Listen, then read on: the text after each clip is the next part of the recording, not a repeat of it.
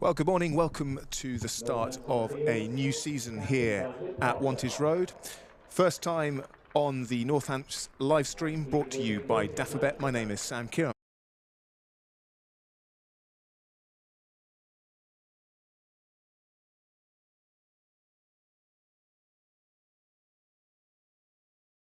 Northants have won the toss and elected to bowl. Middlesex, of course, the opposition today for both sides' second game in this year's county championship. One change to both sides losing their opening games. Both sides have made one change. Middlesex bringing in Ethan Bamber for the veteran seamer Tim Murter, and Northants bringing in the fit again Ben Sanderson for James Sells. Ben Sanderson recovering from his knee injury, which he was reporting soreness on during pre-season, but he is back. Yes, so Northants winning the toss and bowling. Dan, your thoughts on that? I think it's a great decision, Sam, to be honest. I did get confused as to who had won the toss before we started, but once we'd figured out Northamptonshire had won the toss, I was thrilled. I think it's the perfect call at the moment. There's a lot of cloud cover we can see that's just kind of drifting in with the wind. And I think Northants will be looking to kind of repeat the treatment that they got at Kent last week, and really kind of inflict some pain on Middlesex before they've kind of really got started. Middlesex last week, I think, were 4 for 4 against Essex at home. All of their top 4 got ducks of various different kind of qualities and shades. So yeah, I think Northampton will be looking to just get going, really. And with so much, there is a green tinge to the pitch with so much water around. The new ball bowlers for Northants will be hoping for a bit of lateral movement off the seam, even if it's not necessarily the perfect overhead conditions. Absolutely, yeah. And no better guy for Northants than Ben Sanderson to take the new ball from the David Capel end. Absolutely right. So we're underway here at 2023 at the county ground, Northampton, and what a start from Ben Sanderson, beating the outside edge of Sam Robson with his very first delivery.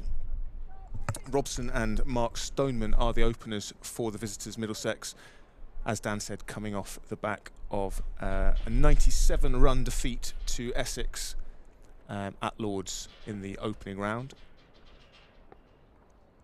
Both incredibly experienced, though. Both have a number of England Test caps between them as well, as Sanderson beats Robson on the outside already again. It's like he's never been away. Yeah. I think this keyhole surgery might have, well, he clearly had a brilliant year last year, and based on what we've seen so far, it might be maybe they should put a bit of kryptonite in there for Absolutely. him, and he's just got going again. But yeah, both kind of with various numbers of England caps amongst them. Both, I think, are well over 10,000 first-class runs between them as well. Two kind of high-class quality opening batters. Nonetheless, there'll be nerves after, especially for Stoneman, who bagged a pair at as Sanderson beats the outside edge again. Yeah, Stoneman bagged a pair at Lord's against Essex. So, regardless how many Test matches you've played or how many first-class runs you've scored, the pressure is on when you've come off a game with a pair, and I'm sure he'll be feeling that, especially with the ball doing bits early on. Absolutely. I think fortunately for most of us kind of club and amateur cricketers, we never get the pleasure of bagging a pair in a game, do we? That's one thing, exactly. We're normally kind of packed our bags and sulking in the corner by the time the day comes. We don't have to think about coming back the next day. But yeah, not well, without stating the obvious, clearly not the way that you want to start your 2023 county championship, is it? No, but you can't give them too much grief for it, because that was some bowling performance, new ball bowling performance from Essex, and we saw both in that game as well as in the game at Canterbury, Northants' game against Kent, that first morning with the new ball, it was not easy to bat, and I'm guessing, like you said, that'll be informing the decision by Northants captain Luke Proctor to bowl first here at the county ground. For sure, and I mean what we've seen from Ben Sanderson for those first 3 deliveries that beat Robson's outside edge, it seems like the perfect decision, doesn't it? So far, there seems to be there's plenty of movement there, and Ben Sanderson, and I would take a stab that Chris Tremaine will take the new ball from the other end after his brilliant performance at Canterbury last week. Are going to be 2 guys that are going to be absolute experts at exploiting the conditions and the facilities they've got available to them today. Ben Sanderson mentioned in an interview in the Cricketer about how difficult it had been to get the ball to do anything through the air last year with that batch of Duke's balls. But the report, you know, the evidence from round one and from sort of anecdotally from the bowlers themselves that these balls are retaining their shape much better. So there's potential for seam as well as swing movement. And I think we've certainly seen some seam movement early on from Sanderson, who completes his first over with just a single coming from it. Sorry, 2 runs coming from it. No, absolutely right. And I mean, who would imagine we'd live in a world where people would complain that the Duke's ball wasn't doing anything? I know that's part of the reason as to why the ECB have put, I think, a couple of rounds in later on this summer where the kookaburra is going to be used, which we can talk about at a later date. But yeah, absolutely mind-blowing, isn't it? When you see some of the absolute best kind of swing and seam bowlers that England have produced and that play in the county championship, to sit there and kind of go, yeah, these Duke balls just aren't doing much. It'll actually be Jack White to take the new ball from. Good start to my career, that, isn't it? Well, it actually shows once Sanderson comes back into the side how deep the Northants seam bowling stocks are, and like you say, you can hold back your Aussie overseas, who took 7 wickets in the match at Lords, at Canterbury, that you can hold him back to first change. I guess they're thinking that with that new ball, if there is any swing, then Sanderson and White are going to be the guys to extract that early on. Yeah, and that's not to discredit White for his performance last week either. I think he took 4 for, took the new ball as well, and bowled very well from what I saw. So yeah, Northants have clearly got kind of an abundance of choice when it comes to their seam bowling thing, and got, well, I believe Lance Morris to come into this team from game 4, and he's someone that, yeah, unbelievably excited to see him bowl in the flesh.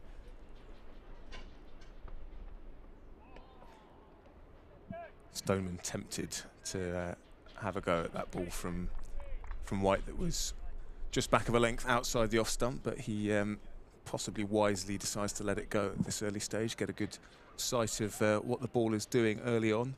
Yeah, there's a bit of an Aussie invasion at the start of the summer in county cricket, which I'm all for. I think it raises the standards. It's great for the English players to be surrounded by a number of international quality overseas players, and I think also it says a lot about the quality of the competitions that the Aussies want to come over and play. As Stoneman gets off the mark there with a little open-faced dab down to third man. No, I completely agree with you with the Australian perspective. I think it's really easy, and I have definitely been critical in the past of the overseas players coming over, playing in the county championship, getting kind of a 1 month, 2 month kind of pre-season before they're then invited to go and play England in whatever test series that's going to be happening this summer. The Ashes is clearly no different to that. As you've said, you've made some amazing points that it raises the quality of the county championship, bringing in players. I mean, Steve Smith's going to be at Sussex, probably the best test batter of the last 20 years. I think you could make a really good argument for that. So to bring him in, Marnus at Glamorgan, the 3 Australians here with Northants today, with Sam Whiteman as well thrown into the mix. As you said, it raises the quality. I think the only thing that I would say, if you were kind of being really kind of picky, is it would be lovely to see that reciprocated. Yeah. But also, we're in an amazing position. We've got 18 first-class counties. We're looking for 200-odd players each week. You look at Australia, what have they got? 6 first-class sides. Yeah, it's a really good point. And it's not that easy to kind of fudge 20 English players into 66 players, is it? Yeah, I'm not sure who the... it's a good seed there from White, who brings Robson forward, but beats the outside edge, and plenty of encouragement for the Northants bowlers early on. Certainly at this stage, vindicating that decision to bowl first. Yeah, I think... it's like you say, it's a simple... There are far more spaces in county cricket for overseas players than there are in any other first-class competition around the world. Yeah, and I think, I mean, without being too critical, I think of previous Ashes tours that England have made to Australia. I'm not that convinced that a couple of games in the Sheffield Shield would have made a great deal of difference anyway. So, but obviously that was before before the new age, and I mean it might be all the difference going forward. I think also it's not just test. It's not, well, apart from Steve Smith, who else would you say that's over here currently is nailed on for a spot in the Ashes? Not many. A lot of these guys have come over to make sure they're in position, catching the attention should there be an injury that opens up a slot, particularly the bowlers. Yeah, I completely agree. I mean, Marnus Labuschagne would be the other guy that we would be absolutely nailed on to be batting 3 for Australia this summer. And then you have got others, as you said, kind of kicking about. Pete Hanscom at Leicester, who I'm sure was at Middlesex last summer, maybe the summer before as well. Yeah, it's obviously a change of scenery for him. But again, he's a guy that kind of has been in and around that test team in Australia. He played very well in India, fantastic player against spin, and took his opportunity there. But whether that kind of translates to playing in England, obviously if he does well for Leicestershire in the County Championship this summer, then why not? I mean, clearly there is an opportunity to bat in the middle order there. Cam Bancroft is down at Somerset. Again, we've seen him in the past for Australia, opening batter. I think that slot is probably wide open at the moment for an Australian. We know how much Stuart Broad enjoys bowling to David Warner. Would you go for David Warner again based on the 2019 Ashes tour? I guess you probably would, but I mean, I think there's a lot of guys that could come in. Marcus Harris at Gloucester. Absolutely, yeah, another opener. 100 in his first round last week. Sanderson bang on the money, as you would expect. That's one thing he offers you is metronomic accuracy, and that is reflected in his stats. And he is, despite missing the first round, he is being bang on the money from ball 1. Straight away. I mean, it's great. It's great to see guys come back after they've had an injury. That the surgery's kind of gone well, the rehabilitation's been successful, and to come out and see him kind of, as you say, hit the ground running with these as an absolute jaffer again. That really moved off the seam, didn't it? To Lewis McManus. To see him hit the ground running and kind of look like he's not even taking a break is amazing to see. If you want to get in touch with us, then you can do that through the Northamptonshire County Cricket Club Twitter. Just make it clear you're trying to get through to us. Only nice comments, though. Absolutely. So that's at Northants CCC for any communication at this stage. You can also follow Dan on Twitter. Dan, your handle? It's just at DanJads with an underscore at the end. Come on over if you kind of feel like if you feel like I'm saying something worth listening to, come on over.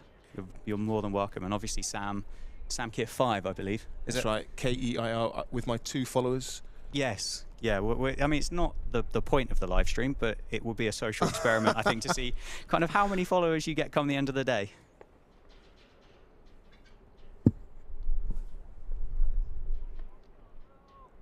It's just giving Sanderson's giving Robson absolutely nothing to score from, is he? Yeah, been a treat to watch so far from the top end there. I think we are going to be joined by various players throughout the course of the games, which will be fantastic. Getting an insight of the guys that have been there and done it out there in the middle. So that'll be a real treat. Yeah, we'll have a selection of Northants players throughout this game and throughout the season. And the word is that they're looking forward to it. So I've heard rumours that we've had players doing test commentary stints for kind of 30-40 minutes. That is an absolute beauty from Jack White. Who'd be an opening batter, Sam? Really? I mean, I think this is kind of why every village cricketer turns around and says they want to bat 5. Yeah, I mean, well, against this bowling as well. I mean, let's look at the replay there. Oh, that is tailing in on off stump on a perfect length, and it pitches and seems about 6 inches away. There was no chance of him nicking that. That was too good.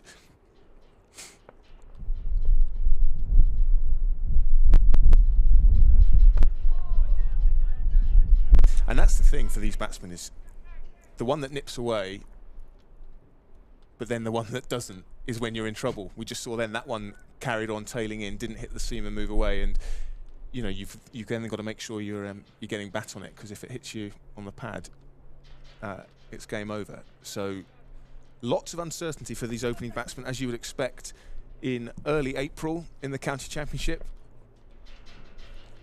And seeing off the new ball will be Middlesex's big challenge here. I think thinking about Baz ball and run scoring will be a long way from their mind at this stage. It's about seeing off the new ball, waiting for conditions to get a little bit easier, and then you can start thinking about runs. And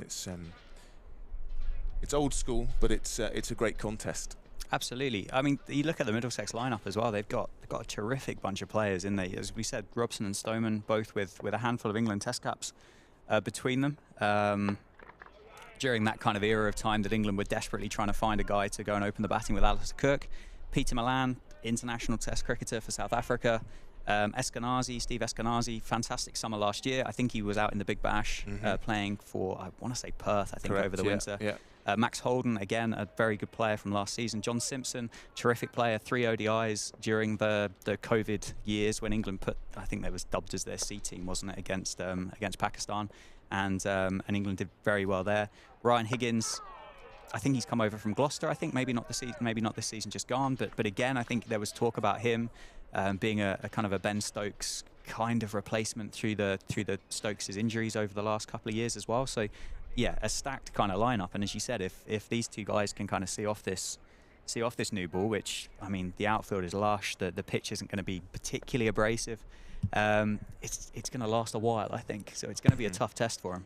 And we've got a bit more cloud cover than we did actually at the start of play now. It's just clouds rolling in from the west as White finishes the over by beating the bat again, and this is very encouraging. The only thing missing is that nick, but the pressure from the start from Sanderson and White has been spot on. Yeah, we'll just run through the full 11s of both sides. So you did most of Middlesex. Sam Robson and Mark Stoneman opening the batting, then Peter Malan, Steve Eskenazi, Max Holden, wicket-keeper John Simpson, Ryan Higgins, the all-rounder, Luke Holman, the leg-spinning all-rounder, Toby Rowland-Jones, the captain, Tom Helm, and Ethan Bamber, who has come in for Tim Murtagh, and Northants, Ricardo Vasconcelos, Hassan Azad, Aussie overseas Sam Whiteman, captain Luke Proctor, Rob Keogh, fresh from his 100 at Kent last week, Josh Cobb, Lewis McManus, the wicketkeeper, his first full season as a permanent Northants player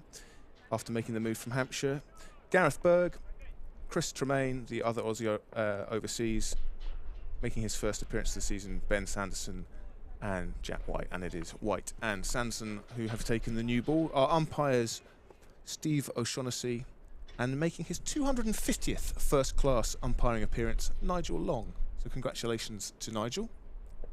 It's a beauty. You've been desperate to say that as well, haven't you? I'm amazed that's taken 15 minutes to get into this live stream to bring up Nigel Long's achievement. Yeah, I'd like to claim that I had noticed that myself, but it was pointed out to me. But yeah, that's a great effort. Amazing. Yeah. Yeah, absolutely amazing. And one of the top umpires as well. He's been fantastic throughout those 250, and he looks very relaxed currently at square leg with his windbreaker on, and you need that today. It is windy. I reckon he's probably got a few layers under that windbreaker as well. Absolutely. If he's got any sense, anyway. It's not warm. I think that's the other thing to think about. It not only with the new ball, you've got the lateral movement off the seam and the swing as well, but obviously that stiff breeze coming across the ground. If it gusts at the right time, I mean, you never know. You could bowl an absolute magic seed that just picks up on the breeze there. Yeah, actually not easy conditions with that very strong wind for bowler or batter, actually. I think probably Ben Sanderson exercising his rights as the senior pro to come with the wind behind him from the David Capel end. Jack White having to run into the wind from the Lynn Wilson centre end. But that comes with seniority, I guess. I would agree with you, yeah. I can't believe there was... that's gone in nicely there, hasn't it? I can't believe there was much conversation about that one. It's like, I'm having this end. Good luck at the other end. And maybe that's why Chris Tremaine has been happy to wait to be first change, because he can perhaps come on for Sanderson with the wind behind him. He bowled beautifully at Canterbury in that first innings, didn't he? Really did. Yeah. A brilliant signing, fantastic debut as well, and a guy that kind of really gave Northants an opportunity to be in that game as well after the first innings. Obviously, wasn't. Well, to say it wasn't brilliant, I think would probably be an understatement, but to be bowled out for 117, incredibly tough batting conditions. Ricardo Vasconcelos with his 39, having watched it, you'd kind of go, you batted like an absolute superstar. Yeah, it was worth a few more, wasn't it? I think so. Gareth Berg got 21 at the end, everything else was single figures. But yeah, that Chris Tremaine spell. And as I said earlier, not to kind of devalue Jack White with a new ball, took 4 for 57. But that particular spell from Tremaine really kind of dragged Northants back into that game down at Canterbury and gave them the opportunity to go out there and score the 331 in the second innings, with Rob Keogh scoring the 100.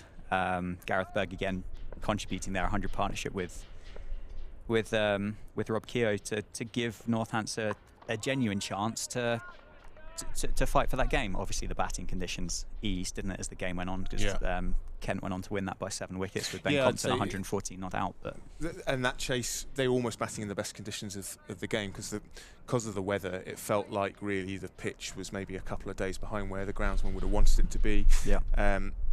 So it got a lot flatter, as you'd expect. At Canterbury, traditionally a fairly flat wicket, and it lived up to it in that fourth innings. And a big booming drive there from Stoneman, but he gets nowhere near it, and he is fortunate not to, because that was the first expansive shot we've really seen from either batsman. And it's interesting, White here, his stop delivery is the one that tails in to the right-hander, and that one left him. That's the sort of variety, the natural variety you're getting off the seam.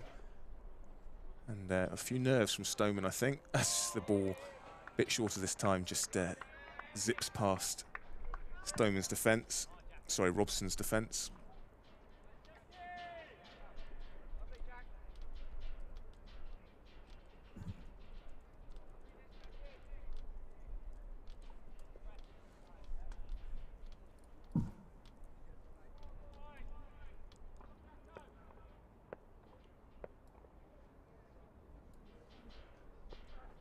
And again, this is great stuff from Jack White. He will be feeling unfortunate not to have found the edge quite yet.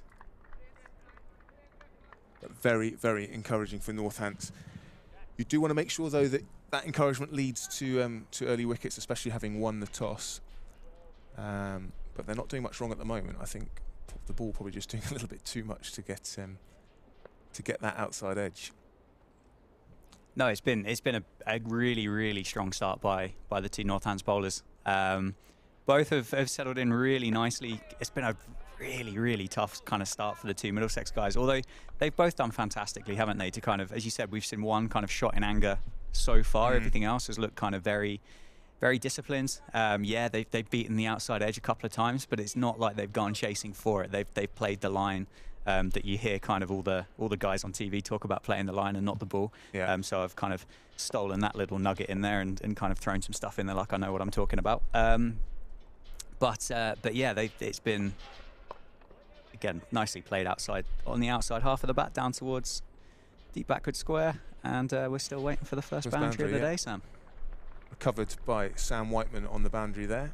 Actually, the outfield looking reasonably quick given the amount of rain. I thought that was just a prod into the offside, but it's kind of raced away towards pretty close to the boundary, but dragged back by Sam Whiteman. Yeah, quite short down that side as well, isn't it? But I do have some breaking, well, not necessarily breaking news, but we are going to be joined by Saif Zaib. Oh, fantastic! Not making the 11 this time around, but he is on his way up, and.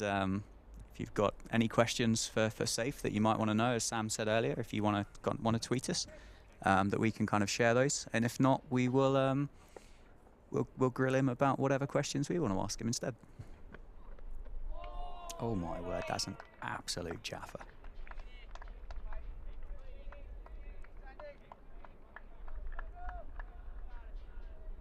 I can't think of many tougher things in the world of cricket than being an opening batter in a red ball game during April in England. I genuinely can't think of many tests that are going to be harder than what these guys are going to be going through at the moment.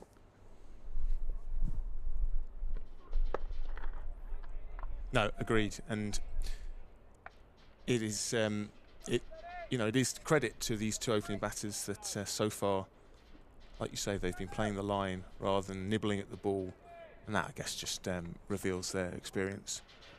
We've had our first we have criticism of no criticism. It's from the Leg Glance podcast, and the question is, hi guys, well, good to see you back, Dan, so thanks for dropping a message through, and I'm thrilled, genuinely thrilled. I'm excited to be here, and I'm here. Me and Sam are here for the first 4 county championship games for Northamptonshire this season. Hopefully a few more after that as well, but so far it's the first 4 penciled in. So thank you for messaging. And the question is what are your views on how Bairstow comes back into this England Test team?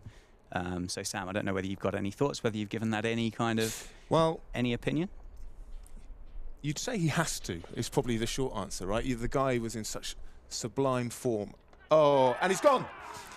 Sanderson with the first wicket. It was juggled by McManus, the keeper. And Northants have their first wicket. Stoneman caught behind for 3.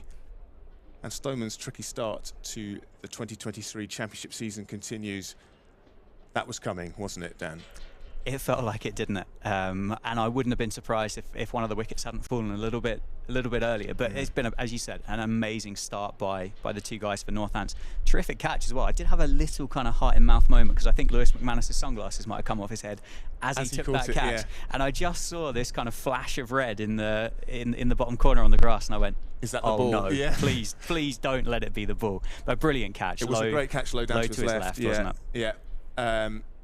Well, combined when you're the wicket keeper for Northants, you're going to be expecting a few nicks off Ben Sanderson, and McManus taking his first of the season. A good, like you say, a great catch down low to his left, the ball dipping on him, and the early breakthrough that when Luke Proctor won the toss, he would have been wanting, and he's been delivered by his workhorse, Ben Sanderson, leading wicket taker last season, and indeed in 5 of the last 7 seasons for Northamptonshire, making the early breakthrough, and Middlesex 7 for 1. The new batter is Peter Malan, the overseas player from South Africa for Middlesex, and again in a similar position to most of the Middlesex top order. Not much luck down at Lords, so he'll be looking to make amends, but you couldn't really ask for trickier circumstances given the movement off the pitch and the men delivering the ball from either end, exploiting that to the max. Completely agree. As we said, one of the 4 batters for Middlesex to pick up a duck in the first innings, picked up 4 in the second. Those 2 guys, those 2 Essex bowlers, Sam Cook and Jamie Porter with a new ball, are about as good as you get, aren't they, in the county championship? So I don't think there's any shame in that kind of return so early on in the season. But yeah, as you said, South African overseas, played 3 test matches, all against England back in 2020. Again, averaged 26 through that series, and hasn't had another go since. But first class wise, 12,500 first class runs, high score of 264, an average of 45. This guy's he's a high class operator, and again, another guy kind of to have a real privilege to be able to sit here and watch. That one was kept a bit low, and Milan was late on it. Really, he had to sort of chop down on the ball, and that completes the over. A round of applause from the Northamptonshire faithful. Sanderson with 1 for 1 from his 4 overs, and it says it all, really. Yeah, Milan played a little bit for Middlesex last year. He came over for 6 games, scoring 200 runs at an average of 33, including 2 50s. But he's the kind of player, I think he's around the whole of the season this year, and that's an asset, isn't it, in county cricket, given the schedule in international cricket, to get a quality international class player for the whole of the season. I'm sure he'll score runs for them as the season goes on. Let's just hope it's not today. with our Northamptonshire glasses on as White continues from the Lynn Wilson centre end. Yeah, let's go back to that question. Yeah, Yes. my short answer is I think he has to play. Okay. How he plays, I don't know. That's what I want. I want to know. I want to know where. Well, I want to know how. that's well above my No, my pay grade. You've got an opinion, and we want to hear it. I don't like the Bairstow opens idea. Okay. But I also don't want to drop Ben Folkes. I'm not giving you an answer, am I? No, not at all. Not at all. Tell me your thoughts. So I see there's two options. I see he either comes back as an opening batter, and I think, I mean, it would be incredibly harsh on Ben Duckett, ex-Northants player, to bring him in for Ben. I think Ben's done brilliantly since he started. You think Duckett would be more a threat than Crawley? Well, I don't know. I mean, Crawley batted quite an uncharacteristic innings last week, wasn't it, down at Canterbury? I mean, he scored 91, which a really, really good achievement. Oh. But I think the strike rate for me was the bit that kind of stood out. And the thing that kind of I wondered when I was watching it, I wondered whether it caught Northants a little bit off guard slightly. Because, I mean, the strike rate for him, for a guy that is so aggressive at the top of the order in an England shirt and has been throughout his career, was quite happy. Kind of, I think, well, he wasn't very many off quite a lot of balls, wasn't he, at the start of Kent's innings? I think it was 91 off about 170 as well at the end of the innings. So maybe there's a slightly kind of different mindset there from Zach, and I know we're basing that completely on one innings this summer, and I think it would be unkind for me to kind of say that. Or as the other option is, as you said, he comes in and he takes the gloves from Ben Folkes, which I think would be incredibly harsh, because I think Ben's done fantastically well. Does Ben Folkes fit with the new, in inverted commas, Bazball regime that they've got? You'd probably say he's probably the guy that doesn't, but run a ball 100 at Old Trafford last week. But you can still provide a lot of value without going out there and batting quite so aggressively. And if the rest of the team are going to bat that way, what does it matter if one guy does? But I agree with you. I mean, how you keep him out the team, that is a question that I don't think I've got the capabilities to answer. I mean, he's averaging 80 last summer with a ridiculous strike rate. Yeah. Harry Brook obviously came in, took that spot after his golfing accident, and has pretty much done exactly what Bairstow was doing. So I don't think it's going to be a like-for-like swap for Harry Brook, that's for sure. Yeah. Well, I guess it's a great position. As once again we see the ball nip off the seam, and this is great stuff from Jack White, who sort of ruefully shakes his head at his, I suppose, what he'd describe as his lack of luck so far. That was an absolute peach, which zipped off the seam and beat the outside edge. But he's been brilliant so far, White. He's been there or thereabouts on the top of off stump, with the occasional ball nipping away with that natural variation. And you feel if he keeps doing that, it won't be too long before he finds an outside edge. Some early feedback on Twitter is that people are disappointed to not have Andrew Radd on the live stream this year. And Raddy, of course, old man Radd, of course, a legend of Northants cricket. So I was sorry to disappoint, but hopefully we can give you a different angle, and you'll learn to love us over the next few weeks. But yeah, our colleague Andrew Radd, and it's gone. Another one for Sanderson, and another low catch, this time in the slips. They're just checking if it carried. It looked good from up here. The umpires will converse. Robson with his heart in his mouth. So we just have a look at the replay, which might give us a better idea. As Sanderson, that looks fine to me. First slip. I think that was Vasconcelos at first slip, and yeah, it was. Good solid catch. You'd expect him to take it low down. Robson instantly looked over to square leg, and he is now trudging off for 4. So Northants with a dream start here, 10 for 2, and Ben Sanderson doing Ben Sanderson things. Yeah, phenomenally impressive start. 2 for 1 run, is it? No, yeah. 2 for 2. Sorry, 2 for 2 he's got. So he's getting a little bit expensive now. Yeah. But yeah, what a start! What a brilliant start! And I was just thinking, without really wanting to kind of say anything, because obviously you got the ability to kind of put a curse on things as a commentator.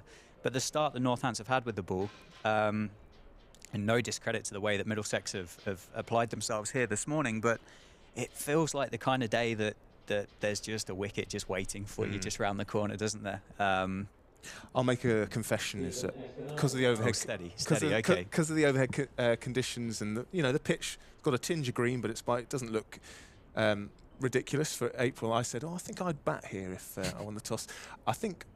Well, Dan immediately said, "Nah, I'm bowling," and I think probably your captaincy skills. Skills, I think, is a stretch. Skills, I think, is a stretch. I've done it once or twice, mostly because everybody else doesn't want to do it, and they kind of look towards me to do it. But I think my reason to bowl first would have been very, very different to the reason for a professional cricketer to have bowled first this morning.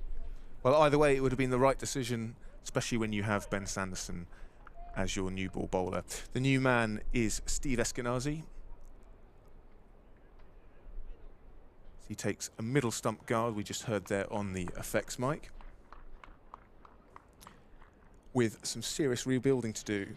Northants handing out a bit of the taste of the medicine. They were dosed up last week at Lord's.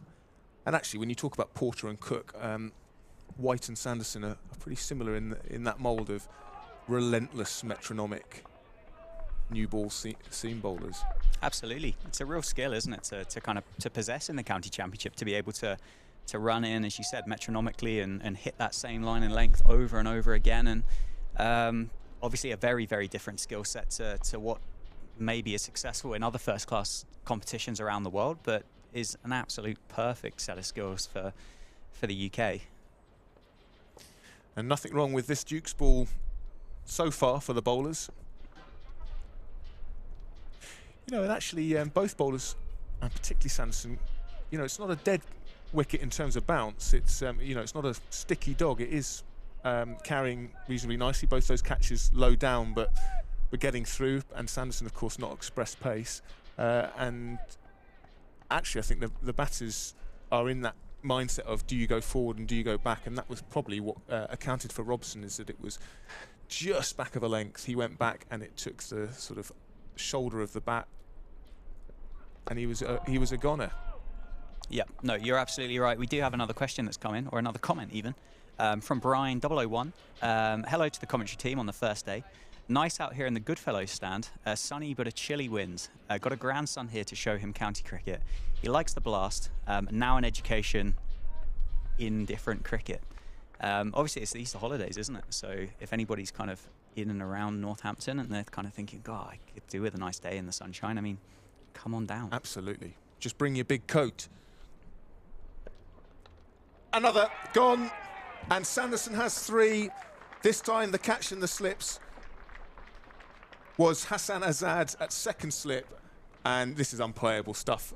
3 dismissals from Sanderson, 3 outside edges, and again that one just angling in and then holds its line, and Milan could do nothing but edge it through to second slip, and Northants are all over Middlesex here. 11 for 3. Milan goes for 2. Eskenazi not out on naught at the other end, and things looking great for Northants. I mean, I think we can all thank our lucky stars that you're not captain. In more than one respect, absolutely. But no, it's been amazing. As I say, we've both sat here and kind of sung Ben Sanderson's praises, and obviously Jack White's backed him up brilliantly at the other end. And to have 3 wickets for 2 runs now off the best part of 5 overs against, again, as we said, we kind of praised the players that Middlesex had available to them. All 3 of them that he's picked up are international quality cricketers, and yeah, Ben Sanderson's just kind of turned up from his keyhole surgery and kind of gone, well, I'll take 3 for you today, and good luck. I mean, who'd want to bat really? 11 for 3. If you were putting a 2p piece on the pitch and saying this is where you want to bowl on this wicket, then I'd say Ben Sanderson is hitting that 2p piece this morning 9 times out of 10. He has been on the money, if you'll excuse that laboured metaphor. That pun, the pun. He has been bang on the money, and it is so good to see. It makes you wonder what might have been down at Canterbury on that 4th day if Sanderson had been fit, but he's certainly making up for lost time on the first morning here in the opening match of the season at Wantage Road. And you're watching the Northamptonshire County Cricket live stream powered by Daffabet. You're joining me, Sam Keir, and Dan Jadovics with Northants on top against Middlesex as Sanderson welcomes Max Holden, the new batter, to the crease with another Jaffa. 5 overs, 3 for 2 for Ben Sanderson. A wicket maiden for Sanderson, the Yorkshire-born seamer who has made his name here in Northampton. And it's going to be Jack White to continue from the Lynn Wilson centre end. He'll feel a bit unlucky that he hasn't found the nick himself. Yeah, I think I'm sure as a professional, I'm sure you're not sat there kind of stood there thinking, God, I wish I could just bag a couple here.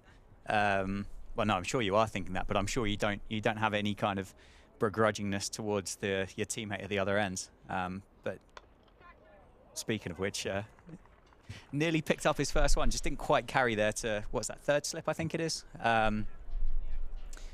Very close anyway. I'm not convinced taking another step in would be the wise thing to do. Played with really soft hands and quite nicely there by Eskenazi.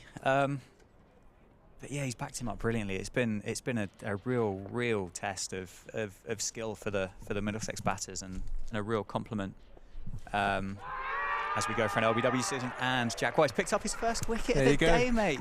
I mean that's the opposite to a commentator's curse. That. And I'm thrilled to bits for him. But Eskenazi does go LBW for Jack White for 0 of 4 balls. Middlesex are, well, I mean, in all kinds of trouble now. 11 for 4 off 9.2, 9.3 overs, and yeah, I mean, what a start for Northamptonshire. Who I don't think I woke up this morning and thought, nah, Middlesex are definitely going to be 11 for 4 this morning. Eskenazi came down the track almost there to negate the in-swing from White, and I think he was looking to work that, as we look at the replay here, looking to work that through the onside, but he was trapped bang in front. It was a full delivery, and that was knocking out middle and leg. You can see what Eskenazi was thinking, needing to get forward to negate the movement either through the air or off the seam, but when he missed that, there was no hesitation whatsoever from Nigel Long. His finger went up very, very quickly. Absolutely, and I think something that we've just seen from Eskenazi there, I think probably does highlight just how difficult it is to bat out there at the moment. In that you wouldn't think that you'd be going, oh well, I'll advance towards the bowler on the first day, but I think it's been so difficult to bat out there. It kind of feels like, well, we've got to try something different in order to try and kind of put the fight back slightly towards the Northants bowlers. And clearly it wasn't to be for Stevie Eskenazi today. John Simpson is the next batter for Middlesex. Left-handed wicket-keeper, as we said earlier, played the 3 ODIs for England a couple of years back. Again, a decent first-class career, 8,500 first-class runs, averages just under a 34 with a high score of 167. Middlesex's top scorer in the championship last year with over 1,000 runs. Very experienced. 188 first-class games as well. Yeah. What do you think it's like in the Middlesex dressing room currently? We all know what it's like in club cricket when you lose four wickets in the first 10 overs. I think there'll be a few people scrabbling around for the pads. I wouldn't want to be in there, that's for sure. They haven't done anything wrong. That's the thing. It's been a lesson in fantastic bowling and some very favourable conditions. I completely agree with you. Slightly new scoring system in the county championship this year, isn't there? With a slightly less kind of slightly less points available for a draw. So this start, as Jack White gives John Simpson an absolute beauty first up. I mean, welcome to Wantage Road, John. I think is probably what's been said as that ball's gone past. Oh, that is an absolute beauty. Pitched what? Middle and leg, and beat his outside. Just left his outside edge, the left-hander. Just left him nicely. So yeah, slightly fewer points this year for a draw, which is to encourage more attacking cricket in the county championship, which I personally think can only be a good thing.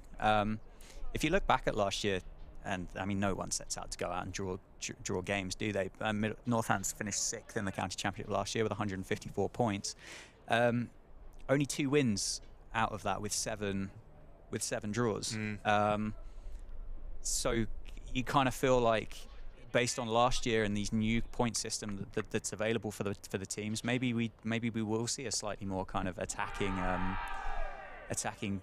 team here from Northants as Jack White goes out for LBW there on Jump Simpson, but I think that's pitched outside leg stump. Umpire's not interested in that whatsoever, and I'm not convinced the bowler was that keen. I don't think there was much going for that, Sam. I think it pitched outside leg and then was swinging well into the left-hander, so sort of conventional away swing. Yeah, not much going for that, but they've certainly got their tails up, the Northamptonshire fielders. Yeah, it's interesting, that change in points. I think, yeah, you're going to struggle if you're a side that relies on draws to sort of retain your first division status, which is good. Yeah, it's probably going to make it harder for sides like Northants, which is why games against teams like Middlesex are going to be so important, because we'd imagine them probably peers when it comes to expected finishing positions. So getting wins against the sides around you is going to be absolutely vital when it comes to you know, a successful stay in Division 1. Completely agree with you. Yeah, Ben Sanderson's unsurprisingly carrying on. Why would you change anything? Jack White's just bowled a wicket maiden from the other end. He's 5 overs, 1 maiden, 1 for 7. In comparison to Ben Sanderson's 5 overs, 3 maidens, 3 for 2. Ridiculous figures. Quite astounding.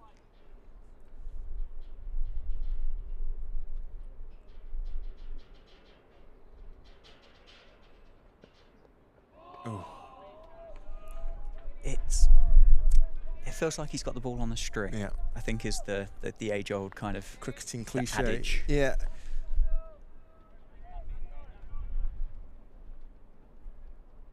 Survival is the name of the game for Middlesex's middle order here. Simpson and Holden both yet to score.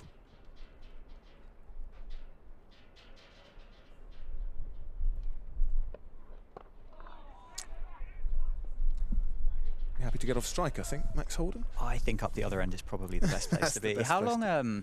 Obviously, with the test team, the England cricketers are obviously aspiring to get into a complete change of philosophy, almost overnight, really, with a change of captain and a change of coach. Essentially the same bunch of players. How long do you think it might take for that kind of mindset to filter its way down into the county championship? Because 11 or 12 for 4 now, Middlesex. You could argue, and I think quite rightly so, based on what we've seen, we wouldn't expect an England Test team to be digging in and surviving at this point. I think we'd be looking at an England Test team to go out and almost counter-attack, very much kind of an ODI kind of white ball approach. As you've just said, survival at the moment for Middlesex. I just wondered really whether you'd had any kind of thoughts as to whether that will begin to filter down, how long it might take to filter down, and yeah, I think there are some big differences in that you're not playing many test matches in the second week of April in England. The conditions here are very tough for batting. As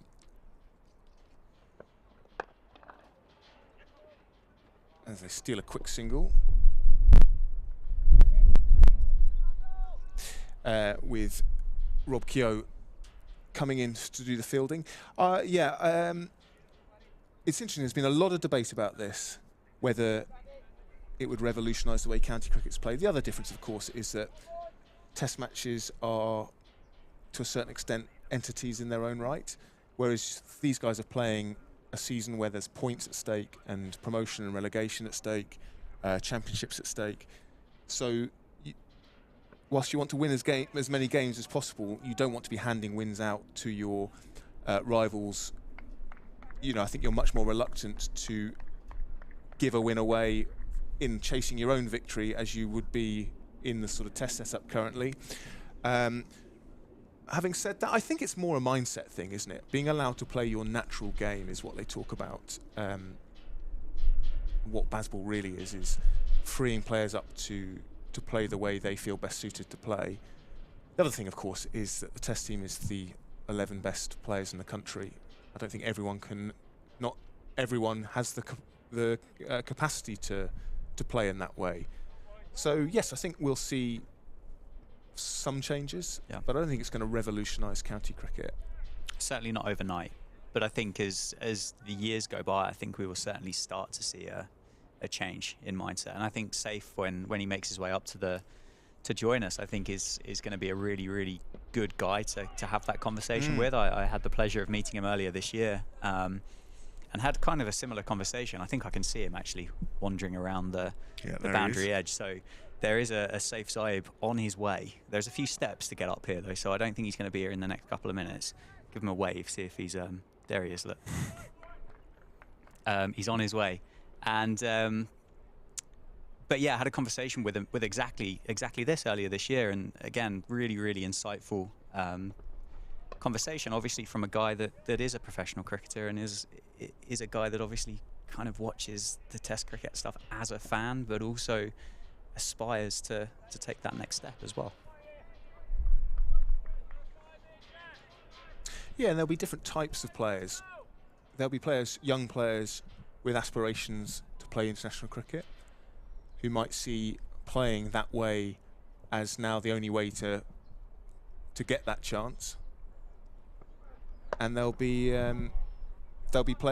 senior players who are aware that they're not going to play international cricket, who probably will continue to play the way they think suits them best. Yeah. Yeah, I think they're very, very good points, and as I say, we'll quiz the professional cricketer when he joins us. 50 minutes of play so far this morning, and Middlesex limping to 14 for 4 in the 12th over. Sanderson and White have operated unchanged. 4 wickets between them, 3 for Sanderson, 1 for White. And the home season couldn't have started much better for Northamptonshire. I think if you'd have asked the guys at the start of the day and said, where would you like Middlesex to be? I'm sure many would have said I'd love them to be 14 for 4, but I'm not convinced many would have expected 14 for 4 as a starting point. 15 for 4 now, which feels like we're racing along, but it's been incredibly tough.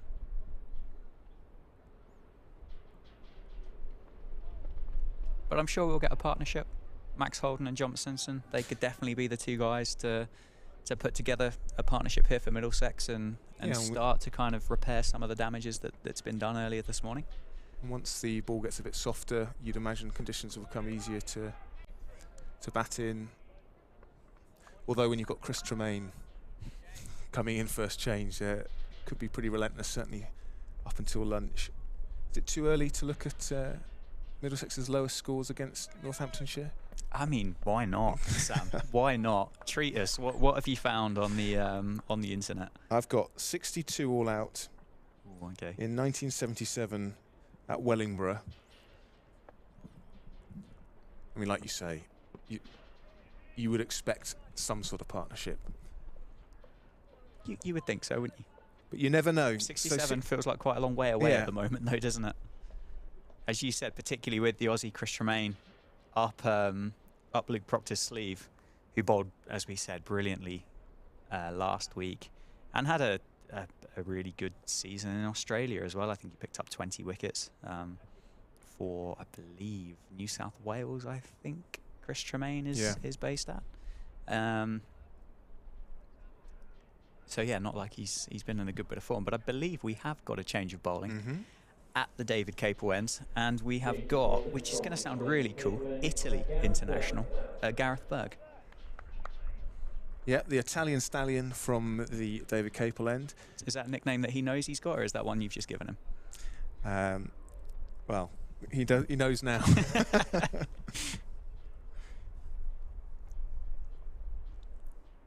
A very experienced cricketer, Gareth Berg. Been around for a long time.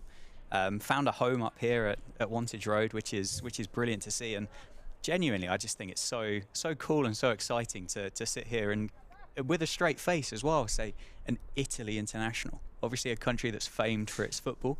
I know Jay Dernbach, I think, played a couple of internationals for Italy as well. It's just really cool to see cricket just grow as a sport around the world. And it does baffle me slightly. He's their player coach, isn't he? I think so, yeah. Yeah, he's coaches them as well as, and spends a lot of time tapping up fellow county pros that it turns out have Italian passports. Oh yeah. Yeah. So growing the game in Italy.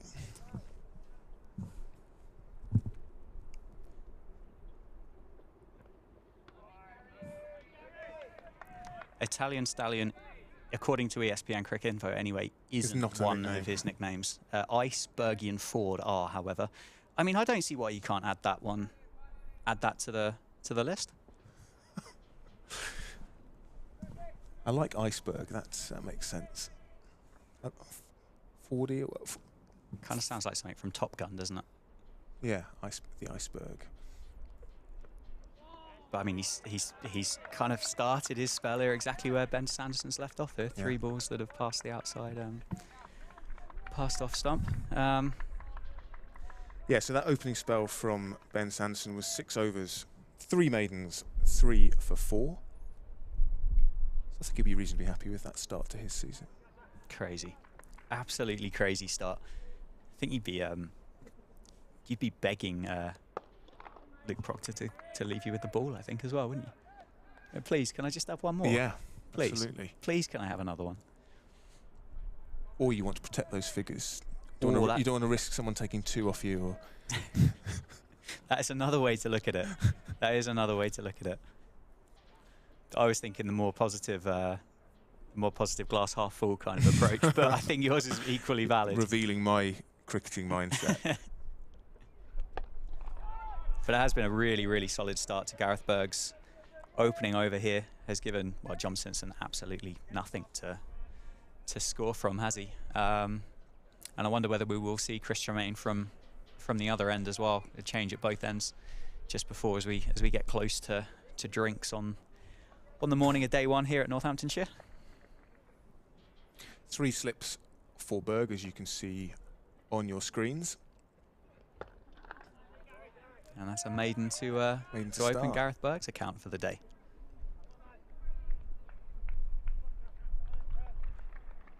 I think you're spot on. We are getting a change of bowling at the Lynn Wilson Centre end, and it will indeed be the Australian overseas Chris Tremaine, fresh from his 7 wickets at Canterbury last week.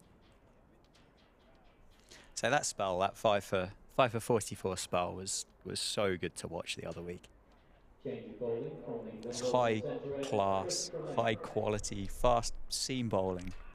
That, as I said, really kind of gave Northants that opportunity to fight their way back into that game. I was going to say, it was absolutely crucial after being bowled out for 117 that a bowler took responsibility like that. And yeah, and he bowled beautifully.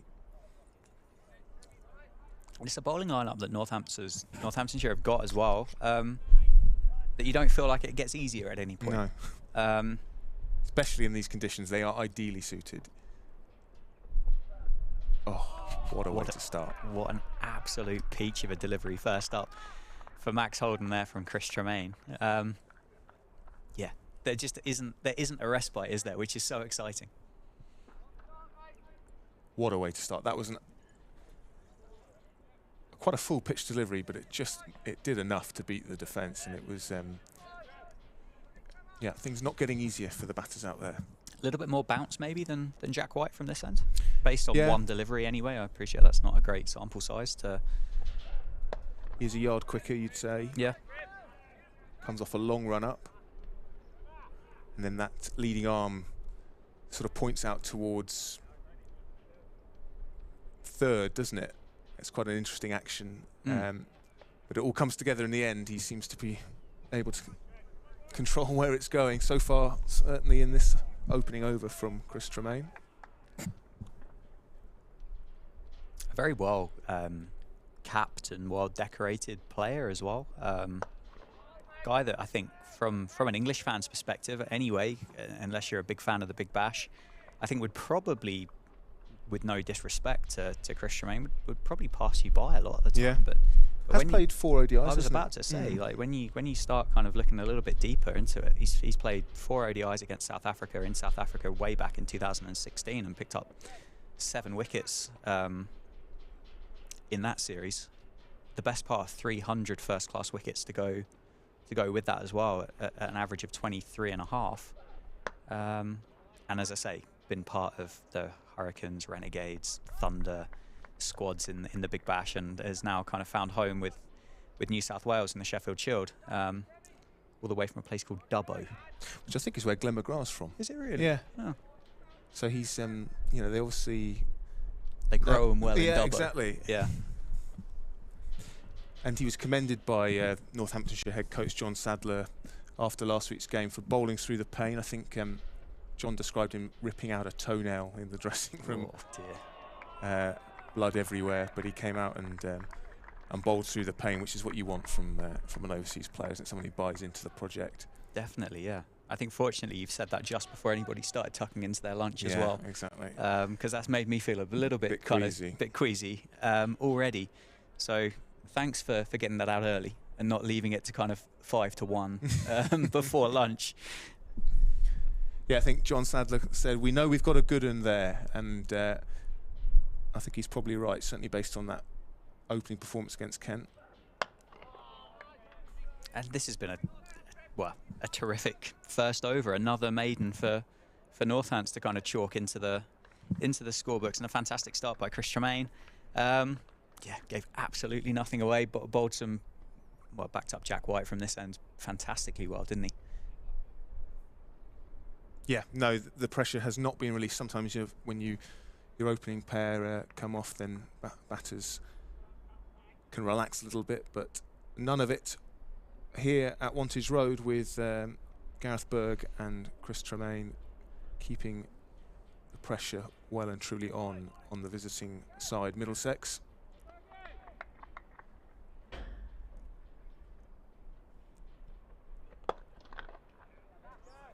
Again, straight on the mark straight away.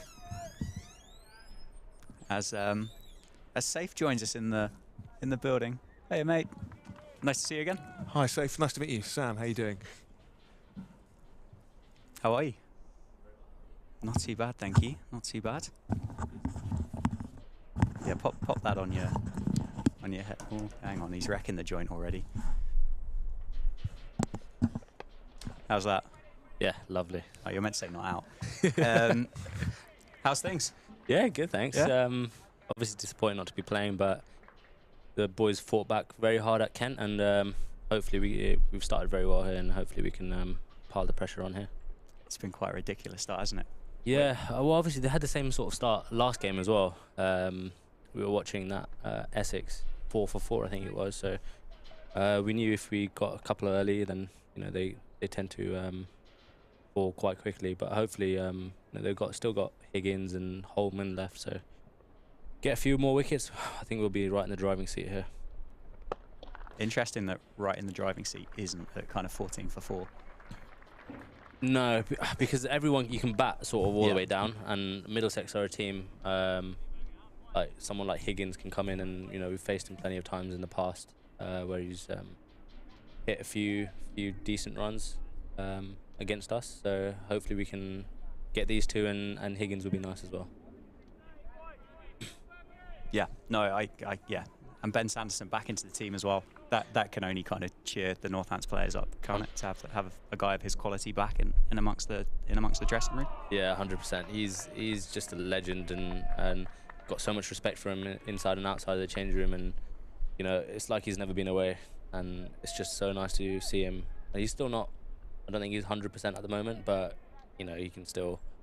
He was bowling to me the other day in the nets, and he was probably coming off about 5 yards, still nicking me off. So If this is Ben Sanderson at 80%, I hate to think what he's going to be like come 100%. yeah, I agree.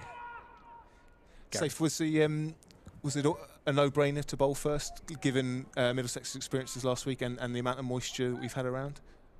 I think it's also to do with us as well. I think we wanted to throw the first punch. Yeah. That's quite a big thing that we've been talking about in the changing room. And I feel like, well, like I said, we have done that, and hopefully we can pile on even more pressure. But it's to be fair, it's the best time to bowl at Northampton. I feel is sort of first day, early morning. Take a few early, and then it sort of tends to flatten out. Hopefully the weather holds the next few days, and hopefully we can score a few runs as well. Tomorrow doesn't look brilliant, does it? No, it doesn't. But the rest of the day looks fantastic today. I think Saturday and Sunday look good as well. So fingers crossed, and particularly with this start, that will give our guys kind of the best opportunity to go on and chase the victory. Chris Tremaine joined Northants for what's he here for the first 3 games, isn't he? I think. First 3 games, yeah. What's he been like in and around the team? He's been class. He's obviously a very experienced player. As Maxi off the hip.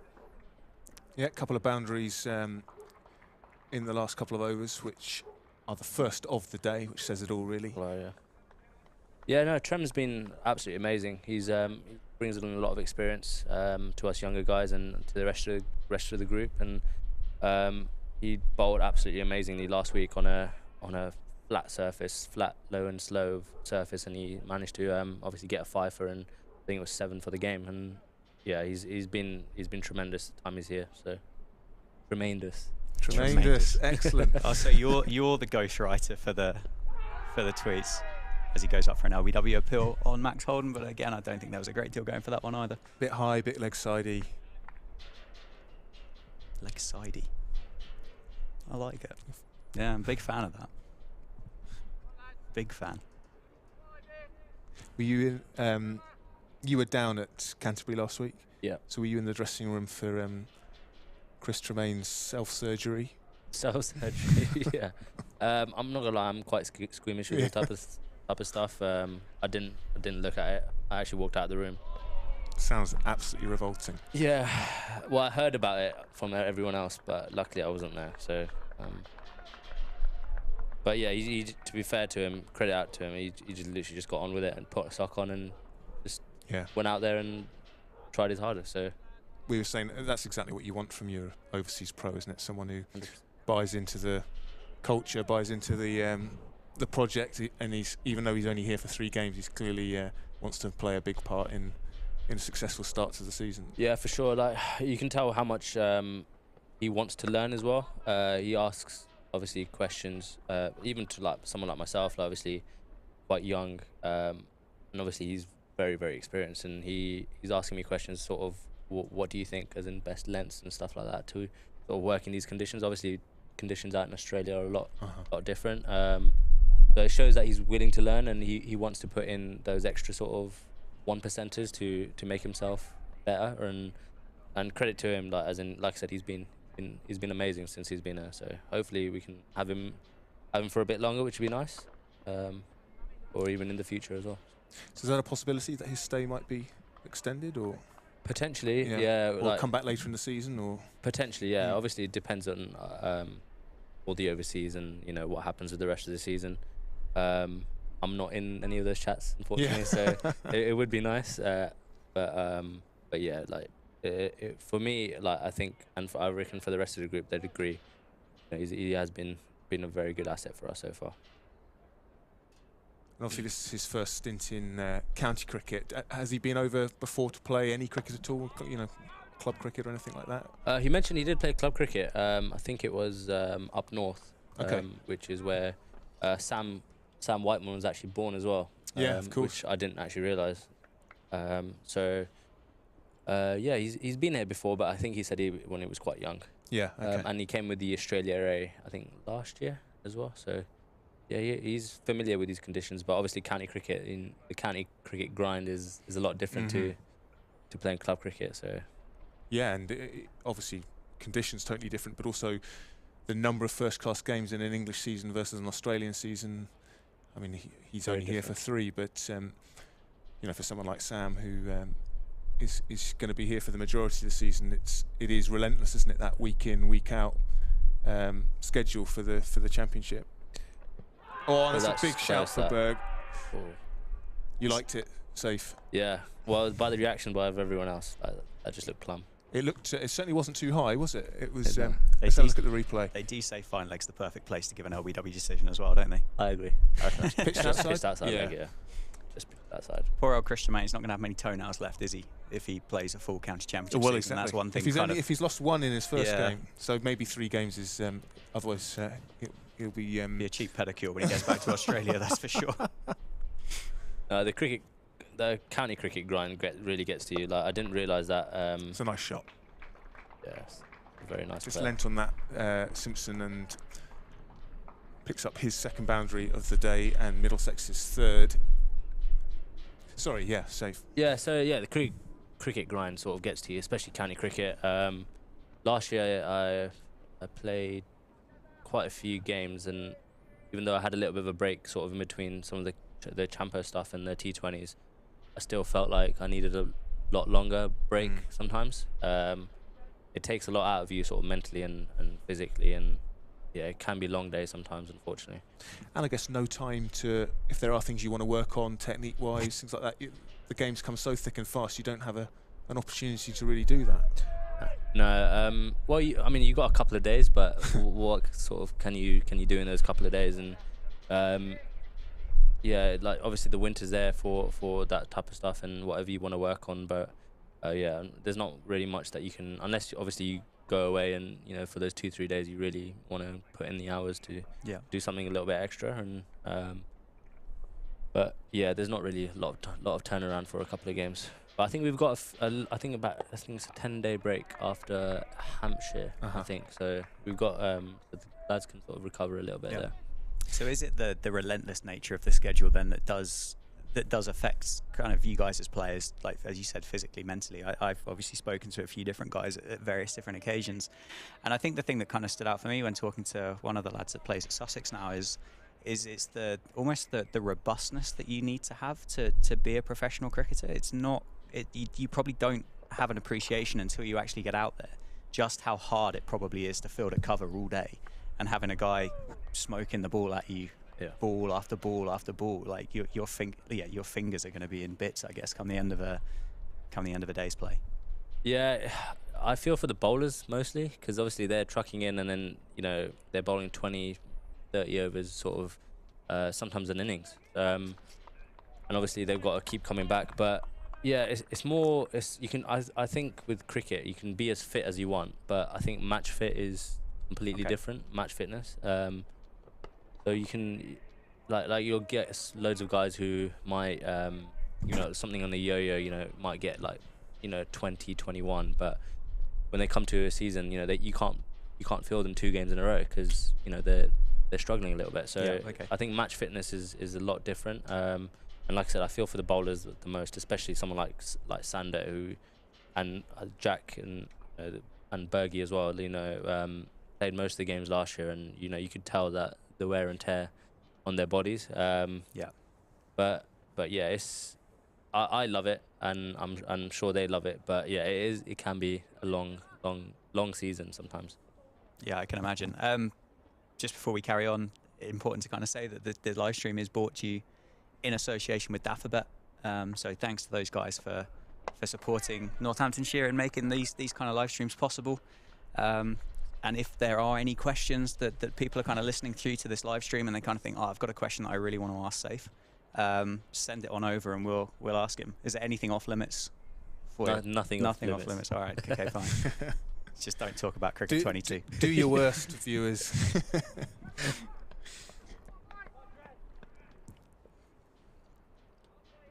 Be nice if Trem could swing one in and nip away. That'd be nice. Just that's close, and that is out. Look at that. What is that actually swung in and nipped away? Safe side calls it. It's a foolish delivery. It's certainly swung in, and I think he's played all round it. Let's have a look at it again. Tremaine picking up his first wicket of the morning, Oh, no, she's gone under Slips the in, arm. yeah. Oh, And lovely. Claim it, though. Commentators curse that. Yeah. First one. and it looked pretty dead from up here and on the replay as well, as Middlesex lose their 5th wicket in all sorts of trouble. Max Holden, LBW for 7. And Chris Tremaine picking up his 8th wicket of the campaign in just the 2nd game. That was dead, wasn't it, gents? Yes, absolutely plumb. Unfortunately for Max Holden. I don't think there was much doubt about that one whatsoever. It's just been an outrageous start to this game by these Northants bowlers. We said before Zaib joined us that there isn't a... You never got the impression that with the change, with the bowling changes at either end, that there was going to be a moment off for the Middlesex batters. The 2 guys there, John Simpson and Max Holden, they looked like they were starting to kind of build a little bit of a partnership, start to feel a little bit more comfortable. I think a few lovely shots. I mean, was it John Simpson's shot through the cover? I don't think you'd have many arguments saying that was the shot of the day so far. Yeah, not many contenders. No, that's why I said we wouldn't get many arguments. And yeah, I mean, you don't have to wait very long for another wicket to come. Looking at that replay, safe, much that Holden could have done about that, maybe got forward. Possibly, yeah. But obviously, that sort of looked like it just went on with the arm. Yeah. Nipped in a little bit. So I think it's very good bowling. I would have liked him to nip it away, like I said. But no, like that's amazing. I think this partnership right now is make or break for Middlesex. They're 2 possibly. I would say they're 2 best players. Especially someone like Higgins, who's scored countless runs against us in the past, and he's been in this position many a time for Gloucester in the past, and hopefully we can snick him off early. Yeah, and these 2 putting on 127 for the 8th wicket against Middlesex, having been 20 for 5. So they're used to this sort of position. Yeah, so a crucial partnership for Middlesex here between John Simpson and Ryan Higgins, and equally, I guess, crucial for the Northants guys to break it early. 100%. Yeah, I think the guy we talked about this. Like I said, we talked about if we ever get to this type of position, you know, to be as relentless as we can, and hopefully we can keep pounding away, and hopefully we can keep going. And like I said, we're in an absolutely amazing position, like Dan mentioned, and hopefully we can keep the foot on their throat. I think based on the 2 shots we've seen from Ryan Higgins so far, I would imagine all the guys out there wearing red caps are going to be pretty encouraged by the approach that he's taken from those first 2 balls from Chris Tremaine. He looks like he's prepared to kind of give the bowler a chance here. Yeah, this is the way he plays. To be fair, he's sort of a no fear player, and hopefully he can give us a chance or 2, and hopefully we can take it. But he can take the game away from you, and like I said, he has done it in the past, and I think that's what everyone sort of be wary about. But hopefully we can get him nice and early and get into their tail. That's something Sam and I were talking about earlier today, about you and I spoke about it earlier this year, about the impact from the Test team filtering down towards county championship, county cricketers, and you made some really good points, and I'm not going to steal your thunder. I'll kind of set you up to be able to make those points again. But was it your nephew or your cousin that was kind of giving you a bit of stick? With My brother. Your brother. Yeah. About going out there and kind of playing in this new wave of cricket. But you obviously made some really good points at that point, that it isn't a case of going out there and being ultra aggressive. Everything's got to go to the boundary. It's more of that kind of mindset and that confidence in your own ability, isn't it? Yeah, for sure. Like, if it was that easy, I'm sure everyone could do it. You know, if you do believe you are good enough, I'm sure you can. But at the same time, you've also got to be as smart as you can as well. You can't just like in this type of situation. You know, if someone like Higgins comes out and, you know, whacks a few boundaries, tries to get them to maybe 100 or 6, 7, 8 down, then obviously Matt's situation would say, okay, you know what, you got the license. But if you're just doing it, you know, first day of a champo and there's absolutely nothing sort of behind it, then you know, it just doesn't make any sense. But yeah, positive, like it's more of a positive sort of approach, and sort of taking the game on rather than just sort of sitting and waiting for it to come to you. So, have you spoken about that much as a group? Has it kind of made its way into I don't want to say kind of, it almost sounds like a virus, doesn't it, at that point? But has it actually kind of made its way into dressing rooms? Like, do you talk about it as a collective?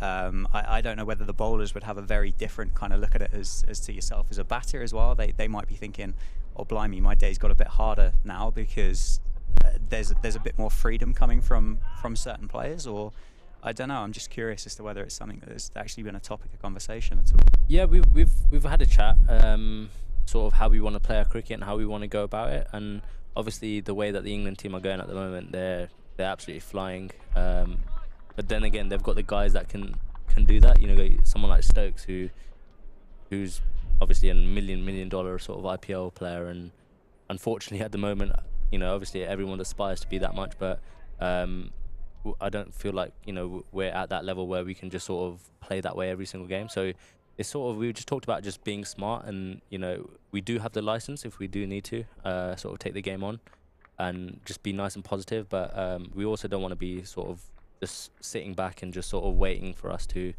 the other team, to come to us. So sort of, like I said, it was that throwing that first punch, and this game is a perfect example of that.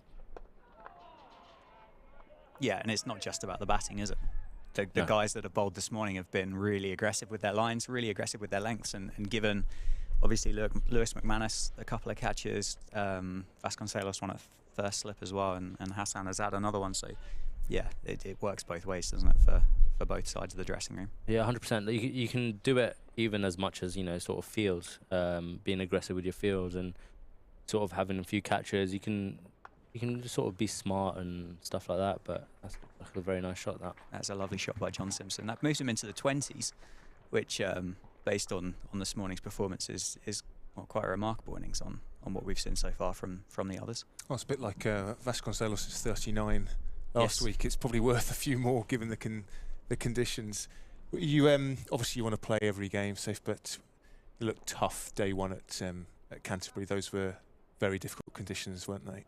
Yeah, unfortunately we got the rub of the green there. I thought it was actually a very good cricket wicket, but with their slope, sort of bowlers I feel like are always in the game, and unfortunately when we lost the toss, you know, it started, clouds just almost came over as soon as the toss sort of you know, went their way, and they did bowl well, but I think we were just a little bit like I said, we didn't really take the game on, and just sort of sat back a little bit, which I felt, which we talked about the morning after, and then we rectified it sort of day 2, day 3, day 4. So like I said, the guys did fight back very, very well, and it was a bit unfortunate, obviously, with losing, but at the same time, you know, I think we could be proud of sort of how we went about our business, especially within the position that we were in. Yeah, and setting what, you know, was not an easy target.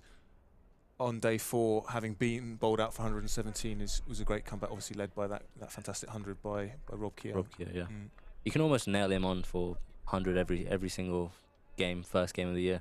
He's done it so many times. Yeah. Like I can't remember any game that he hasn't actually scored a century in the first game of the year, especially against Kent as well. So hopefully he can score some runs here as well, which would be amazing. Having got Kent 3 down, it looked like it flattened out a bit. I mean, obviously the Leaning and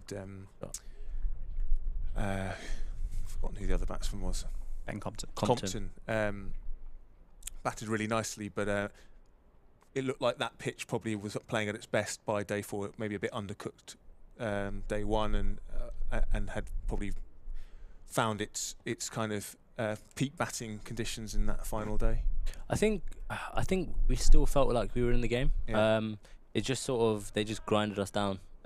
Compton is just grinded, like played and missed at a lot of balls, but he just sort of stuck to his game plan, and he's done that to us in the past. He did that against us last year in the one-day game. He just literally just grinded it out, and then just found ways to sort of score runs, and fair play to him. Like, and then obviously the other guys sort of batted around him, and that's how they play the cricket, and they did very, very well in the end. So yeah, fair play to them. I think I still think that we were in the game, having them down 3 early for sure.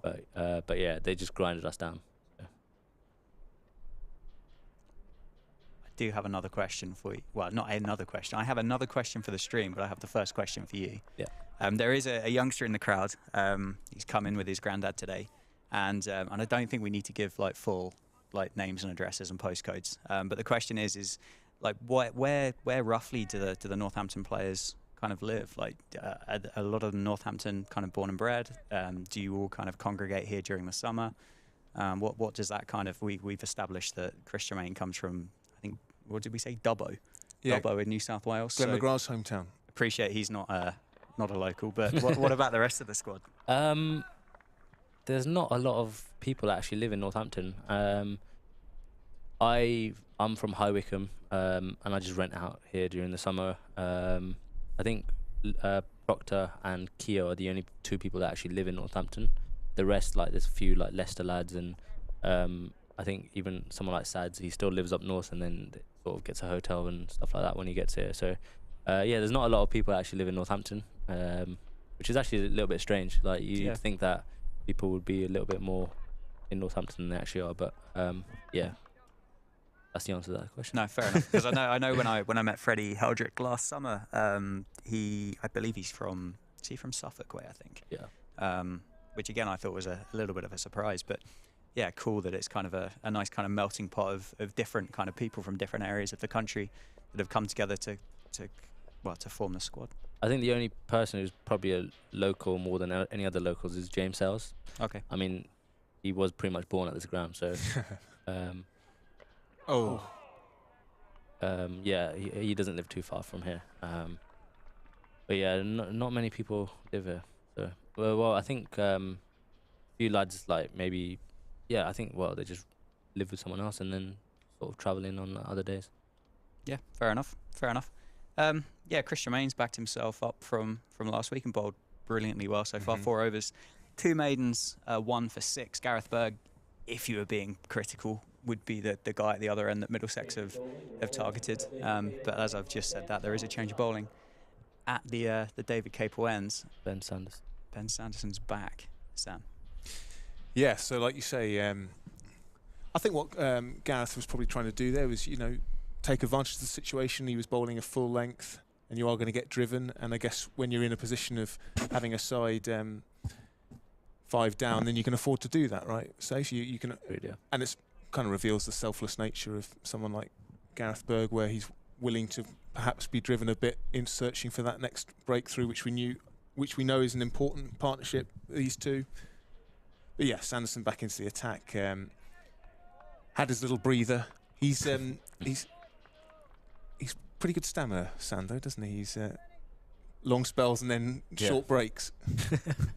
You can bowl him from one end, like the whole day if you could. No, like I said, he's been like this, as in he's been our standout seamer for the last, whenever he came. Like it's been so long, and he's just been an absolute stalwart for us, and it's so nice to see him come back and straight back into the wickets and just bowling like how Sander does.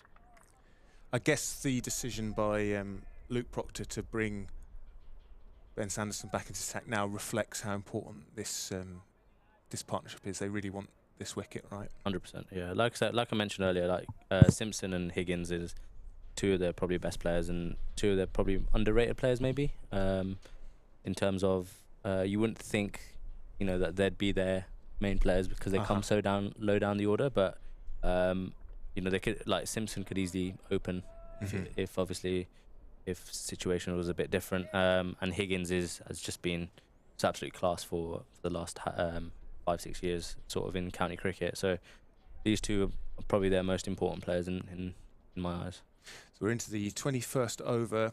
We've still got 3 slips. We've got a backward point. We're actually just having a man come over from the offside into the leg side. So a big gap at the cover, I think, inviting Simpson to drive against what Northants will hope is still a moving ball from Sanderson.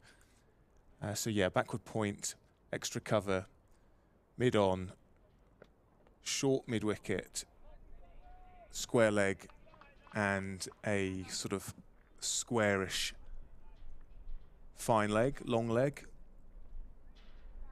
Is that the plan there with that gap on the offside, inviting Simpson to drive, which he obviously has done nicely a couple of occasions already this morning.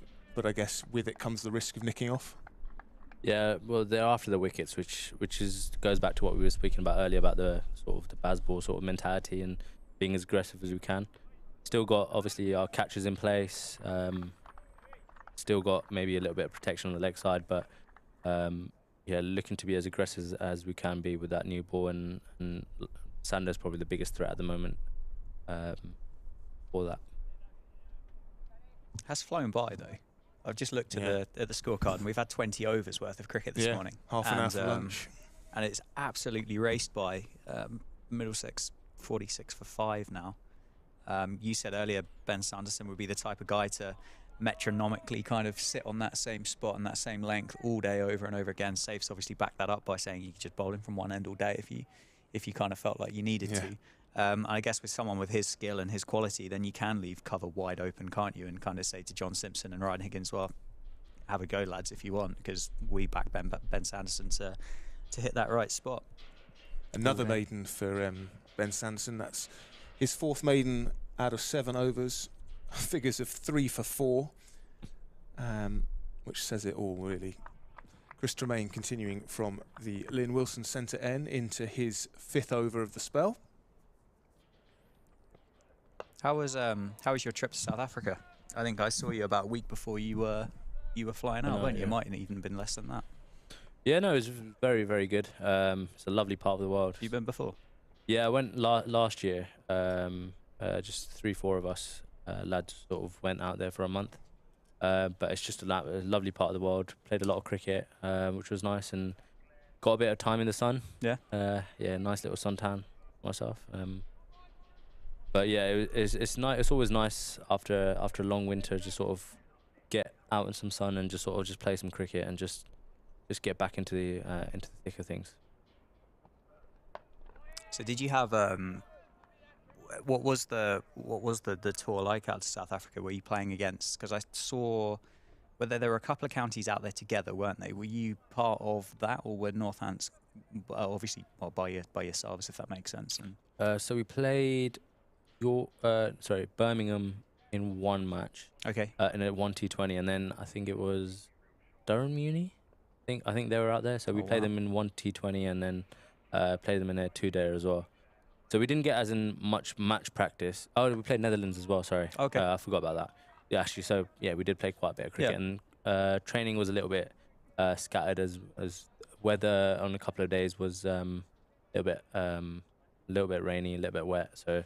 But yeah, we got the cricket that we needed, and sort of raring to go when we got back, because we just wanted to keep, you just keep getting that feeling of just wanting to be out there, just in the sun and just sort of playing cricket. So no, it was nice, but it was also nice to get back and just sort of come back here and train and play a few matches. No, for sure. I can only imagine I should imagine you still get pretty excited about the chance of going out somewhere like that. As you said, like the winter's long. Probably only so much you can kind of do in the indoor school as well. So then to kind of get the opportunity to jump on an aeroplane and disappear off for a couple of weeks, and as you said, enjoy some sunshine, whilst everybody else is stuck back at home, kind of watching it rain, and you guys are kind of sunning it up in South Africa. It's not the worst thing. No, it's not. And to be fair, we've been lucky to go into some nice places. We've been Barbados a few years, and we went to Singapore a few years back, and went to Poch last year. So no, we've been ticked off a few things on the bucket list, which is nice. But no, it's more just sort of about team bonding as well. A few lads obviously away during the winter, and everyone sort of gets together and just sort of has a good winter. Good pre-season tour, and just sort of enjoys each other's company and just sort of look forward to the season, really. And I guess there are kind of a handful. The new faces, the new face that kind of joins the squad, whether that's a player or a coach or whatever, to, as you said, to kind of develop that bond that you might not have the opportunity to do so if you're kind of sat around in Northampton during February. Yeah, and like I said, the winter can sort of sometimes be a bit depressing. Obviously, cold, wet. You sort of only see the indoor school most times. So the lads that do get away. Really, really lucky, and the lads that obviously then when we all get back pre-season, then everyone sort of obviously together. You know, you're eating dinner together. You're just sort of being together. And yeah, so it is nice sort of from the team bonding sort of aspect as well. Did you get to do much over the winter? I can't remember. I know you went out to Atlanta, but I can't remember whether that was during the winter or whether that was towards the end of the last year, if that makes sense. So that was a week after the season ended here. Okay, so quite a long time ago now then. Yeah, it feels a very, very long time ago. Yeah, so went to Atlanta, got married in November. Congratulations. Thank you. And then just sort of, just chilled here. Was meant to go out to Australia, but just didn't sort of end up materialising. But yeah. Incredibly well fielded there by Vasconcelos, wasn't it? That's one of those ones that you potentially end up looking a little bit silly as that's raced straight along the grass off the outside edge. Or shaking your hand as it jams into the end of your thumb or something like that. 4 slips in now for Sanderson. I think after seeing that last shot from Higgins there, I don't think he's going to just stay in his crease. No. I think he's going to move around a little bit, try to put Sander off his length. Hopefully he can get one past him. There we go. Eagle-eyed Sam spotted earlier that Stevie Eskenazi was just trapped LBW advancing down the crease towards Ben Sanderson as well, didn't you? So you you'd picked up on that as a tactic earlier on this morning. Yeah, which, as Zaib has just suggested, is when the ball's doing a lot through the air and off the pitch, then you want to try and negate that as much as possible. I think Eskenazi just played round it. But yeah, the counter-attack is probably not the worst idea from Higgins. It's his natural style, as you say, as he squeezes one past the outstretched hand of 4th slip. Trem, after his 5 overs, doesn't look too happy to be jogging down it.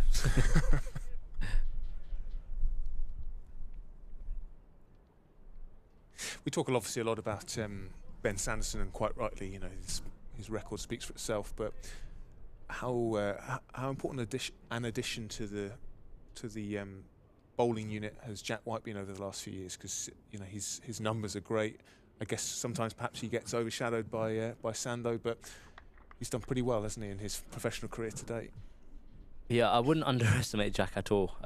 He's ever since he's sort of played for us, he's just been absolutely outstanding, and getting a chance with the New Rock sort of last year and the year before that, you know, he has shown what he's about, and he like you said, his numbers sort of speak for themselves in the last couple of years, and maybe does get overshadowed a little bit by Sando, but at the same time you can't underestimate what Jack has done the last couple of years, and he started off very, very well this year, and he was a bit unlucky not to get a few more wickets.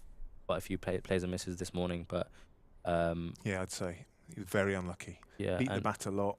Yeah, and yeah, hopefully he can take a few more wickets and come back later on stronger.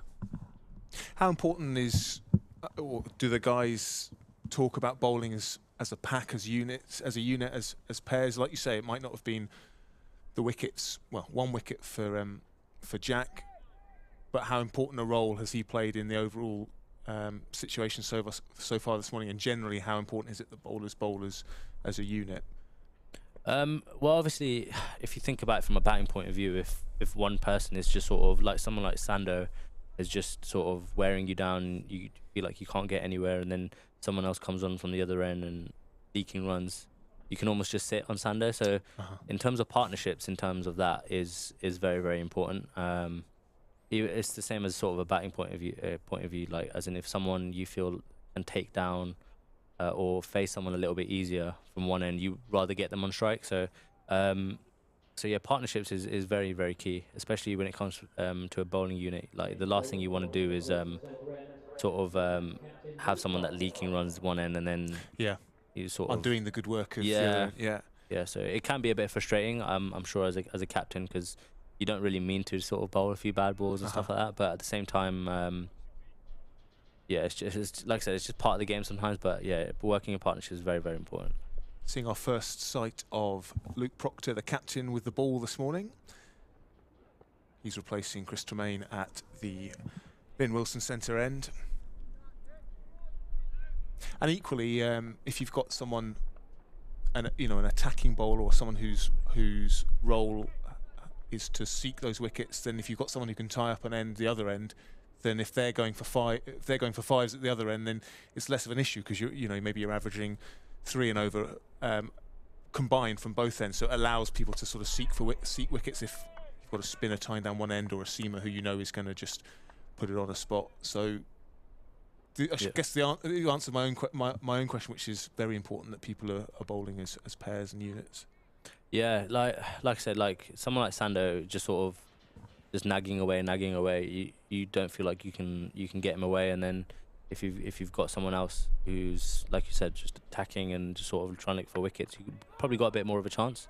Because obviously, I know as a batsman you can get a little bit frustrated if you're not scoring at the rate that you want to. But yeah, bowling in partnerships, like I said, and it's not just bowling, batting as well. Even sometimes fielding. Yeah. The partnerships are very, very, very key. So as we see our first glimpse of Luke Proctor with the ball in his hand, what's his captaincy been like? Obviously taking over the job in the Red Ball game this season. How is he as a captain? What's the atmosphere like under him? What's his way of operating? He's a player that I feel, and I've said this to him, and I've said this a lot of times, is that you actually want to, like, he goes out there and fights. Yeah. You can see that when he's bowling, when he's fielding, when he's batting, he just fights. So he's someone that you want to play under, and he's very, very highly respected at the club and around the sort of county circuit. And for me personally, it's amazing, because sort of it's also very important, because if someone is telling you, okay, you got to put a dive in or something like that, and then you're like, well, you don't do it. yeah. It just doesn't really add up. Of course. But if someone like him says you got to, I don't know, like run through a brick wall, you're like, yeah, all right, cool, because he'll do it with you. Yeah. So he's that type of character, and for me, I think it's absolutely amazing. It's very, very well deserved, captaincy, and he is the right man to lead us. And like I said, everyone sort of highly respects him very, very highly, and like, as a player, he's done amazing for us for the last few years. Yeah. So, but as a character and as a captain, he's definitely the right man for us. And I guess he comes into the job at a good time, having had a great season last year, being I think his best season with the bat in Championship cricket. Yeah. And as someone who offers something with bat and ball, how important is that to, so he can relate to everyone in the side? Yeah, I mean, he's always in the game, which is what sort of every cricketer wants to be. And like I said, whether he's bowling, whether he's batting, he's always trying his hardest, and he's always giving his 100%. So for having someone like that, at the head, it's almost, I know obviously it's maybe a slightly different situation, but I nickname him Stokesy, because sort of tattoos, as a left-handed batsman, right-arm bowler. Yeah. The sort of same type of, but also with Ben Stokes, he gives his 100%. He's always throwing himself about in the field, or whether he's bowling or batting. So yeah, sort of. That's my nickname for him, and I don't know if he likes it yet, but I keep calling him that. So I feel like. Is that similar to your Italian stallion nickname that you gave Gareth Berg? There's another nickname that these guys didn't know they quite had yet. I got a feeling that Luke might prefer being called Stokesy than Gareth Berg would. If I don't know. I think they both got a good ring to them. There was a question that came in, say, from Chris Cooper. Obviously, you've just spoken about Stokesy, so I'll put you in the hot seat and give you the opportunity to kind of be the England selector / captain for a moment. I did ask Sam a question earlier and he completely swerved it, so absolutely, hopefully you're giving an answer. First of all, we said it's great listening to the commentary. The question is, assuming Broad, Anderson and Leach are all to start for England during the summer, where do the likes of Robinson, Archer, Mark Wood, etc. kind of fit into that kind of test team? And I mean, is it a rotation thing, or who gets kind of left out? I think it'd be very hard to drop Robinson at the moment. He's just been unreal since he's debuted for England. Even facing him when he played for Sussex against us, and this is sort of, you could tell how he bowls is just completely different to how normal people bowl, and that sort of translated to how he started. It's probably a rotation thing, like whether they want to go with a bit of extra pace or stuff like that. So I don't personally, like, if I was England selector, I don't know, I'd have all of them. Just pile them. It's a pile great them problem all. to have, isn't it? Yeah, yeah. Like, I mean, having someone like Mark Wood and Jofra just sort of just waiting there and not sure what to do is very, very nice position to be in.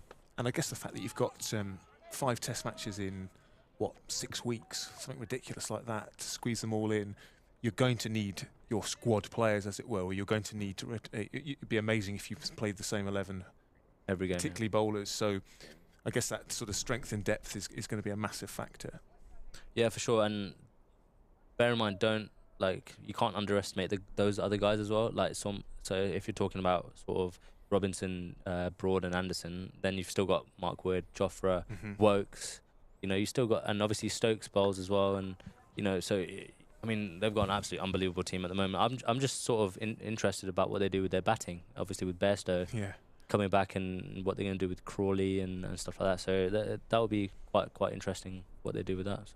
Over to you. Let us know. Let us know. Putting him on the hot seat here. It's tough, isn't it? Because there isn't an obvious answer. No, because obviously with Bairstow coming in, then you can't drop Folkes, because obviously Folkes is probably the best gloversman in the world. Yeah. But then you can't just put Bairstow opening because he's never really done it before. Yeah. So yeah, I don't know. It's a tough one. It's one for Baz. What he does is.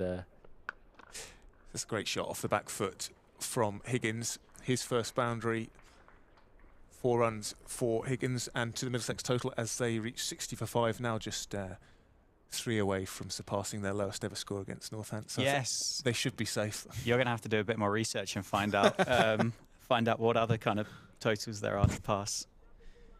Is it worth having a little run through the rest of the county championship games? Yeah, I know absolutely. we've not spoken about that this morning, but to give a complete summary, Kent chose to field at Edgbaston, and Warwickshire are currently 89 for 2. Hampshire chose to bat down at the Oval, and Hampshire 88 for 4. Somerset chose to bowl at Trent Bridge, and Nottinghamshire have flown along 98 for no loss. Lancashire chose to bat at Essex 57 for 4, and then obviously we've got Middlesex 5 down here at the moment. Choosing to bat first against Porter and Cook. Interesting decision. Bold. Is that at Chelmsford as well? Yes, it is. Interesting decision. Very interesting. We didn't have the greatest of games. I think it was 2 years ago when we went there last game of the year. The game was over in I think it was a day and maybe 5 overs. So the whole game was over in less than 100 overs. So yeah, that was an enjoyable game to be part of. Yeah, I mean, Jamie Porter's bowled 5 overs, 1 for 12. Sam Cook 7 overs, 1 for 8. Doug Bracewell 6 overs, 2 for 11. Nice. And Josh Bohannon top scored with 27 so far, so that's been tough. But James Anderson is playing for Lancashire today, down at Chelmsford.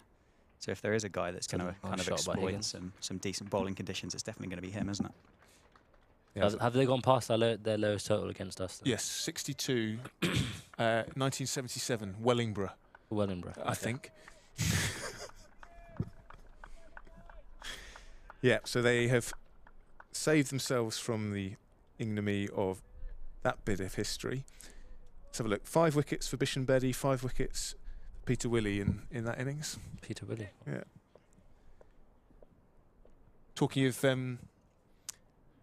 the Willey family, good to have I love David. the way you've introduced that. That had a potential kind of just part in there, nicely. didn't it? Yeah.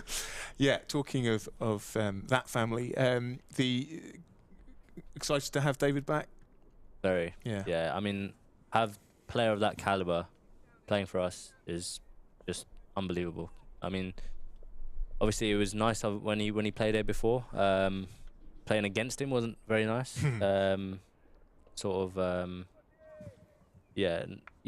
That type of player that you're playing against is it's quite difficult.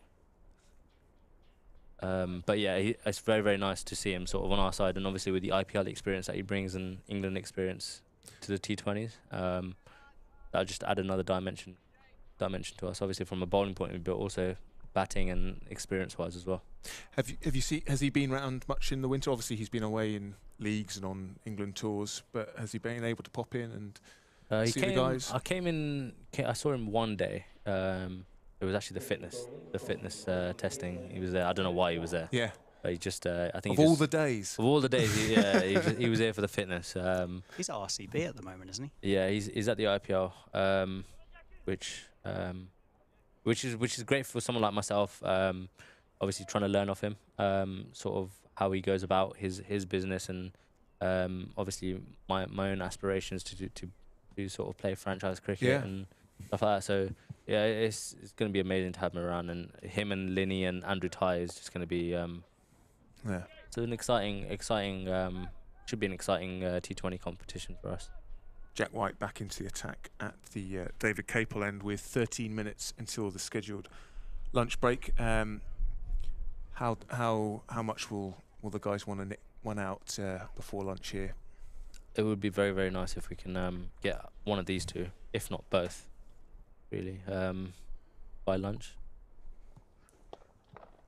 And talking of those franchise aspirations, obviously you had a taste of the 100 last year. Did you enjoy that? And that's obviously whetted your appetite for further opportunities? For sure, yeah. No, it was. I was only there for maybe 3 or 4 days. I was there for 2 games, and it's just different. It's just so different. Obviously, I've only ever experienced obviously T20 blast cricket here, and obviously experiencing that is just a whole another level of just cricket really, and it takes a little bit of getting used to with the 100 balls and stuff like that. Yeah. I didn't really know too much, but at the same time it was just the atmosphere is just on a different level, and apparently that's as close as you can get to like an international game, in terms of their preparation and like travel and stuff like that. So yeah, it's pretty cool, and I was a bit disappointed not to get in the draft this year, but hopefully if I can have a good T20 blast, then hopefully I can get in. Yeah, because each of the 8 sides has 2 spots, I think, for 2 wildcards. Yeah, for people who perform well in the blast. So there's plenty to keep people interested. That is an absolutely glorious shot from Higgins. Batting additions getting easier, I think, with the ball getting older and a bit of the moisture being extracted from the pitch by the sunny overhead conditions. But a lovely shot there, the on drive from Higgins, using his feet nicely, as we saw he was trying to do from the start, really. Just makes it a lot more difficult for the bowler, just sort of get his line and length right, and Higgins is a very, very tidy player. Hopefully, like I say, we can nick him off right now. It worked. Yeah, it worked. It was worth a go. It was worth a go. You've used up your magic touch. There was another. You mentioned a moment ago about travel. The question has come in from Brian, the account that's come here with his grandson today. Kind of curious, really, as to ask you as to how you guys fly. Is it kind of business, economy? Are you staying in apartments? Are you staying in hotels? Are you cooking for yourselves? Have you got chefs? Is it kind of, are they nice hotels? Like what is give like the Northants fans kind of that are listening, give them a little bit of an insight as to what that actually kind of is as an experience. I suppose. So private jets, private chefs, everything. Yeah. Land them on the outfield. No, I wish it was business class. I really do. But no, I think we still get sort of, obviously, I think we're sponsored by Virgin, so we get something to do with their obviously airlines and stuff like that. So it's just normal economy class. Nothing too fancy there. In terms of private chefs, I don't think we have anything of that. Obviously, in game days we get food here, and obviously you just make it as just like sort of normal when you get back home. Yeah. What's on the menu at the Safe Zaib estate after a match day or a training session? I don't want to say it, but there's a lot of takeaways. Okay. Yeah, because I'm like I said, I'm only renting here, so I don't really have much time to cook when I do get back. So it's either taking food from back here. Bought him! Yes, Procky. Just as Zaib said, we wanted that breakthrough before the lunch break, and it is Captain Fantastic, Luke Proctor, who cleans up Ryan Higgins. I think an underedge. John Simpson. John Simpson, excuse me, yeah. I think it was an underedge. It was. Lovely. And that is a huge wicket. Zaib, your take on how big a moment that is in this game. That is a very, very big moment. Because now sort of they're going into, I think it's maybe Holman coming out next, and yeah, he's more of, I feel like, an all-rounder, and yeah, his wicket is as important, but Simpson, like I said, in the past, and he scored so many runs when Middlesex have been in trouble, and yeah, it's nice to see the back of him, and yeah, hopefully we can get one or two more before the lunch. Simpson gone for 32. He'd certainly looked the most accomplished or most comfortable of the Middlesex batters so far, alongside Ryan Higgins. That partnership is broken, a partnership of 45. Middlesex 81 for 6 with 8 minutes until the interval, and that'll be a nice way to go into the break for the home side. And it's the captain that's done it, Zaib. Yes, Captain Stokesy. Stokesy's done it, exactly. Stokesy done it. No, he keeps running in for us. Even at Kent last week, he was on a flatter wicket. He just kept running in. So yeah, it's nice to see a few rewards for him, and I think he's probably our most underestimated bowler. Quicker than you would expect as well. Yeah, he's hit me on the head a few times. Yeah. He's not nice to face indoors. And when he's running in, when he's on song, yeah, he's unbelievable, especially with the sort of slightly newer ball. Obviously, he's a bit overshadowed by someone like Sando and Jack and Bergie, but he's probably our most underrated bowler. And I think, talking of his sort of unexpected pace, I think Simpson was a little bit hurried there, wasn't he? Yeah. He was cramped for room. It nipped in, and before he knew it, his middle stump was flying. Yeah, he's a lot skiddier than you think. Yeah. Procky. He like you said, he just hurries you up, and sometimes it can be hard to line him up. So yeah, hopefully he can get another one here, which would be nice. Holman is the new man. That was quick.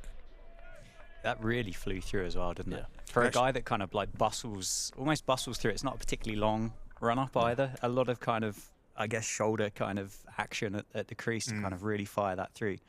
You can tell when Procky's on when he starts pumping his legs, because you know that he's really on here, and he's just gonna try to bowl as quick as he can, and he can get it through.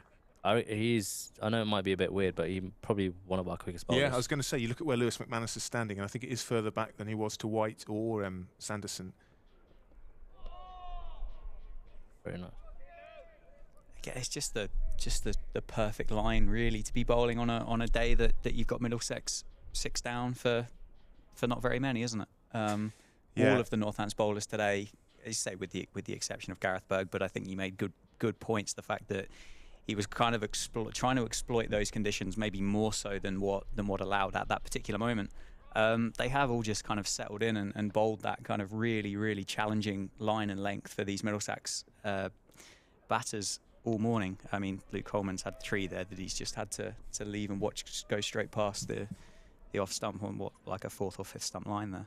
I think Chris Liddell will have very few complaints with his bowling charges. Obviously, the conditions have been helpful, but I can't think of many loose deliveries at all from the unit as a whole. No, but one thing I know he will be talking about is making sure that these last 4 wickets is taken as cheaply as possible, and we don't sort of take anything for granted. We've been in this position many a time, especially with the new rock, and then sort of let it slip a little bit. So hopefully we can keep our foot on their throat, and hopefully we can just keep hammering away, and hopefully we can get them out quite cheaply. And that just highlights how crucial that wicket was, Simpson's wicket just then, because that was a decent partnership forming. As I said last week, those two putting on 127 after Middlesex had been 20 for 5, so to limit it to only 45 this time, take them to 81 for 6 is an absolutely huge moment, certainly in this innings.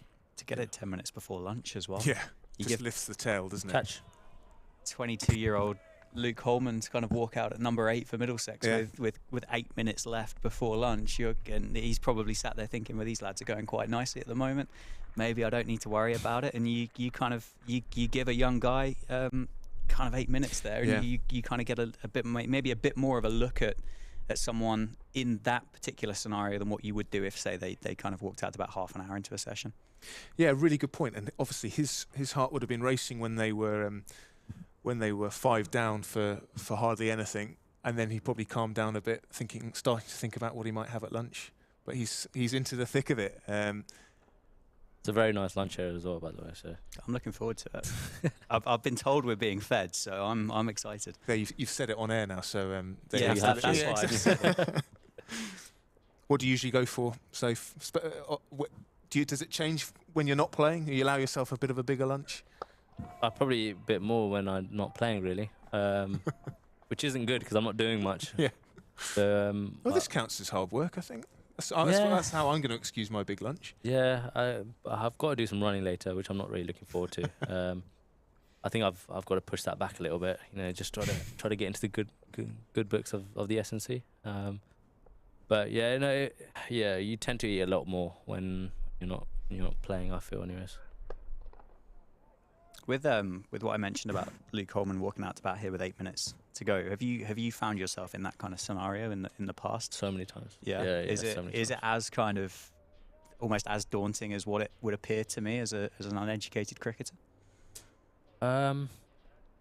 Yes, I would say so. There is a lot more pressure on it. The last thing you want to do is walk with everyone else coming back. I think that's probably one of the worst feelings. Okay. I have, to be fair, saying that I have been out, I think it was second last ball of the day at Durham. I was quite young. I was 17 or 18, and it's not a nice feeling. Especially when you do all the hard work getting up to that point, and then two balls for the end of the day, you nick off. So. But if you come back later today or tomorrow or the day after, we'll talk about some of the better innings, shall we, rather than focusing on the getting out the second to last ball. Sure. So it's Jack White bowling what we imagine will be the final over of a very successful morning session for Northamptonshire here at Wantage Road. You're watching the Northamptonshire County Cricket Club live stream powered by Daffabet, our partners for 2023. Very grateful to them for their support. And the new look live stream has coincided with a pretty good start for the Northants boys. So long may that continue. That's been good. I don't think you could ask for a better debut, really, for a live stream production like this. I believe so. I haven't seen anything come through from the producer to say that things haven't worked. So the replays have worked, the audio's worked. Safe's joined us for an hour. The weather's been good. Northants have bowled brilliantly. I'm struggling to think of anything that would make it a better experience. I'm sure there'll be tougher sessions ahead, Dan. But that's a nice summary of what has been a very enjoyable first couple of hours of the home 2023 season.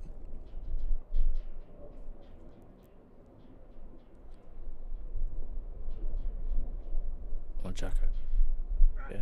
Oh, words of encouragement from Safe Zaib there as Jack White comes into bowl, and he's just nicked that into his yeah, pads, exactly. I think. A bit of wood saving Holman there from what looked like a pretty straight delivery as we look at the replay here. Without kind of stating the obvious here, the Northants boys are going to be thrilled to pieces walking off for lunch. 100%. Yeah. For like an insight into the dressing room, what kind of those conversations going to be like at lunchtime? Obviously, I guess there will be an element of pat yourself on the back, and will there be a target that they'll be kind of aiming for? Let's get the rest of Middlesex out before we get to X, for example, or. Yeah, I think they'll probably have a total in mind that they'd want to obviously try to get less than. I think, like I said, you can't be too complacent in this type of situation. You've still got someone like Helm, you've still got Roland Jones who can still bat, so you still got got these guys, and obviously still these two, and Higgins is obviously a T20 sort of specialist as well.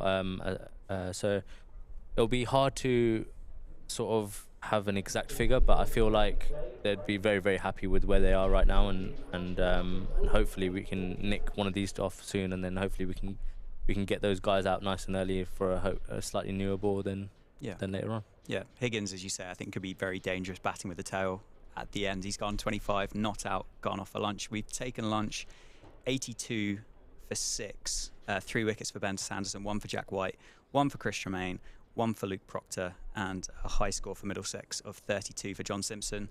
And yeah, Ryan Higgins 25 not out, Luke Holman not done out off 9 balls. Yeah, a dream morning for Northants. And for us up here with your company, Zaib. It's been it's been a real treat, and we hope we'll sit with you many other occasions as the season progresses. It's wonderful to get an insight from someone who actually lives what it's like out there. Lives the dream. Yeah, well, exactly. Hopefully we're commentating on you.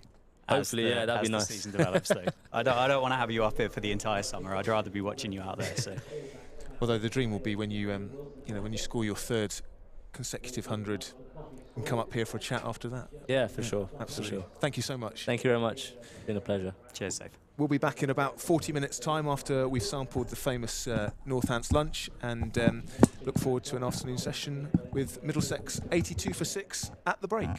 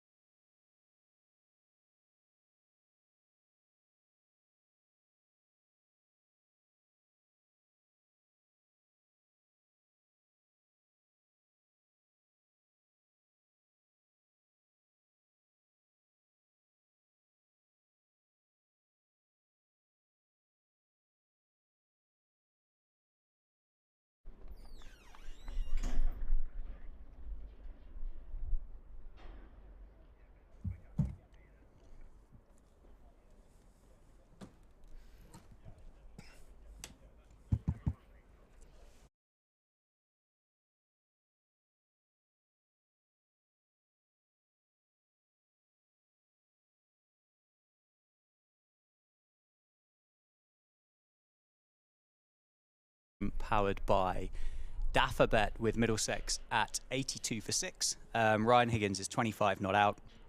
Luke Coleman joined him just before lunch, currently on 0 off 9 balls.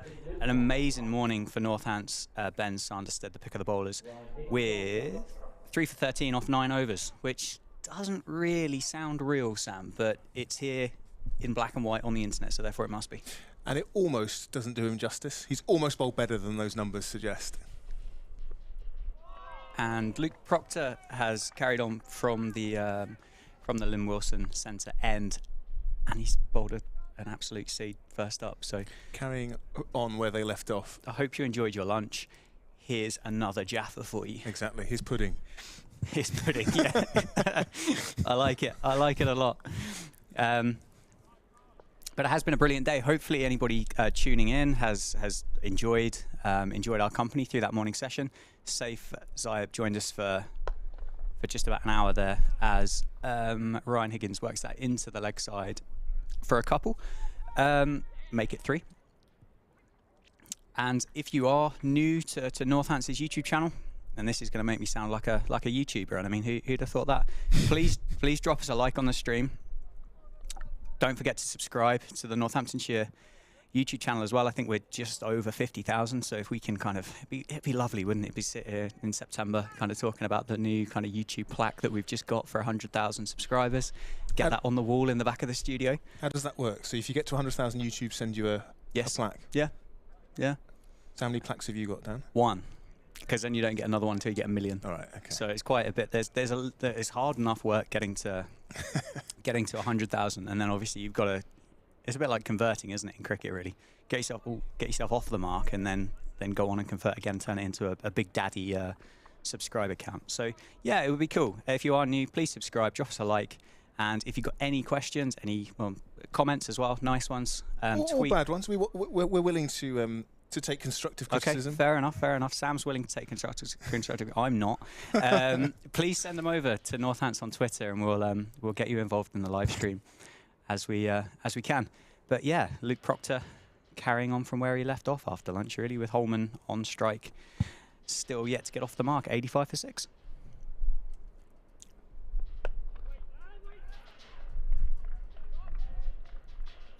It's just been a relentless start to this match by Northamptonshire, which I think has been so impressive. There's not been, with the exception of there's a little period with Ryan Higgins and John Simpson where it kind of looked like Middlesex were taking a little bit of control back to the game. Other than that, it doesn't really feel like they've been afforded kind of an off 5 minutes.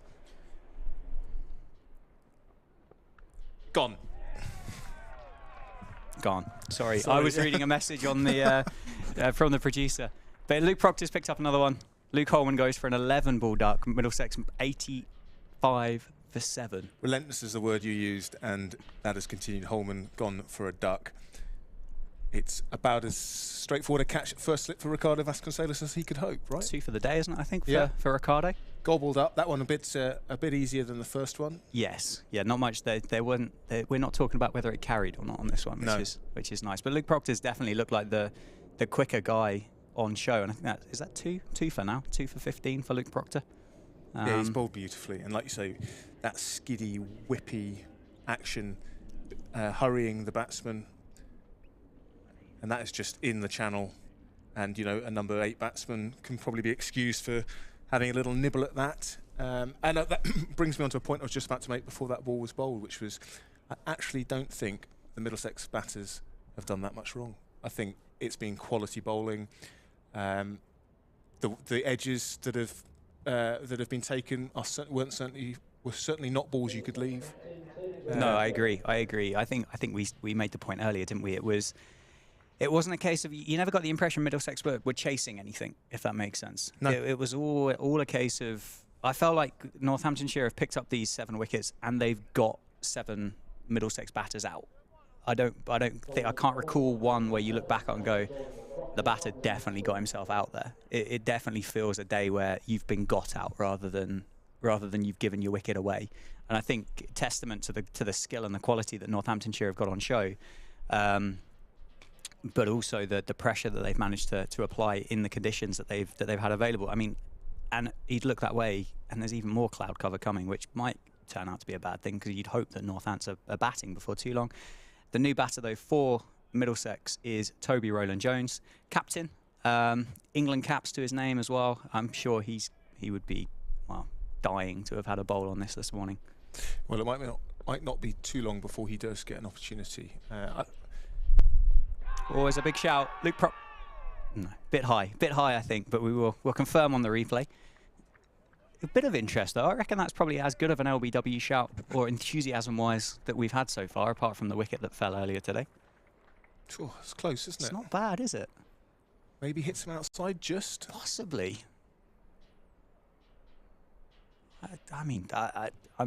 Yeah. We're not going to start questioning a guy who stood 250 first-class matches, are we? You certainly couldn't complain about that being given not out, I don't think. What an over to start things off in this afternoon session from Luke Proctor. He now has 2 for 15 from his 4 overs.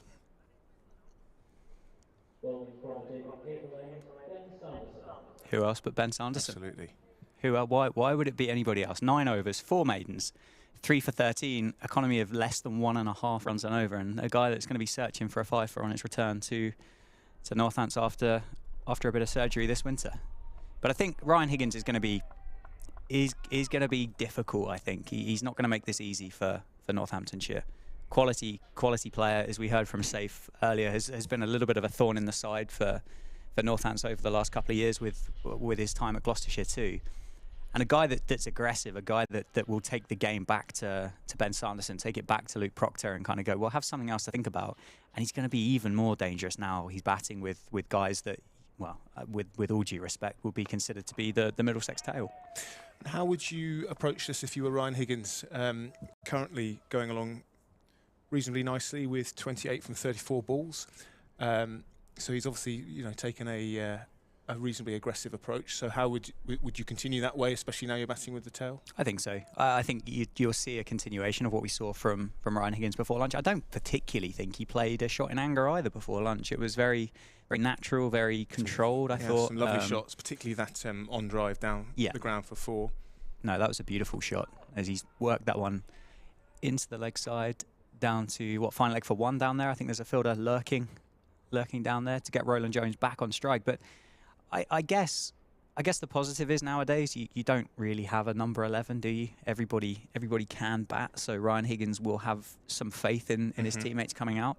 But I don't see why, as this kind of innings develops, potentially as Middlesex get 9 down and so on and so forth, that we might see a slightly more aggressive cameo from Ryan Higgins. Yeah, of course. But that's a nice shot by Rowland-Jones to get off the mark for 1 into the offside.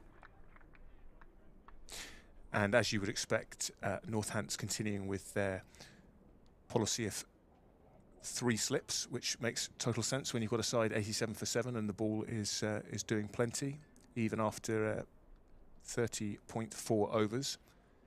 So we've got 3 slips, a deep point, extra cover, mid-off, mid-on, deep mid-wicket, and a squarish long leg. And those men on the leg side boundary probably anticipating perhaps that Higgins will be taking that short boundary on down onto that side of the ground, given the situation that he finds his team in. Yeah, I think so. I think it would be. I don't know really. I mean, if you were looking at this, could you be looking at this over and thinking, well, we've got 2 balls left, and clearly we're going to have a look at the Duke's ball here for some reason. Not quite sure what the stoppage is in play here, but we don't look there with Lewis McManus. Has he got something? Yeah. So Nigel Long, the umpire, is chatting to McManus, the keeper, in the slip cord, and I don't know whether the webbing on his glove has broken or something like that. Yeah, hopefully the glove and not the. Definitely something to do with his hand there. He's holding it quite strangely, isn't he? It does look perhaps like he has hurt his hand here. Yeah. Although no sign of the Northants physio quite yet. Maybe it is just a change of inners or something. I hope it's nothing more serious than that, because he's kept brilliantly, hasn't he, all day? A couple of really nice catches. The first one of the day, really low down to his left-hand side. And not easy conditions to keep in. If you know, if it's tough to bat in, then it's usually tough to keep in. And he's been, I think I can remember one fumble, but otherwise he's been very tidy. Yep, completely agree with you. And it definitely looks like it's a bit more of a running repair, doesn't it? A bit of tape, a new pair of gloves, or something along those lines, rather than anything anything more sinister than that. A job for 12thers rather than the physio. Yes. What do the binoculars say? What are you picking up on the Sam Keir binocular cap? I can see some tape being applied. Okay.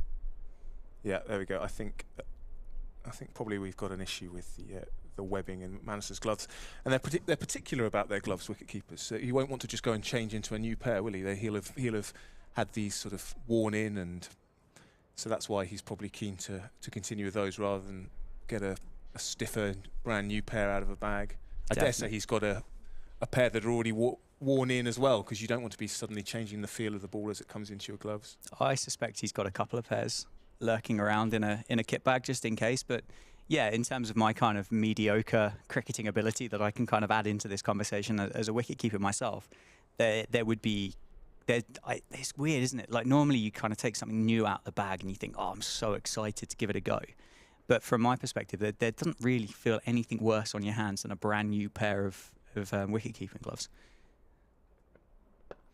I feel totally unqualified to comment on that. Fair enough. Fair enough. Oh, you could say that's a really insightful point, Dan. Thanks for kind of. I'm sure it was. Yeah, I mean, I might have been talking utter rubbish. No, I'm sure it was. It's been many years since I've put a wicket-keeping glove on. It's weird though. They're very, as you said, they're very, very stiff when they come fresh out of the bag, and they do take a period of time to actually kind of, like, I suppose, bed them in really, so that you do get that flexibility with your hand. Otherwise, you're kind of almost trying to catch cricket balls with cymbals on your hands, which I mean, for some club cricketers is kind of quite close to the mark. But yeah, it looked like it was running repairs, and he's jogging up to the other end, ready for the next Luke Proctor over from our end down here in the commentary box.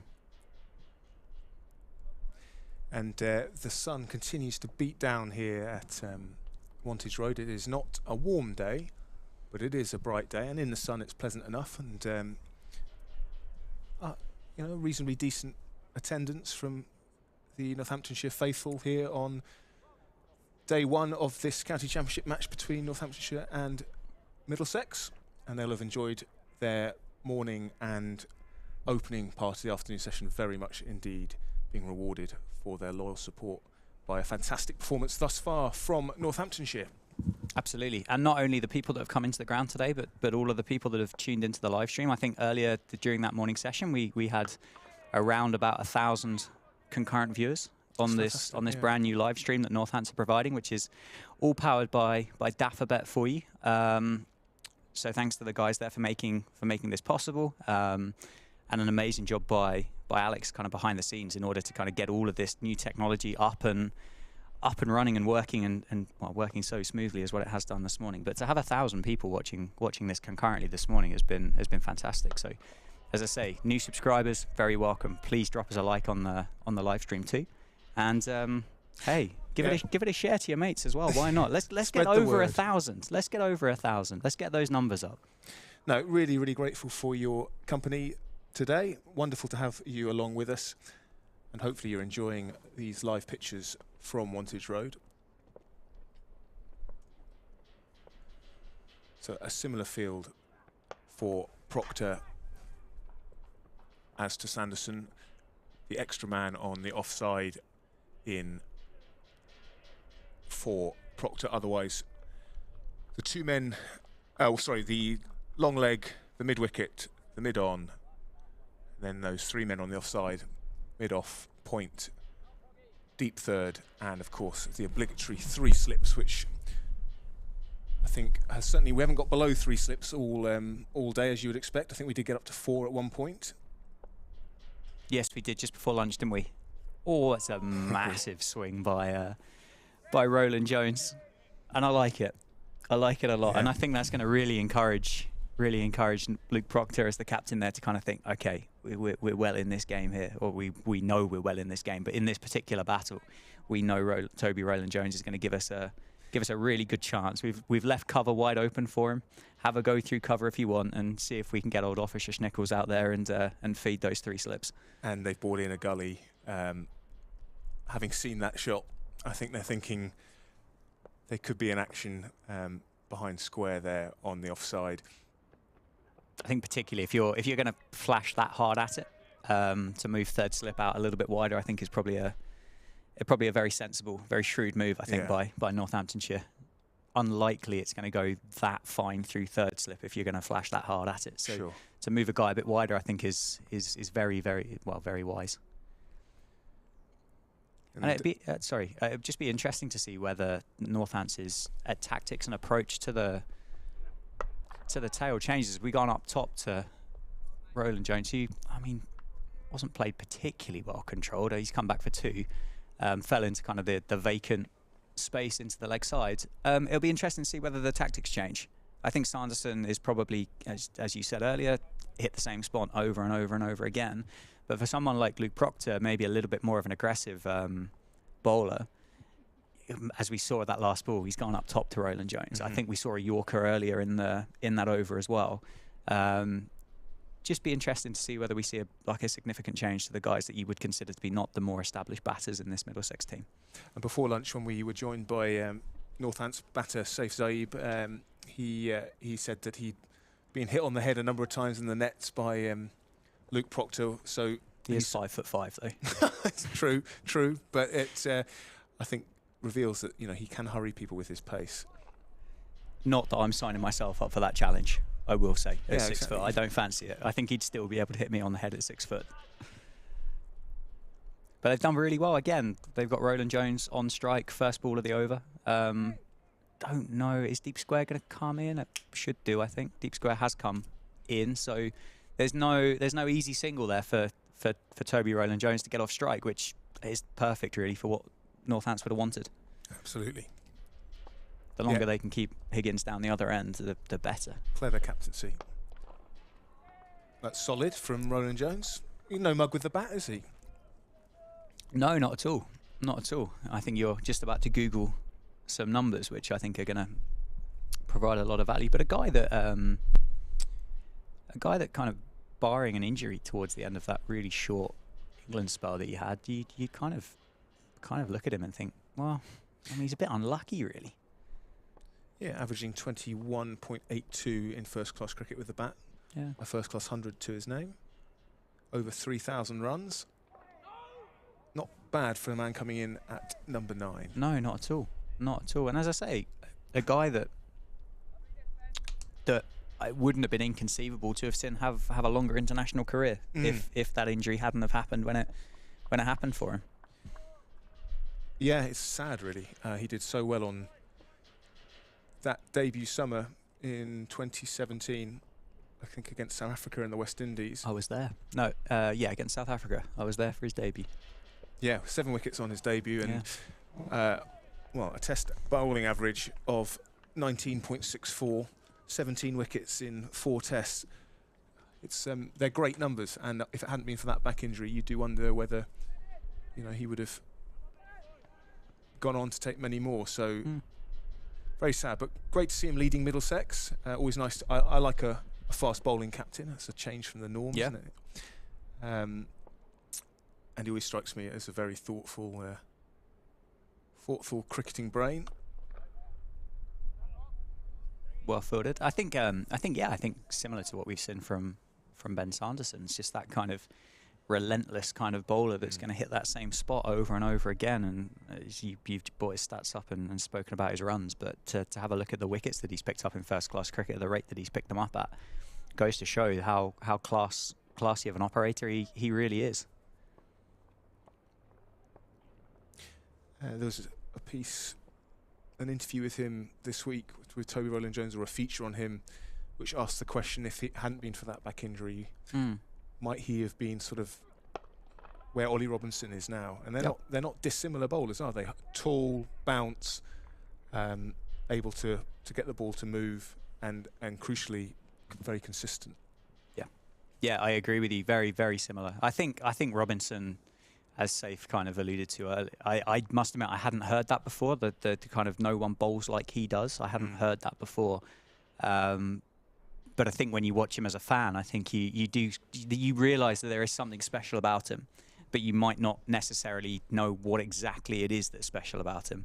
And then you get that little kind of nugget, that insight from a guy that's batted against him, and you kind of go, okay, there clearly is something. Like, he's quite an unassuming kind of character. He's very tall, obviously, not the quickest kind of guy around, but clearly something very special about him. As we've got a bowling change at the Lynn Wilson Centre end with Jack White, who bowled so well at the start of the day, coming back into the attack, replacing Luke Proctor.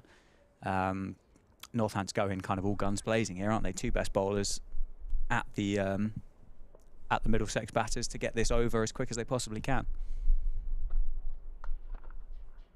As Higgins cuts that out to deep point, and again, perfect 5 balls at Toby Rowland-Jones.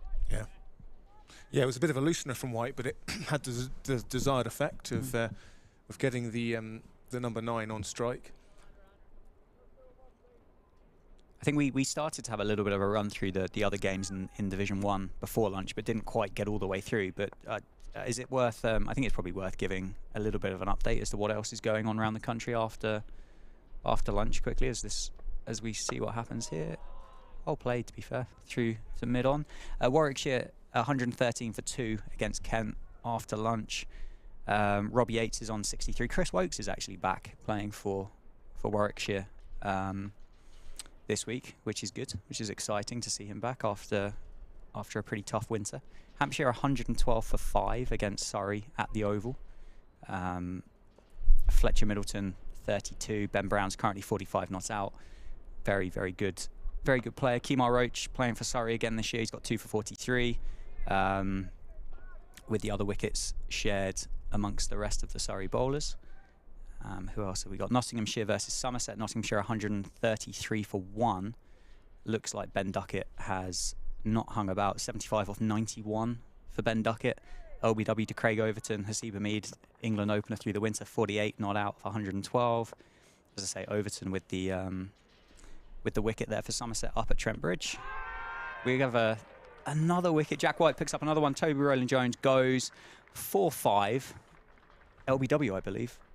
It was indeed, yeah. Let's have a look at the replay here. But getting the tactic of getting Rowland-Jones on strike has paid off, and he has tried an extravagant whip through the onside, got nowhere near it, and that is plumb. Very well bowled, and a brilliant bowling change as well. Yeah. Luke Proctor, captain, takes himself out the attack, brings back the opening bowler with Jack White, and he rewards the captaincy. As you said, the loose delivery first up out to deep point turned out to possibly one of the best balls that he bowled in the over, apart from obviously the one that he's just served up there. But that puts Middlesex on 93 for 8 now. 2 wickets for White, both of them LBW. He dismissed Steve Eskenazi for a duck earlier on, and Rowland-Jones now following the previous 7 Middlesex batters back to the pavilion. He goes for 5. And who have we got? Who is the next man in? That is the question that's on everybody's lips. Looks like Tom Helm. Yeah. It is Tom Helm. We do have a little bit of competition as to who might get the lowest batting total of the day, though, because Lancashire are 87 for 6 at Chelmsford against Essex.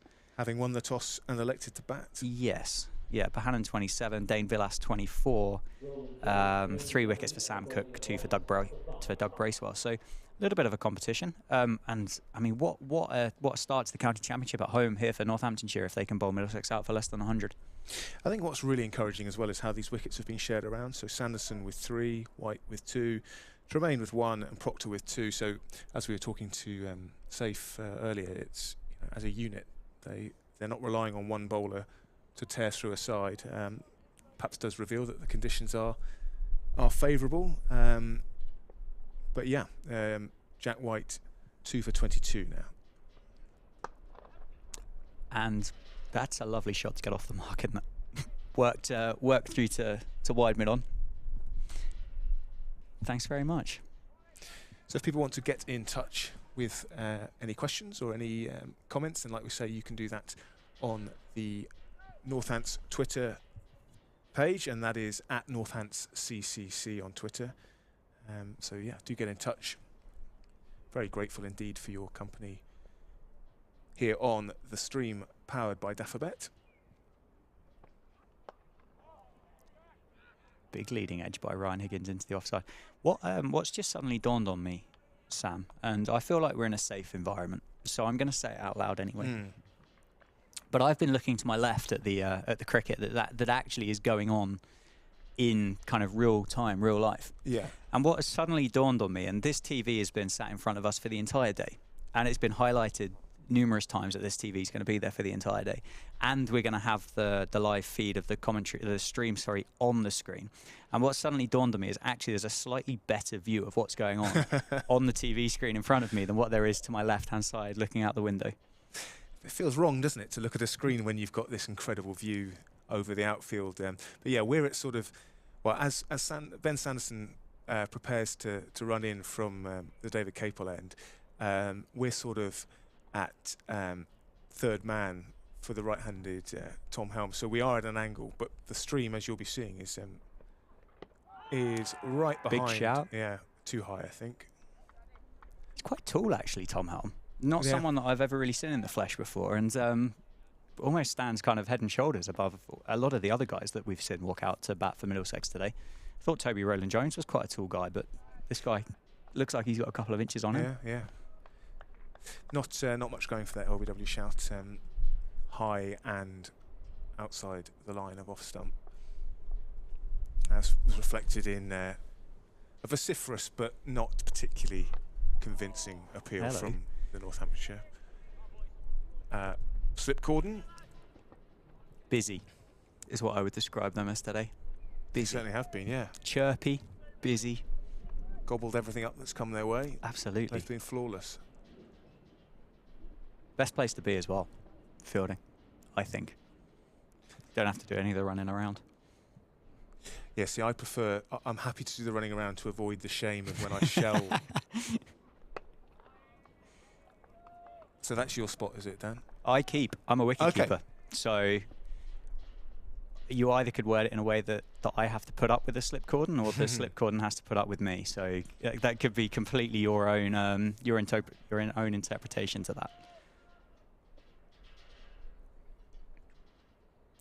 Still chance for Ben Sanderson to pick up a fifer. Still a couple of wickets left to get. It's hard. I mean, to say he's been the pick of the bowler, I think would be quite easy, but it is a little bit of a disservice to the other guys, isn't it? As Tom Helm leaves that one well alone, that goes kind of over the top of off stump.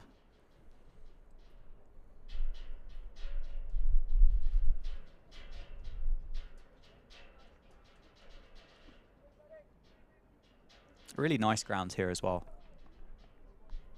You said walking in, kind of how picturesque it looks obviously on a day like today as well, with the sun shining.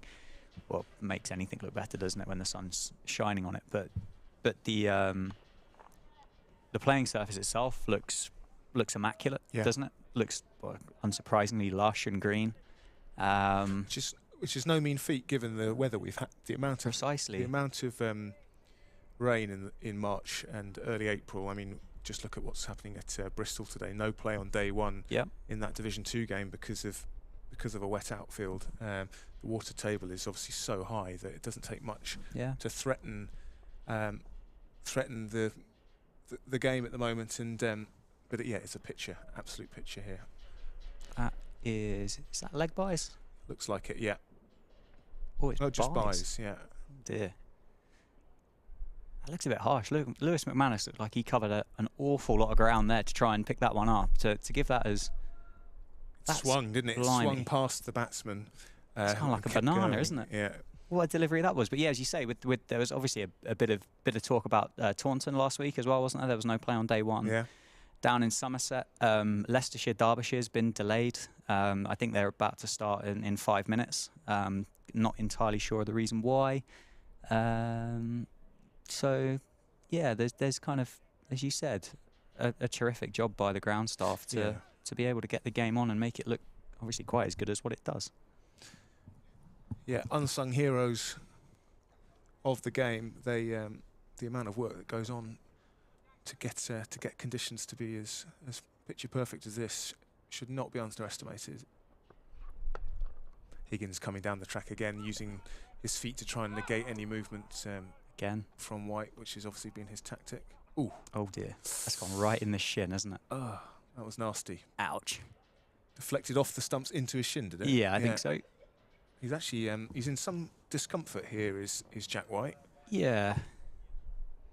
Right on the shin bone, which is about the least fleshy place on the body, isn't it?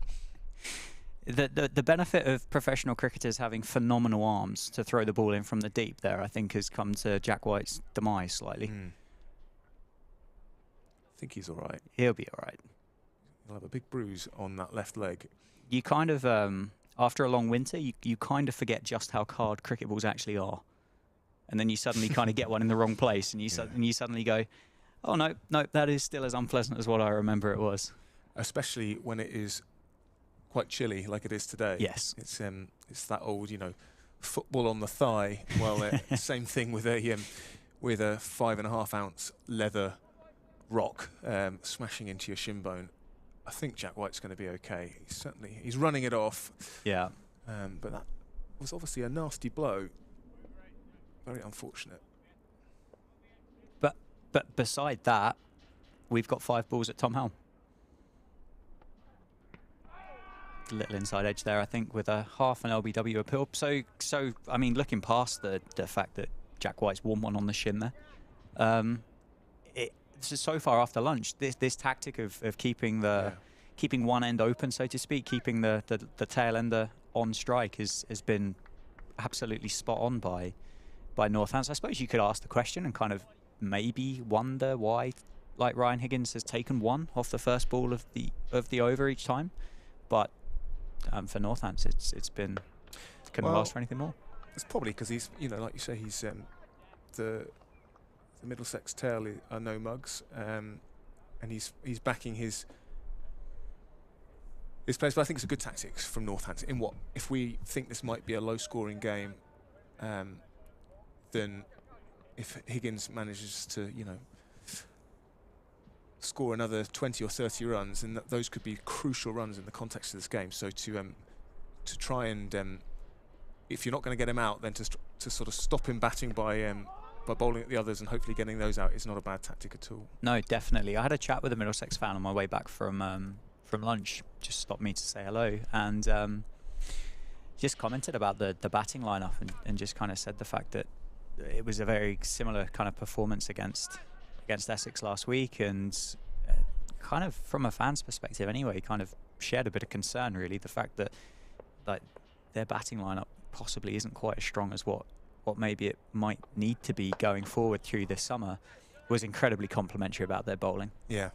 Roland Jones, Tom Helm, Ethan Bamber, really, really complimentary, and kind of made an interesting point about Tim Murtagh as well. And I mean, from their perspective, when I spoke to them, it was kind of felt like it was the right decision not to pick Tim Murtagh for this game. So yeah, clearly kind of a team that's going to be a real challenge for Northants to come up against with the bat.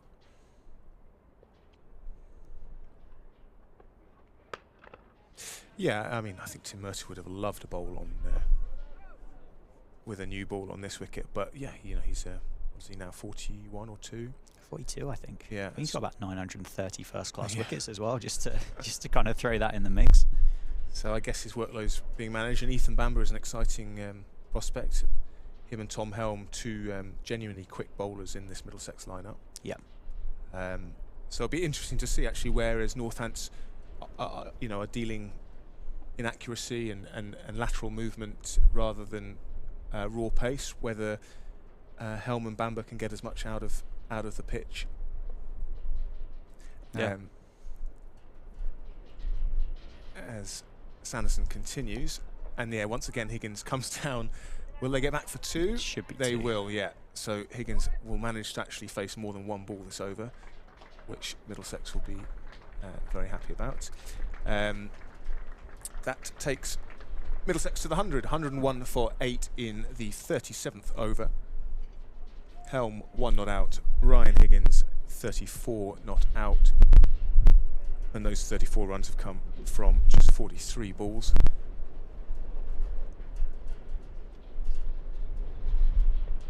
Ooh. So Higgins continues to charge down the pitch, and Sanderson, probably for the first time, has veered off his metronomic line of length quite deliberately with a short ball to try and send Higgins scurrying back to his popping crease. It passes safely over the top of his head, but that's one way to counter the batsman charging at you, isn't it? Yeah, I think you might have seen him. I think he might have gone slightly early on that one, but he's using his feet really well, isn't he? Got a little bit fortunate there. You don't know where that might have ended up, but I think it's been contextually. I think it's been a really good innings by Ryan Higgins. Yeah, and we have to remember that, as I think Jeff Boycott used to say, you don't know what a good score is until both sides have batted. So True. It won't be easy, I don't think, for Northamptonshire. But that said, they have done nothing wrong with the ball. They have done everything they can to reduce Middlesex to this perilous state of 101 for 8. I mean, at 14 for 4, 101 is possibly a little bit in credit as to what maybe some people thought they were going to end up with. Yeah. So the story is quite similar to last week for Middlesex, where they were in all sorts of trouble, and then it was Simpson and Higgins who got them up somewhere near respectability in their first innings against Middlesex, and, well, dare say they're some way off respectability here, but it was another, with the only partnership of note to date between Simpson and Higgins, 45 for them. Once again, uniting, they obviously enjoy batting together. What's interesting as well is that I think they had more balls to play expansively to than the top order. Yeah, I think that's fair. But perhaps, it's not a pitch to... You do need to use your feet. You do need to perhaps take your scoring opportunities when they come, because if you try and hang around, certainly against the new ball, you could be in trouble. Great stop there in the covers. Yeah, fantastic. It could have done, if you were being critical, could have done with just kind of pushing that around the post slightly, get Tom Helm back on strike. Yeah. For the next over. But yeah, brilliant stop. Like crunch cover drive as well, wasn't it? So yeah, one-hander stop from Josh Cobb in the covers, who retains his place in this Red Bull side for the second game of the season. He obviously scored that very enjoyable 100 in pre-season against the students at some lick as well. So he's been rewarded with a starting berth in this Northants 11. Jack White continues. Ryan Higgins on strike works that nicely into the leg side and picks up 1, and the Northants get 5 at Tom Helm. Yeah, well, it's good. Higgins is backing his partner at the other end, and actually, he is no mug with the bat, and he's looked pretty comfortable so far.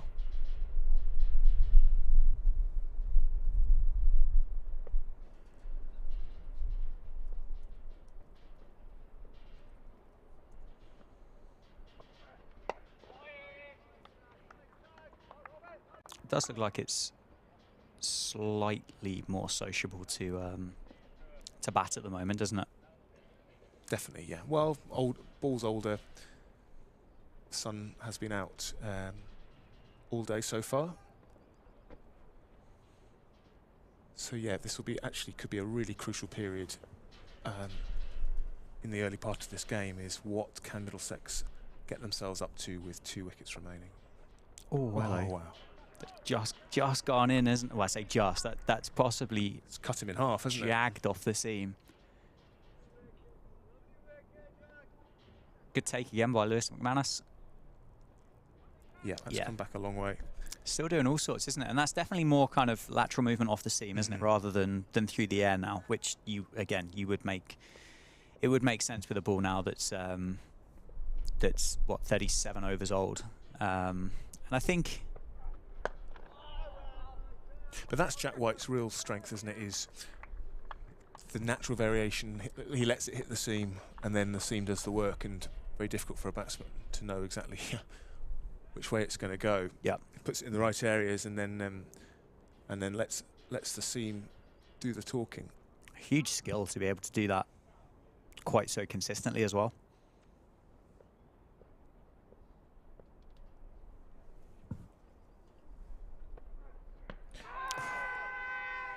Another healthy inside edge, I think, on that one as McManus and was it Hassan Azad at second slip go up for kind of half an LBW appeal. Jack White not interested in the slightest. I guess now it kind of is that time of day, if they haven't already started thinking about it, that Hassan Azad, Ricardo Vasconcelos start thinking about putting their pads on and getting out there and actually having a bat themselves.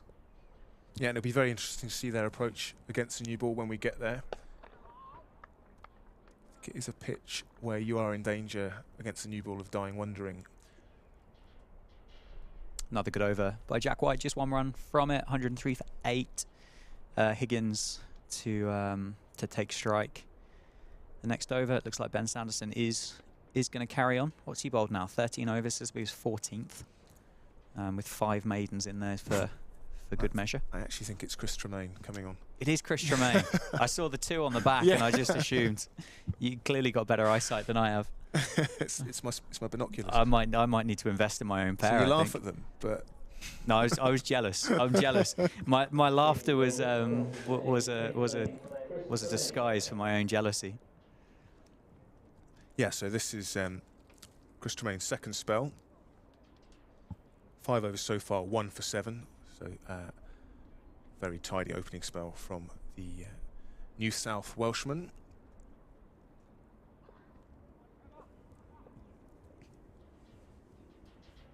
He has 2 slips and a gully as he comes in. Oh, and that one's actually kept a little low. It was going down past leg stump, but it shot through a little bit. It did actually, didn't it? Pitch has played genuinely well all day. I think there's only been that one and maybe another one that you've kind of looked at and thought maybe that's had a little bit of misbehaviour to it. But other than that, it's been really good. Yeah, so a very similar field to Sanderson for Tremaine. He has 2 slips, a gully, a deep point, an extra cover, a mid-off, a mid-on, who fields the ball off Higgins. On this occasion, interestingly, Higgins turned down, which I think was a single there. I think there was an opportunity, to take a run. I think. So he's a slight change of mindset there, whereas previously had been happy to take on. To get down the other end, he's now decided he will take on the strike. So I don't know if we will now see a change of approach. I suppose the thing to think is 103 for 8 to give. Oh. Yeah, I think we are looking at perhaps a change of gear from Ryan Higgins, who drives uppishly past the outstretched hand of Josh Cobb. It won't be 4; they run 3 there. No, I can't believe that was that far away either. I don't know whether we'll be able to catch that in the replay or not. It looks like we will.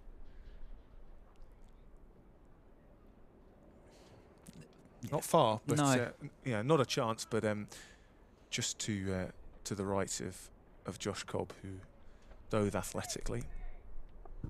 Yeah, and then on the leg side we have that mid-on, as I mentioned, mid-wicket, and a fine leg, long leg on the boundary.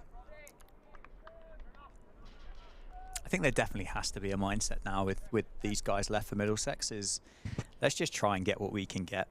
I think clearly you look above and it's glorious over the top of us at the moment at Wantage Road, but a bit further afield from that you can see quite a thick kind of heavy bank of white cloud coming over. I think get Northants out and have a bowl at them as quick as you possibly can. I think make the most of these conditions today, particularly with the weather forecast, how it looks tomorrow.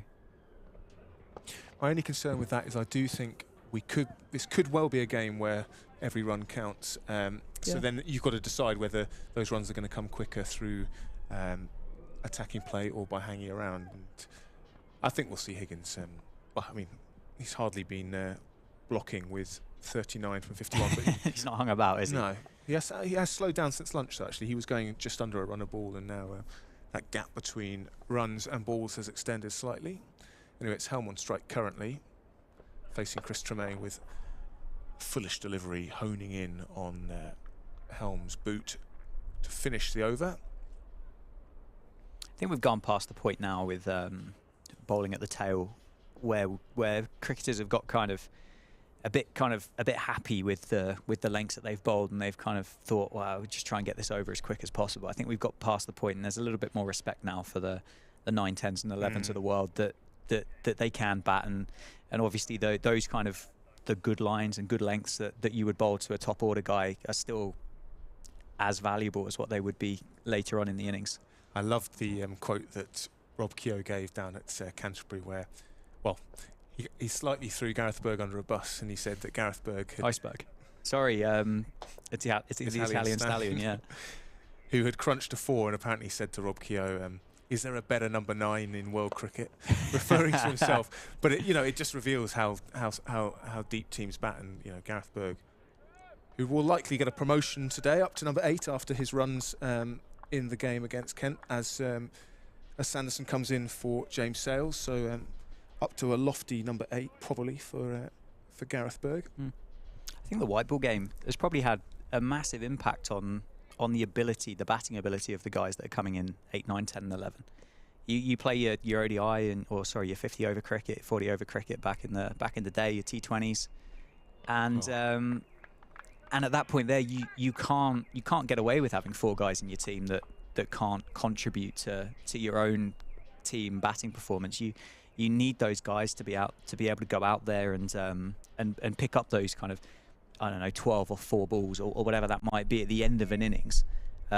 Whereas 20, 30 years ago, whatever, it probably didn't really cross to anybody's mind that your number 11 might need to chip in with the odd run here and there.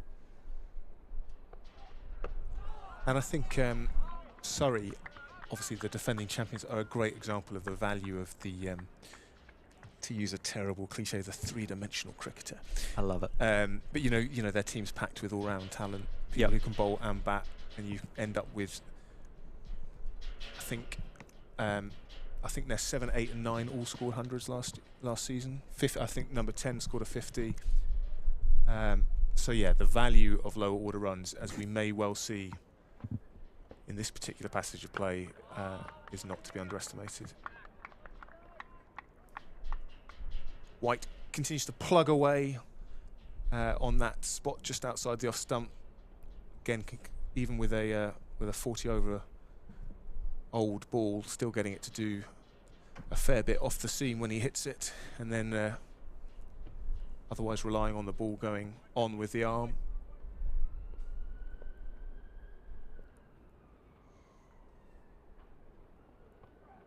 Oh, and Helm is lucky there. He tries to cut White, but gets an under edge which bounces just past his off stump. And it's McManus that scampers to keep it to 1. I think he's done incredibly well to play that shot with quite so much aggression. And it wasn't far from the stumps. Was it? If there was a 30-yard circle kicking about, I think it was probably about 10 yards inside of that. And that's Helm potentially stealing the strike for the next over, which Northants will have no problem with. I love it. They'll be, I'm sure the captain will be insisting on everyone being tight on the single for this delivery. And thanks to the accuracy of Jack White, it is a dot ball. Again, another really, really good, strong over by Jack White. Had a comment come in from Philip on Hello, Twitter. Philip. Just to say, back up pretty much what we've been kind of saying all day. Great start from the bowlers. Unfortunately, can't make it today, but hopefully we'll make a trip to the ground tomorrow. So hopefully we get another good day tomorrow. Well, hopefully you've got a day of watching Northants pile on the runs tomorrow. Yeah, absolutely. And I hope the weather stays away. Thanks very much indeed for watching, Philip. Do let us know where you're watching from. Get in touch with the Northants Twitter at NorthantsCCC. This is where you have to say, don't forget to like and subscribe to the... Sorry, I am new to the... Oh, the ball hasn't gone, and I don't think Jack White realised. He he sort of felt he'd misfielded it, but he'd done enough with his body to stop the ball from going for 4, and he just lay there looking disconsolate before someone shouted, "Jack, can we have our ball back?" He looked comfy though. He was having, he's just having a little rest down there. Just found a sun trap, didn't he, in the ground? I was like, oh, it's nice and warm here. I'll stay here for a bit. Get 12th to run out a bit of factor 50 for him and start topping the town up. Good short ball by Tremaine. Yeah. Helm, who is a tall man, as you said, Dan, did well to get underneath that. No, it looked quick as well, actually. This is wonderful. It's a beautiful scene here at Wantage Road. Northants on top. A healthy first day crowd, and of course lots of you tuning in to the live stream powered by Daffabet. It's absolutely a privilege to have your company for this first home game of the 2023 season. What a catch! Wow! That is absolutely stunning from Chris Tremaine. The big Australian has taken a wonderful return catch. Let's just have a look at that again. This is a heck of a bit of fielding off his own bowling. That's outrageous. It's a leading edge from Helm, and I love the dive as well. That's the best bit of cricket that I've seen today. That's so good. Stunning. The athleticism. He really to his pick that arm up. kept going. It was sort of a go gadget exactly. arms. Yeah, I was trying to remember from my kids' TV memory, but that's exactly what it is. His arm seemed to just keep extending, and he plucked it out of the air in his follow-through. Wow. Well, there's been some contenders for moments of the day, but that was certainly the most dramatic. Wonderful. That's as good as a catch as you will see at any moment throughout the course of this summer. That's outrageous. The little roll at the end as well, just for the extra bit of panache to the court and bowled. Brilliant. I thought Tom Helm had batted fairly well for 4 off 28 there. Yeah, he was holding up an end. I mean, this is where perhaps the decision for Higgins not to, to turn down the odd single may come back to haunt Middlesex, because if Bamber, the last man, does go cheaply, then perhaps he's missed an opportunity. We're going to see it again, Sam. Can we just have this on repeat now for the rest of the day? Oh, Chris Tremaine, you beauty. Just the nonchalant kind of Tossing flick of the ball afterwards. Just like, it's just what I do. For my next trick. Yeah, it's just what I do. Absolute specky of a catch. Super athleticism from the Australian overseas. His second wicket of the innings, 2 for 12 off 6.3. Clearly, you don't need 10 toenails to take terrific caught and bowls either. We're learning all kinds of like fun facts on this live stream. Yeah, he's clearly not afraid of a bit of pain, throwing himself around inside and outside the dressing room. So it's Ethan Bamber, the last man for Middlesex, who are 110 for 9. What a shot for the number 11. Doesn't quite time it, but he should pick up 2 at least here, as Rob Keogh fields down by the cover boundary. Yeah, it'll be interesting now to see if Higgins really goes for it. So Bamber has 2 balls left to survive in this over. Certainly has the game to be able to do that. I've not seen him that much. He can play, can he? Yeah, I've probably watched him more in white ball cricket than I have red ball cricket. But yeah, he's certainly got the game and the ability to have a nice kind of dash at the end here. Again, it's an easy game, isn't it, when you're sat kind of up in a gantry somewhere else and not out there in the middle. But maybe in hindsight, possibly should have started to take a little bit more of the strike a little bit earlier on. And it's obviously going to be interesting to see if that tactic does change with Ethan Bamber now 9 down, or, as you said, whether it is a case of, well, we'll take the runs that we can get and we're going to back ourselves to bowl really well at Northamptonshire later on today. Oof. You get bad on that? Yeah, lucky to get a bottom edge on that, I think, which took that straight down into his toe. Otherwise, I think he was pretty adjacent. And that brings Higgins on to strike, with Middlesex just 1 wicket away from being dismissed in their first innings here at Wantage Road, having lost the toss and been inserted by the Northants captain Luke Proctor.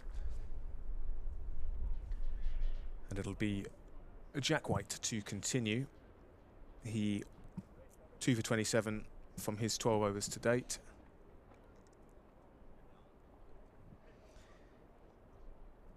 Yeah, and the wicket shared around, as we were saying earlier, and I think entirely appropriately for what has been a fabulous all-round bowling performance from the home side. There's not been a weak link, has there? I saw Gareth Berg having a little bit of a stretch and a warm-up at Gully in the middle of the last over.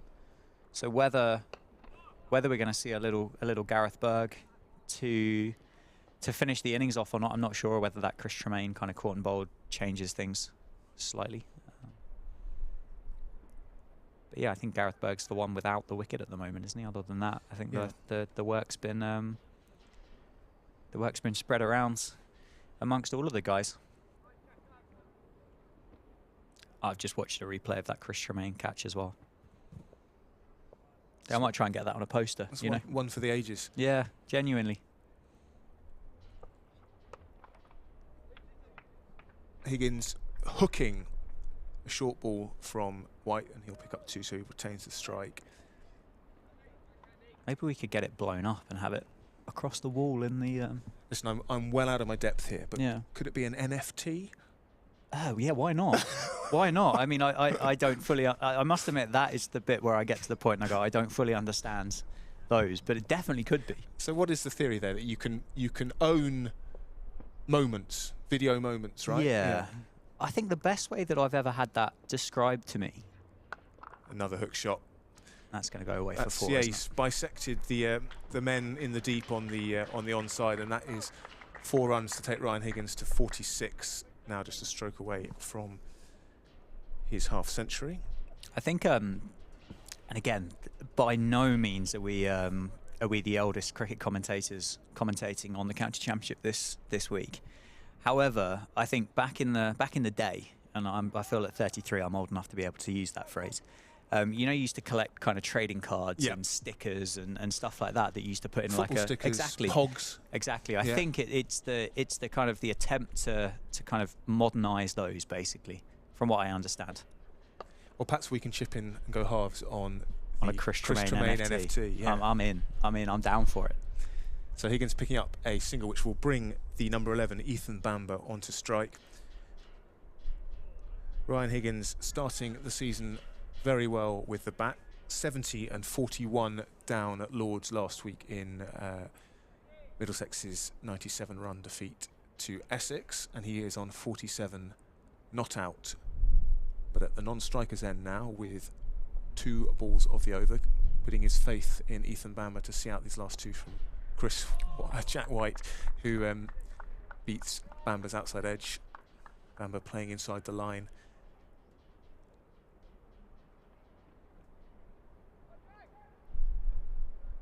Yeah, once again, that ball just nipping off the seam, going away from the angle of the natural angle of the ball, being angled into the right-hander, and just doing enough to beat the edge, not far away from wrapping up this Middlesex innings.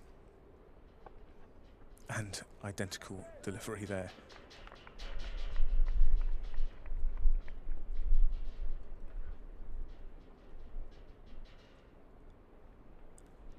I'm sure Chris Tremaine will be chomping at the bit after that spectacular bit of fielding in the previous over, and it is indeed Chris Tremaine to continue from the David Capel end. It's probably going to be a really dull and really boring kind of caught behind, isn't it, to wrap this innings up after that Chris Tremaine caught and bowled. I'll take it. Yeah, okay. Wrap things up. He looks a very, very shrewd signing, Chris Tremaine. Looks really good. Really, really good. Really impressive this morning. And likewise down at Canterbury last week. Been very impressive, and Zaib spoke so highly of him. And I think these overseas guys that can come into the dressing rooms and provide so much value. Yeah, here we go. Higgins is on the attack, and that is a nice sort of front foot pull to mid-wicket boundary for 4, and that is 50 for Ryan Higgins. In the circumstances, a very fine knock indeed. Ryan Higgins is 50, coming off 58 balls, including 6 fours. So yeah, given the rest of the card, this has been a fine knock from the Middlesex man. Yeah, it's been great to watch. It's been great, and carried on his reputation of being a little bit of a thorn in the side, hasn't he?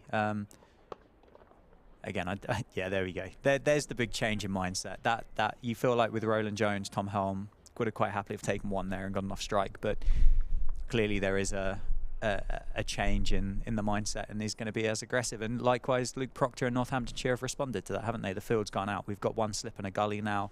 We've got a deep mid wicket, a deep square just in front. I don't know whether there's a player tucked away around the corner. There is down at fine leg, and a guy at deep point. So, and long on for good measure. So Northants have reacted to that change in mindset, and yeah, we could be in for a little bit of fireworks here, Sam, for a few minutes. And I think every one of these runs could prove to be very useful indeed. Definitely.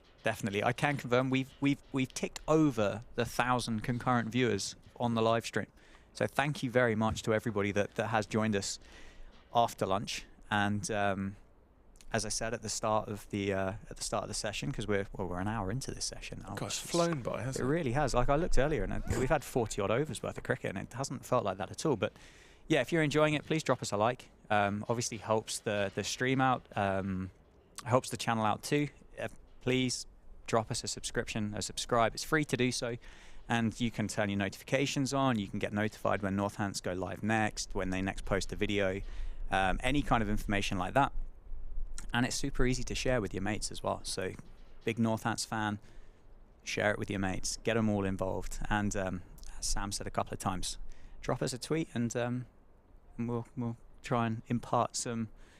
I was going to call it wisdom, Sam, but I don't know whether we've got that much of that between the two of us. Guys, well, you've got plenty. I'm lacking in that one. Very kind of you, Dan. I'm not sure that is the case, but yeah, Higgins with another effective pull shot. I think they want to be a bit careful here with this short ball plan to Higgins, because it's a very short boundary on the onside when the bowling is from the David Capel end. And although they've got 3 men out there, the ball is racing to the boundary when Higgins does play that hook shot, pull shot. So they don't want to leak too many here. I would stick to what served them well so far, which is plugging away at the top of that off stump. Yeah, I think that tactic with the field placement that they had there, I think was probably the right thing to do. But ooh, they like that one. Chris Tremaine was down on his haunches. I think he got himself outside, didn't he? Yeah, begging for the decision from Steve O'Shaughnessy. And yeah, he was outside the line and a long way down. Probably ripping middle stump out, but the laws are the laws. It'd be a quick game, wouldn't it, if they suddenly changed that one, that's for sure. I don't think you'd have many people saying it was a batter's game anymore, that's for sure. But yeah, I think the tactic was right, and I think with the field that was out there was again correct. It's just so short, that side to that boundary. It's going to be incredibly difficult to defend it, isn't it? Yeah, worth trying, because if he does top edge one. Yeah, you never know. Jack White carrying on.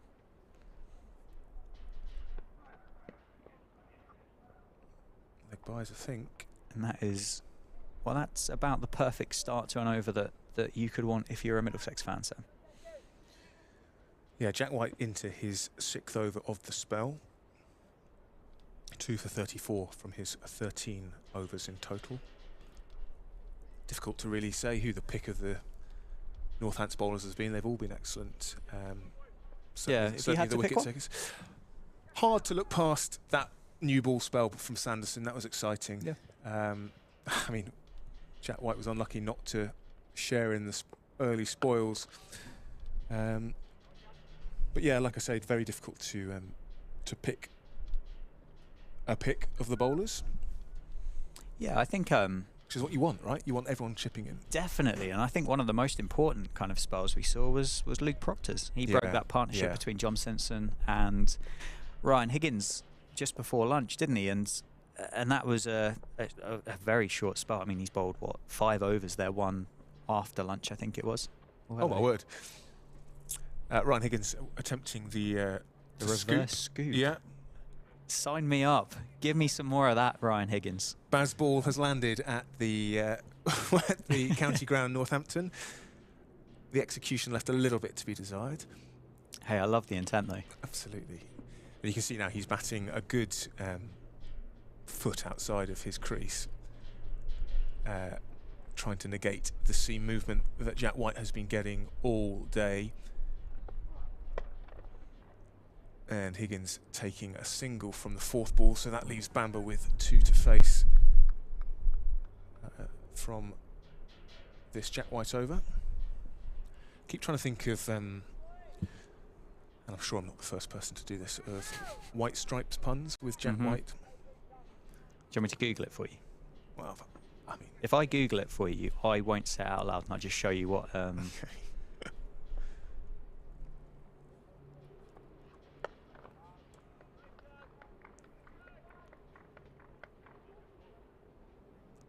I'll let you choose whether whether any of them are appropriate for air.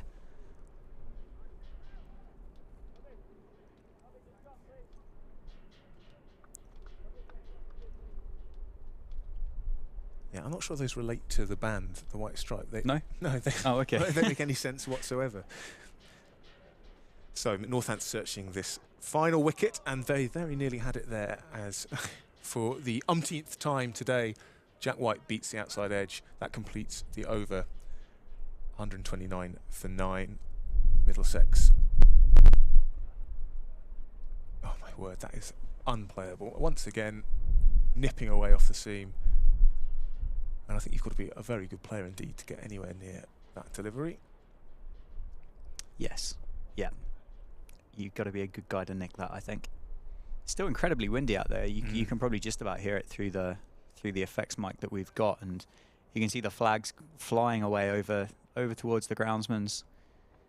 Well, let's call it a shed, I think is unkind, but it looks like they've got about a complex of garages over that side of the grounds. Yeah, kind of. The groundsman's maisonette.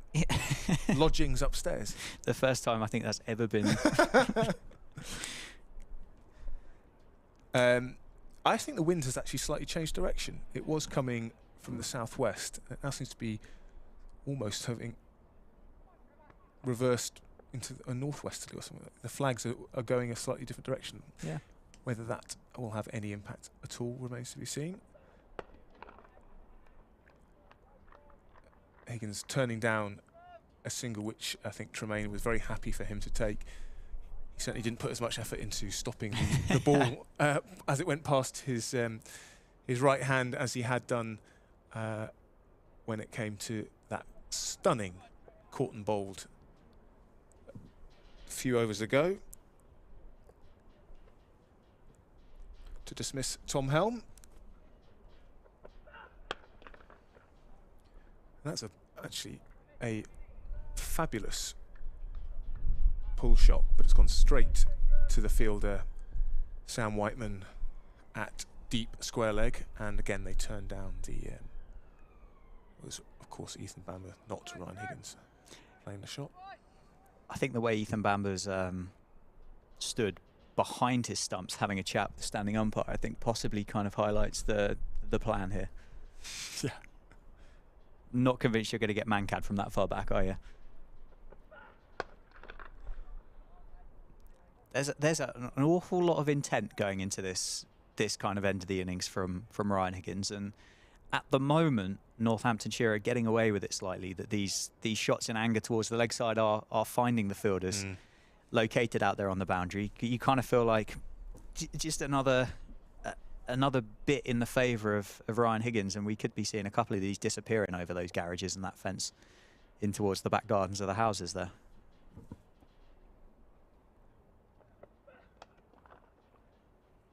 Offside this time, but again, straight to the man. It was Rob Keogh there at a deepish point, just behind point. Quite happy to give Ethan Bamber a couple of balls at the end of the over. Yeah. With the first 4 for Ryan Higgins to do as he so pleases. I think if they're going to pursue this short ball strategy, then the bowler that looked like he was causing people the most trouble with the short ball was Proctor. I wonder whether he might fancy a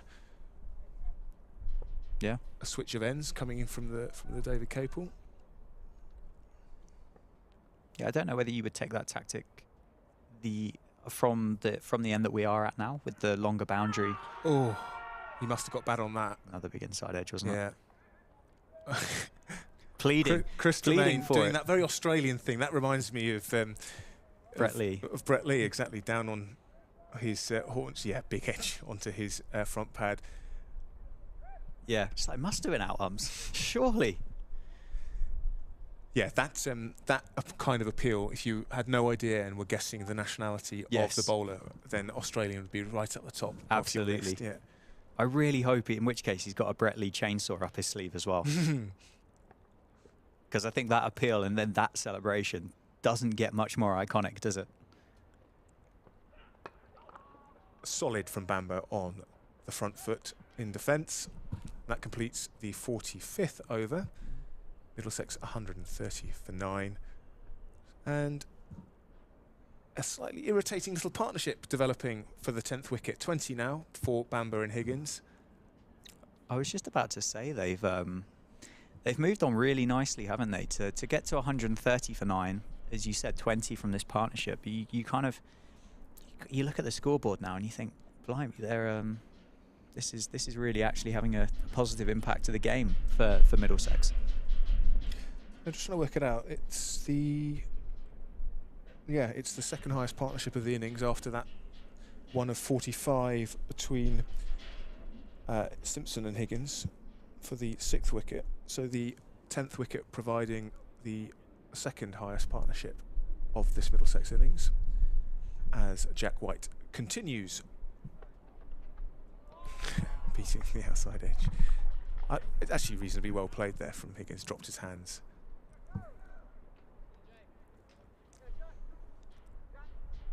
Didn't want to have anything to do with that, and quite rightly so. Well, I mean, dropped his hands after the ball had gone inches from his outside edge. But he's camped out on that back foot now, isn't he? It certainly feels that way, doesn't it? We haven't seen him advance down the pitch, is what we saw earlier. Whilst he was being a little bit more conservative, I think Jack White clearly is proving the harder guy to really go after. Ryan Higgins seems a little bit more comfortable hitting Chris Tremaine into the leg side, doesn't he, than what he's been able to line up and shape up Jack White so far. Well, Chris Tremaine's tactic has been that short ball, hasn't it? Whereas Jack White continues to plug away at a length. And this will give Northants 3 deliveries at the number 11, Ethan Bamber.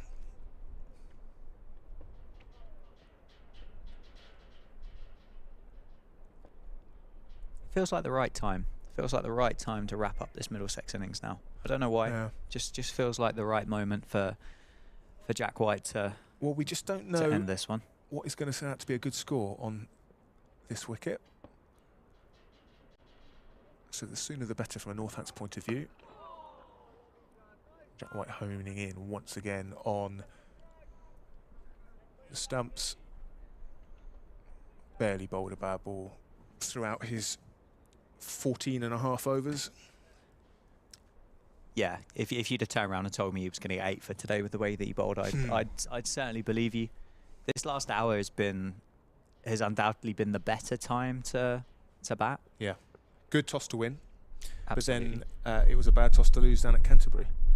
That's in the air, just over Luke Proctor's head. It was a leading edge from Bamber, and it just evaded Luke Proctor at mid-on. I don't think he was far away from it. Let's have a look on the replay.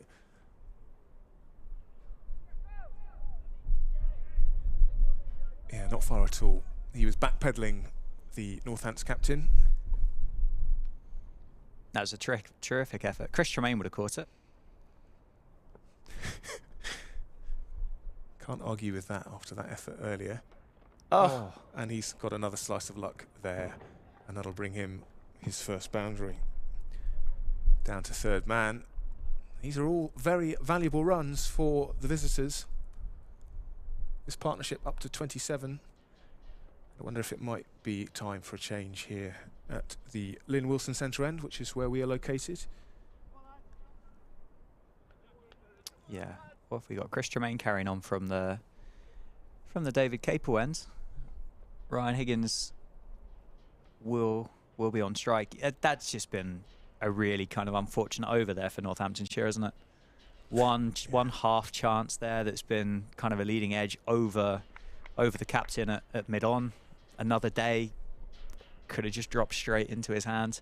And then you kind of you rub the salt into the wounds afterwards, don't you? You get that kind of thick outside edge that's flown through third slip and raced away down to deep third for 4 runs.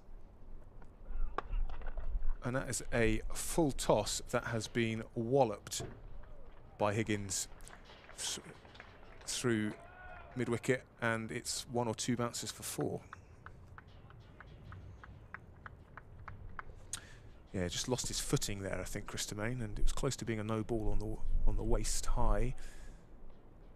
But Higgins had no issue with picking it up.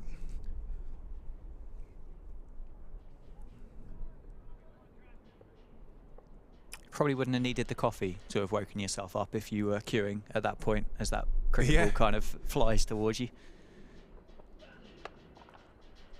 Yeah, and that's a bit ragged from Tremaine, who just bowls that one a bit short and wide, and it is cut without any fuss for 4 by Higgins.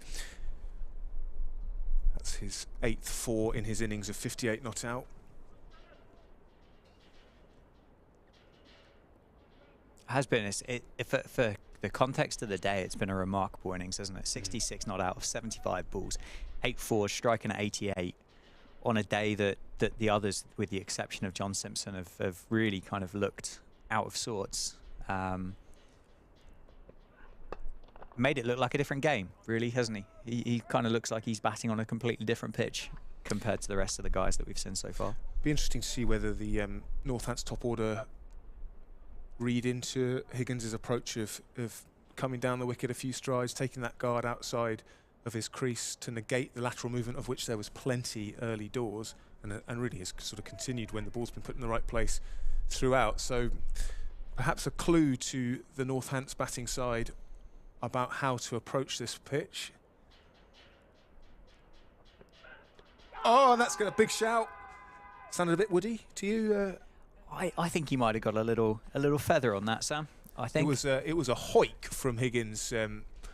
Attempted to sort of swat it through the onside, and if we look at the replay here, it's probably missing leg as well. Hard to say. I think I the did hoik. hear 2 noises, but yeah, I think you call that the lofted drive through mid wicket. I think is probably the better way. No, not the better way, but the way that I try and describe it. Yeah, slog might be. Well, one word way. Equally another way to word it. I think the point you made about the top order for Northants using their feet towards the seamers.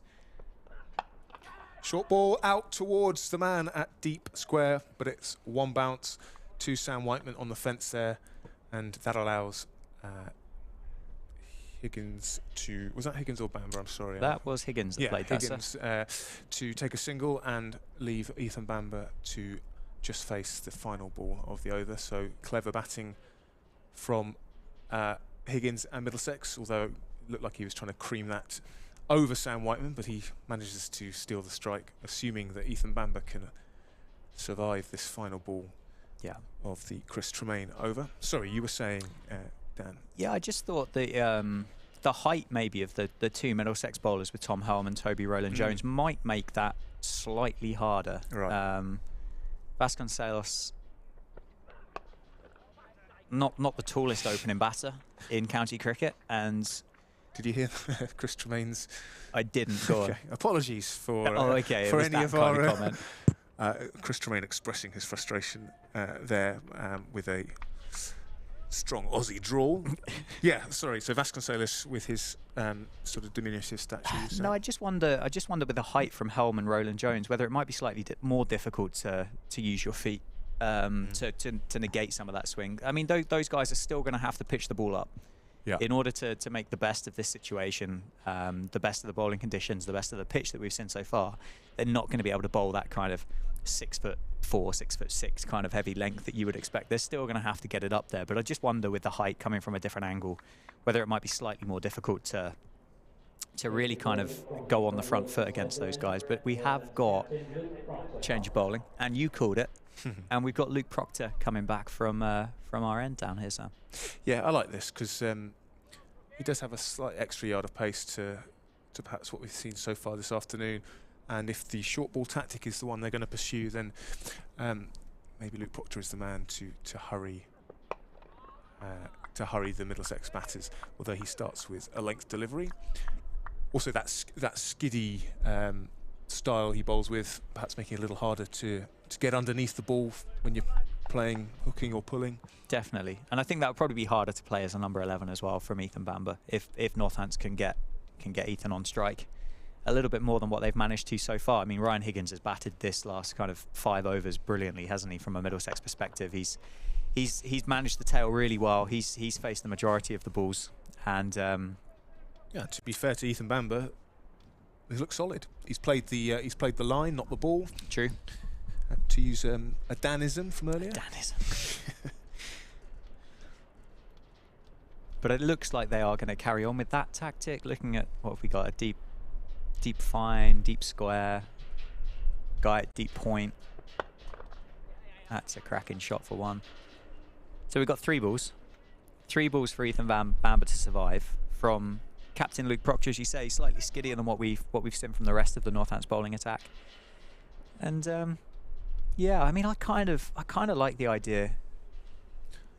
I thought he was going to come off a short run there. I kind of like the idea of a nice Yorker, just particularly where he is a little bit quicker in the arm, just to make sure that Ethan Bamber's on his toes. Make him play, as they say. I think so. Bit of extra cloud cover now, making its way over the ground from the west. He has timed the pants off that one, as they say. Ethan Bamber with a lovely cover drive or off drive for no run.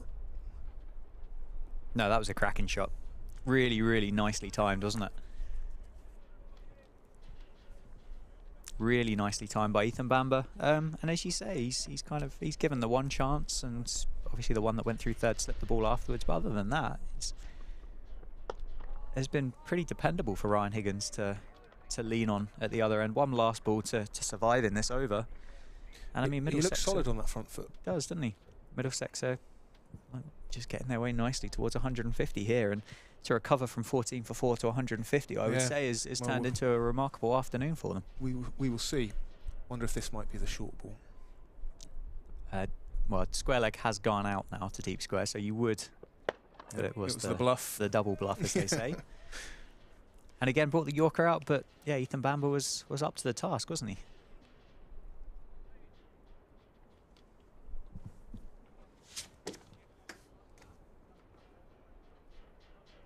Certainly a partnership here that's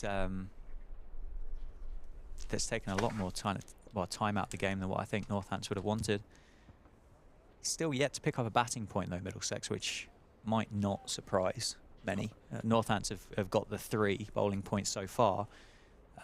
Just 103 runs away for the batting point for. Right. Okay.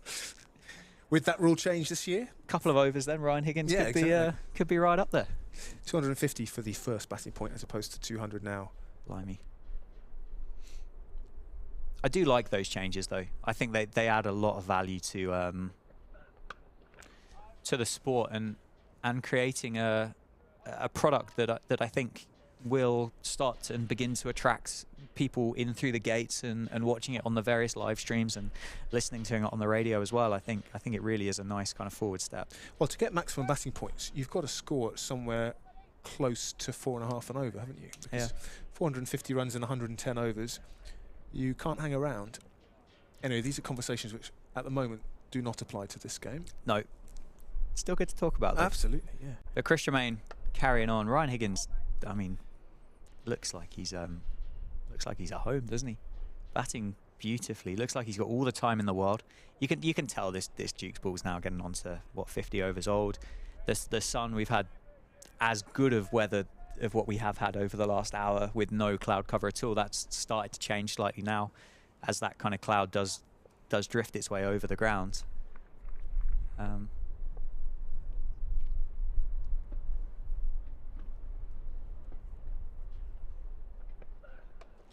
Have we got a chance? No, we haven't. That's going to race away. Just come back for 2 there for Ryan Higgins. A nice shot, nicely played, controlled as well. I thought he offered a slight chance there. I didn't quite realise that Rob Keogh was as square as what he was.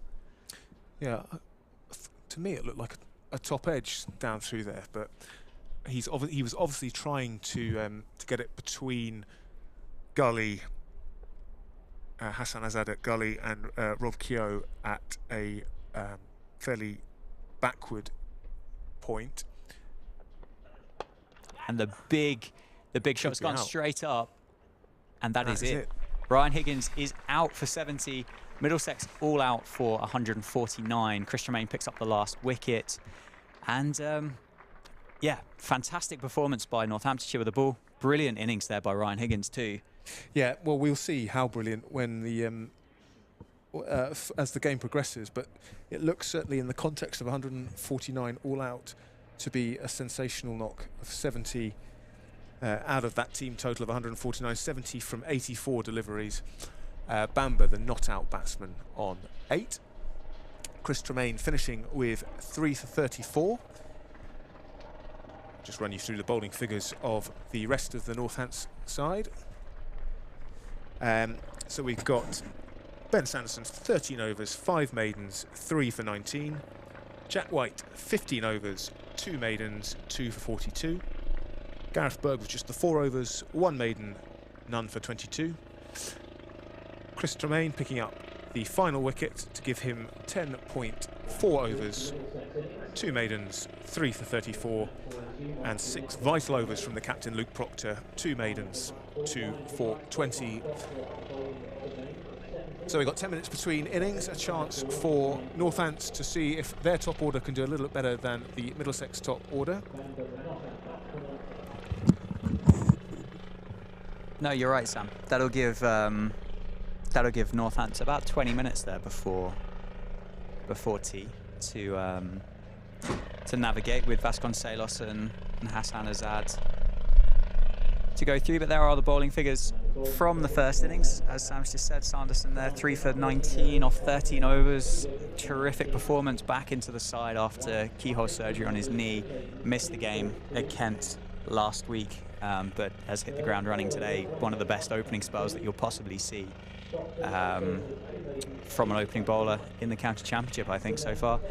A couple of partnerships there, 45 between Simpson and Higgins, and 39 between Higgins and Bamber at the end. Other than that, not really much to write home about at all. I think Sam made quite a good point earlier on today that it didn't feel as though Middlesex were getting themselves out. It felt like a period of time in the game, or a period of time that the Northants bowlers had bowled so well that I don't think there was much else to do. But I think what we will do, we will give you a 5-minute respite from listening to the two of us, and put you on a break, and we will be back ready to get going with the Northamptonshire reply with 149 on the board for Middlesex.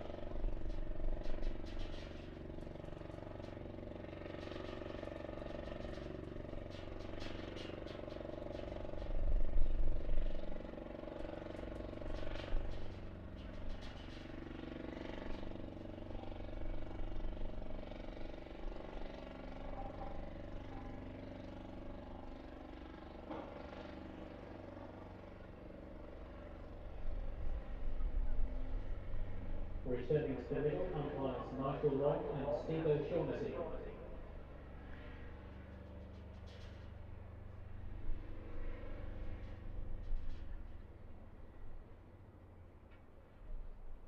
Middlesex on the field.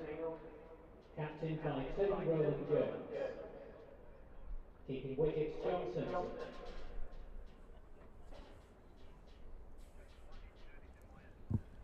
Opening the innings for Northants, Zaib and Ricardo Vasconcelos. Well, welcome back. As you would have just heard from the ground announcer, the players making their way back onto the field. Delighted that you can join us here on the Northamptonshire County Cricket Club live stream powered by Daffabet.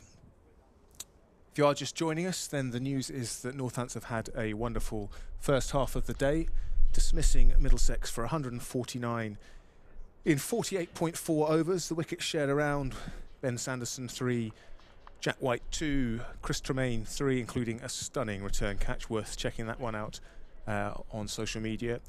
And Luke Proctor, the captain, with 2 wickets as well. So 149 Middlesex effort in the first innings. It will be Hassan Azad and Ricardo Vasconcelos to open the innings for the home side. And it is Ricardo Vasconcelos on strike. And to open the bowling for the visitors, hoping that they will get as much assistance as the home side from the pitch, although with that magic secret ingredient of putting it in the right spot, which Northants did all morning and into the afternoon, it'll be Ethan Bamber from the Lynn Wilson centre end.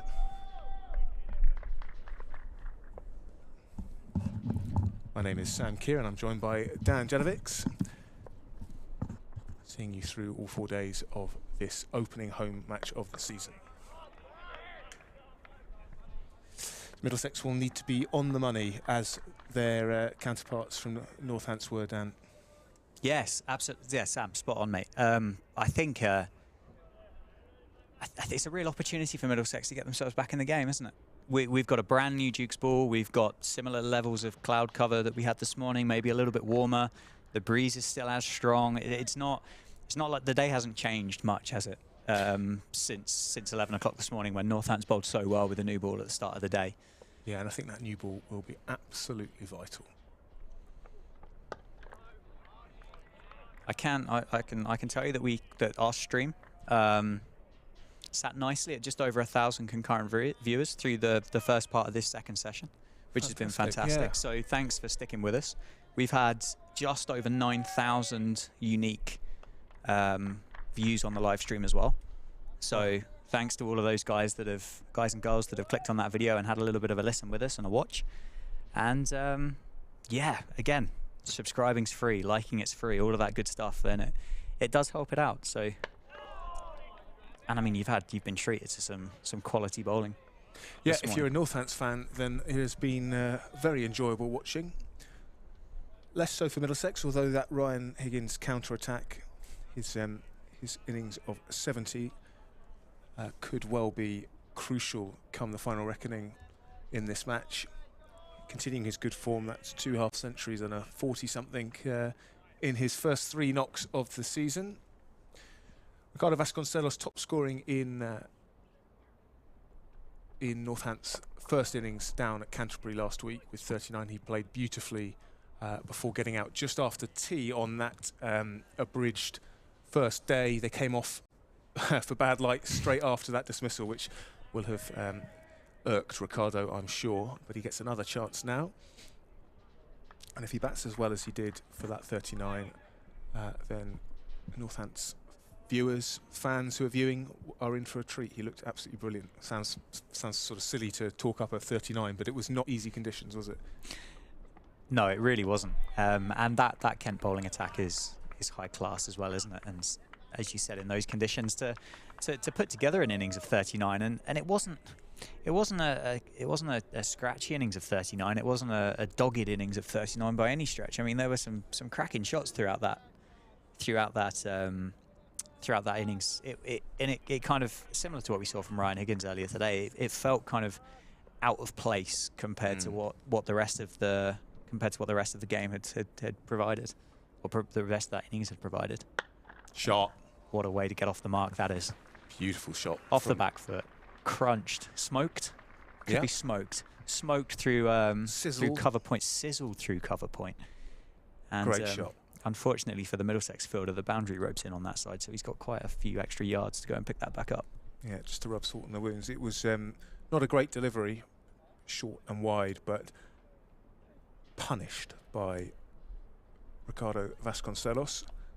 And he is off the mark in fine style. He is indeed. Hassan Azad, his opening partner. On loan, isn't he, from Leicestershire, I believe? No, so he signed a short-term contract, having been released by Leicestershire at the end of last season. Okay. He was with the South Asian Cricket Academy over the winter, which is doing fantastic work.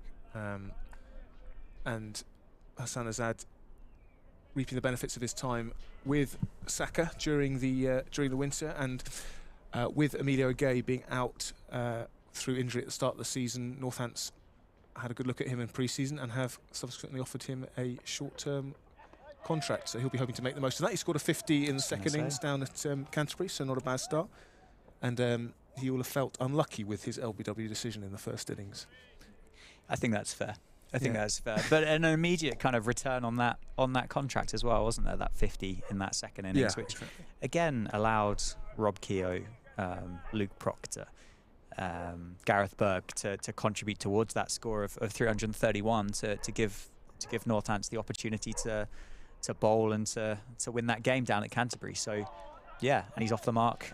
What, second ball of the day, second ball of his day here today? It tucked into the leg side and puts Vasconcelos back on strike. But yeah, Emilio Gay, obviously the incumbent, or the current kind of opening batter for Northants, recovering from a knee injury, isn't he? I have been told that he isn't joining us on the live stream this afternoon. He's gone for a coffee. Can you blame him? No, I can't. I have to say, but I believe from what I've understood, he's keen. He's keen as mustard to get on the mic. Simon Carrigan, I believe, will join us at points as well. Brilliant. Tom Taylor too, and obviously Saif, who we spoke to earlier today, I think is dead keen to come back as well. Good start from Toby Rowland-Jones. He is on the money, fresh from a fine performance down at Lords. He took 7 wickets in the first innings, I think, against Essex. 7 for 61. Kept Middlesex in the game. Went past 300 first-class wickets in the process, and 500 professional wickets in total. And the tall Rowland-Jones to the diminutive shot. Off the back foot, punched through cover. Cover, I don't think, moved. And that's raced away to the boundary. We had a great angle from it here, because for the left-handed Vasconcelos, we're sort of, if you drew a line from us to the boundary at the other side of the ground, and that ball pretty much followed that line. So you got to see the shape of Vasconcelos as he punched it through the offside, and 2 beautiful shots for his 2 boundaries today.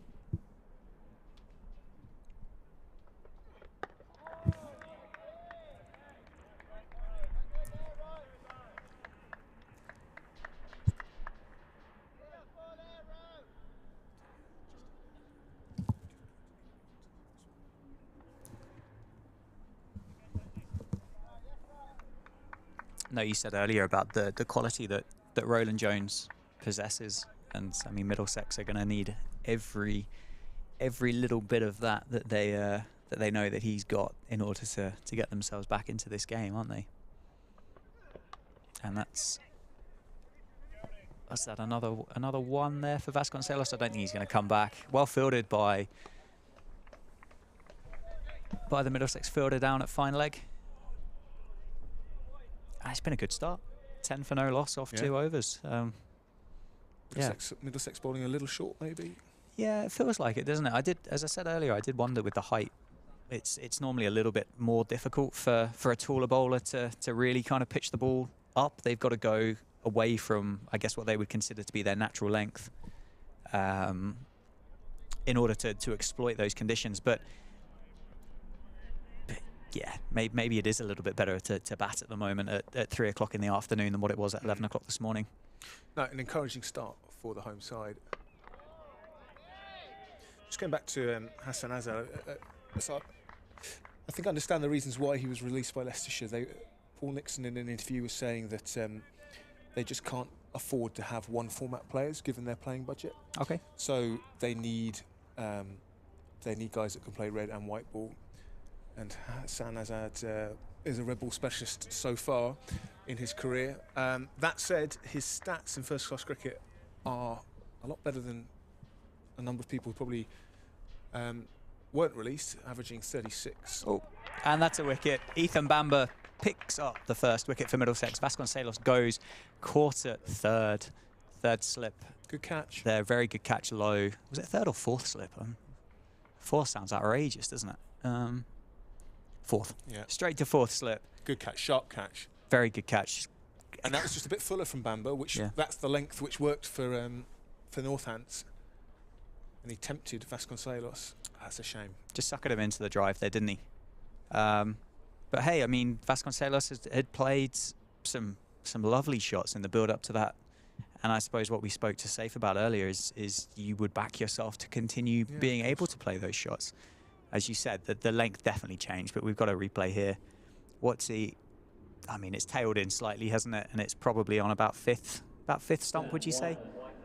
Healthy outside edge. But we've got Australian overseas Sam Whiteman striding out to the crease here to join Hassan Azad, batting number 3 for Northants. All the way from Western Australia. Yep. Getting on for 5,000 first-class runs. Yeah, averages 36 as well. Is a really, really good, solid player. Yeah, absolutely. And you know, earlier in his career, he was talked about as a potential wicket-keeper option for the Australian Test side. Certainly been on a number of A tours and played in a number of A sides. Never quite cracked it at the top level, but yeah, as a domestic player in Australia, he has been fantastic, as that record shows. Playing, of course, as an overseas, but he does have a British passport. Yeah, he was born to try out my northern accent. He was up north, wasn't he? Somewhere, I believe. And actually, I think he's had a stint. He's had various stints playing league cricket over here. Most recently in Cookfield, down in Sussex, in the Sussex Cricket League. Know the area well? Yeah, I've spent some time down there, yeah. Left alone. First ball was left alone outside off stump there by Sam Whiteman. Was not interested in having a little nibble at that one. I must admit, I haven't seen that much of him playing red ball cricket. I'm not quite sure what his approach will be. I don't know whether he's a particularly aggressive guy or whether he's a guy that's going to look to bat time. But excited to see him as he lets that one go past the off stump as well. He knows how to win cricket matches, that's for sure. Captained Western Australia to back-to-back Sheffield Shield titles this winter just gone and the winter before. Plays for the Perth Scorchers as well, doesn't he, I think? Yeah, in the Big Bash. I mean, they're about as successful as a franchise as I think you can get in Australian domestic cricket too. He actually played Surrey 2's cricket, apparently. Did he? Back in 2010 when he was playing for Weybridge in the Surrey Championship. There you go. So, yeah, he knows... That is an outrageous delivery by Ethan Bamber. Squared Sam Whiteman up completely. John Simpson had a little bit of a pill there behind the stumps, but I don't think he's got anywhere near it. That's swung in, seamed away. Good luck. Yeah, so 2 low scores in that first game at Canterbury, but he wasn't alone in that fact, and it does take some adjusting to April conditions. This is Sam Whiteman's first professional stint in English cricket, so some adjustments to make. Off the mark nicely into the leg side, gets off the duck and joins Hassan Azad on 1 as Ethan Bamber completes his second over of the day, picks up the first Northamptonshire wicket. Northamptonshire 11 for 1 now. Vasconcelos, the batter to go for 9. Yeah, I think they found the lengths a bit better in the. They're both bowlers, both Roland Jones and Bamber's opening overs, probably a little bit short. But as we saw from Northants, trying to hit the top of off is definitely the place to bowl, certainly with the new ball. Yeah, completely agree with you. Sam Whiteman stole the strike there at the end of that last over, so he's facing up against Roland Jones for his second over of the day.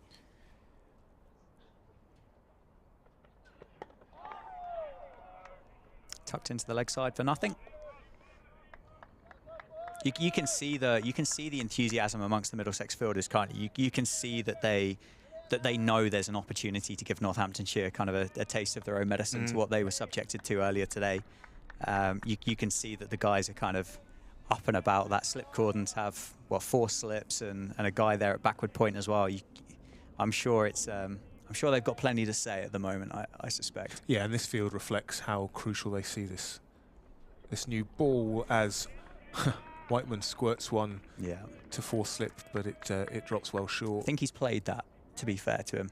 I don't think that was a genuine outside edge. I think he's played that down there. Yeah, all right. But yeah, like you say, lots of noise from the Middlesex fielding side, and it will be the job of Sam Whiteman and Hassan Azad to silence those fielders, and they will do that if they can see off this new ball. It's going to be tough, because it felt like it kept doing, the ball kept doing something. It kept offering something for those Northants bowlers for 20 odd overs, didn't it? It's not, I don't think it's a case of, well, if we get through 6 or 7 here, we should be doing okay. I think I said earlier, like, the outfield's so lush. The pitch obviously isn't that abrasive at the moment. There's going to be a lot of moisture in there.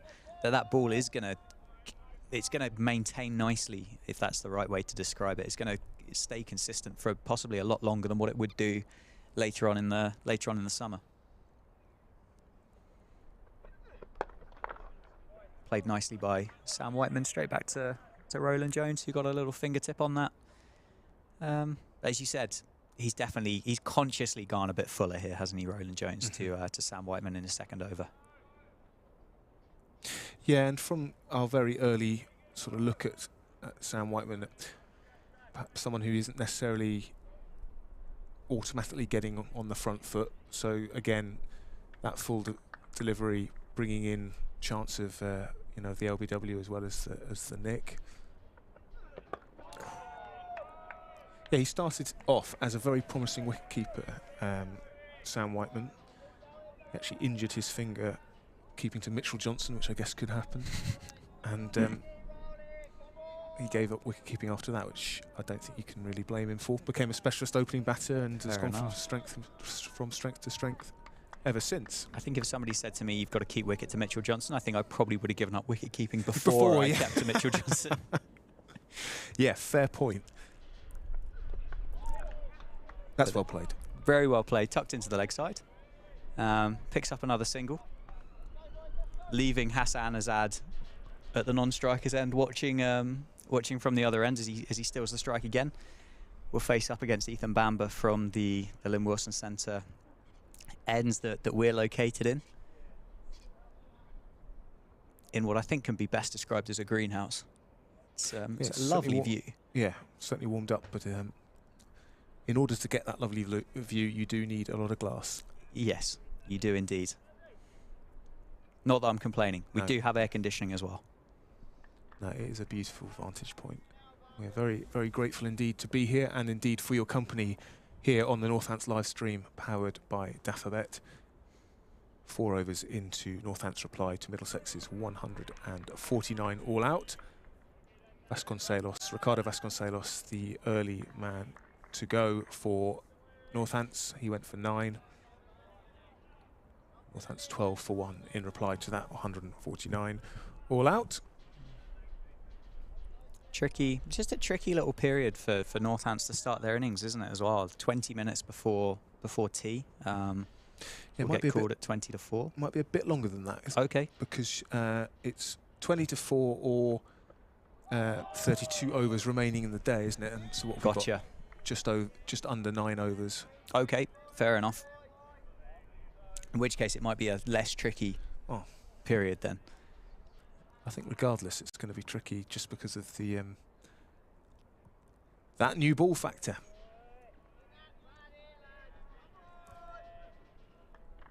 There's something quite nice about hearing the slip cord and yeah, encouraging the bowler from a distance being picked up by the effects mic. Ooh. A little bit low there, I think, for John Simpson. It didn't quite carry through as what maybe they thought. They look like as a quartet of fielders that they're standing a little bit deeper than what Northants were doing throughout their innings. Admittedly, there might be a little bit extra pace for Ethan Bamber here, which probably points towards the fact why they're standing a little bit deeper. But that definitely looked like that didn't carry through quite as much as what John Simpson thought it was going to. And that's another single to Sam Whiteman. Half stopped at point. He did well, save 4, didn't he? He did. Yeah, he played a cracking shot there.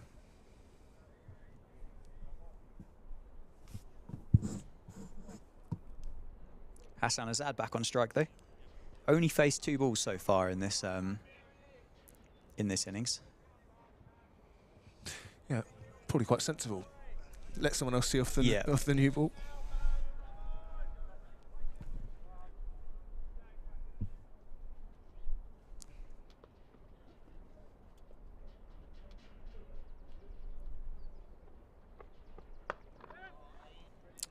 Again, played brilliantly through the offside, running away across the rest of the square there. They're going to come back for 3. Looks like they are. 3 then for Hassan Azad, put Sam Whiteman back on strike. Maybe Hassan Azad should be on strike a bit more. Yeah, he's a very well organised player. Exactly the kind of player I think you want in a circus. Someone who is going to make their priority occupying the crease. Yeah, completely agree with you. Waiting for the looser delivery.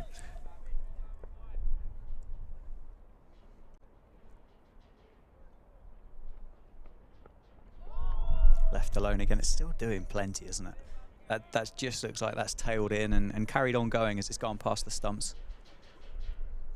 And a nice bit of carry too. So maybe there is a little bit of just a little bit. I wouldn't call it uneven bounce in this pitch at all, but maybe there is just a little bit of up and down in the pitch based on those last couple that have gone through to John Simpson there behind the stumps for Middlesex. But yeah, 16 for 1 off 5 overs. Obviously disappointed to lose Vasconcelos so early for 9, but other than that, it's been a fairly nice start for Northants, I'd say.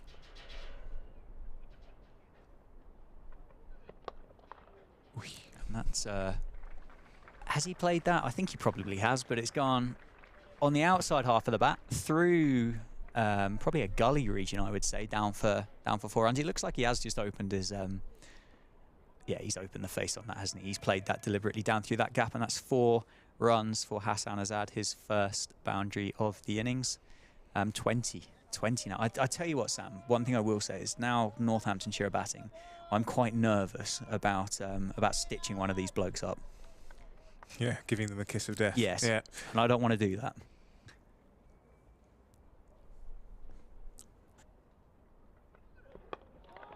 The last thing I think I want is to start developing a reputation for a commentator's curse. Yeah, I think my career might be fairly short-lived if I start kind of putting that on the Northants batters. Yeah, which of course, you know, in the grand, we all know that it has no bearing whatsoever, but it does seem to happen quite a lot. Yeah, it's like, oh, he's looking really good at that. Oh dear, sorry. Kind of feel like I would need to go and personally apologise, I think, afterwards. Yeah, maybe give it a minute.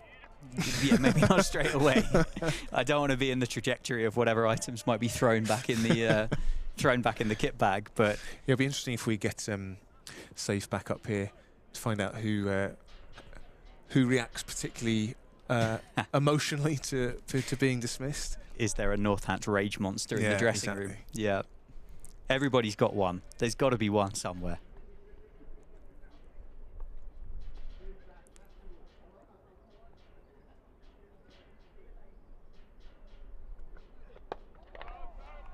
Again, a lot more attacking length by Toby Rowland-Jones, giving the ball every chance to do something off the pitch, through the air. But so far, Hassan Azad seems completely up to the completely up to the task, doesn't he? Just getting into his work. Starting his innings off nicely. 8 off 7 now. Yeah, and if you're making like-for-like comparisons, Middlesex were 11 for 4. So with that in mind, certainly a more solid start from Northants. Definitely. A little bit loose there by Roland Jones down the leg side, wasn't it? Nice little tickle on that. We could have been talking about being 24 for one. I think, not to sort of labour a point, but the way Northants bowled, I just can't think, certainly in that first hour, can't think of a bad ball, which made it, there was just no release for the Middlesex batters. It was really, more than anything, just a great way to come back after a sort of disappointing defeat down at Canterbury. I think there were loads of positives to take from that game, as John Sadler, the head coach, said after the game. You know, actually a 7-wicket defeat was probably not a realistic. You know, Northants were probably closer than that suggests. It was just that first innings which really sort of set them so far behind in the game. But what a way to get over an initial defeat by coming out like that and bowling like they did throughout that innings. Yeah, definitely. I mean, they didn't put a foot wrong as a unit, did they, this morning? As you said, I can't think of a bad ball. There was no misfield. There was no drop catch. There was no kind of half chance at all. It was on it 100%, ball one. And as a unit, as a team, I mean Northants should be absolutely thrilled to bits, and hopefully as a batting unit as well, they take a lot of that confidence going forward into this innings, and reward their bowlers for the hard work that they put in this morning. So Lawrence Booth, the Wisden editor and Daily Mail journalist, has quote tweeted a video of Ben Sanderson ripping through Middlesex's top order with a question: most underrated seamer in county cricket?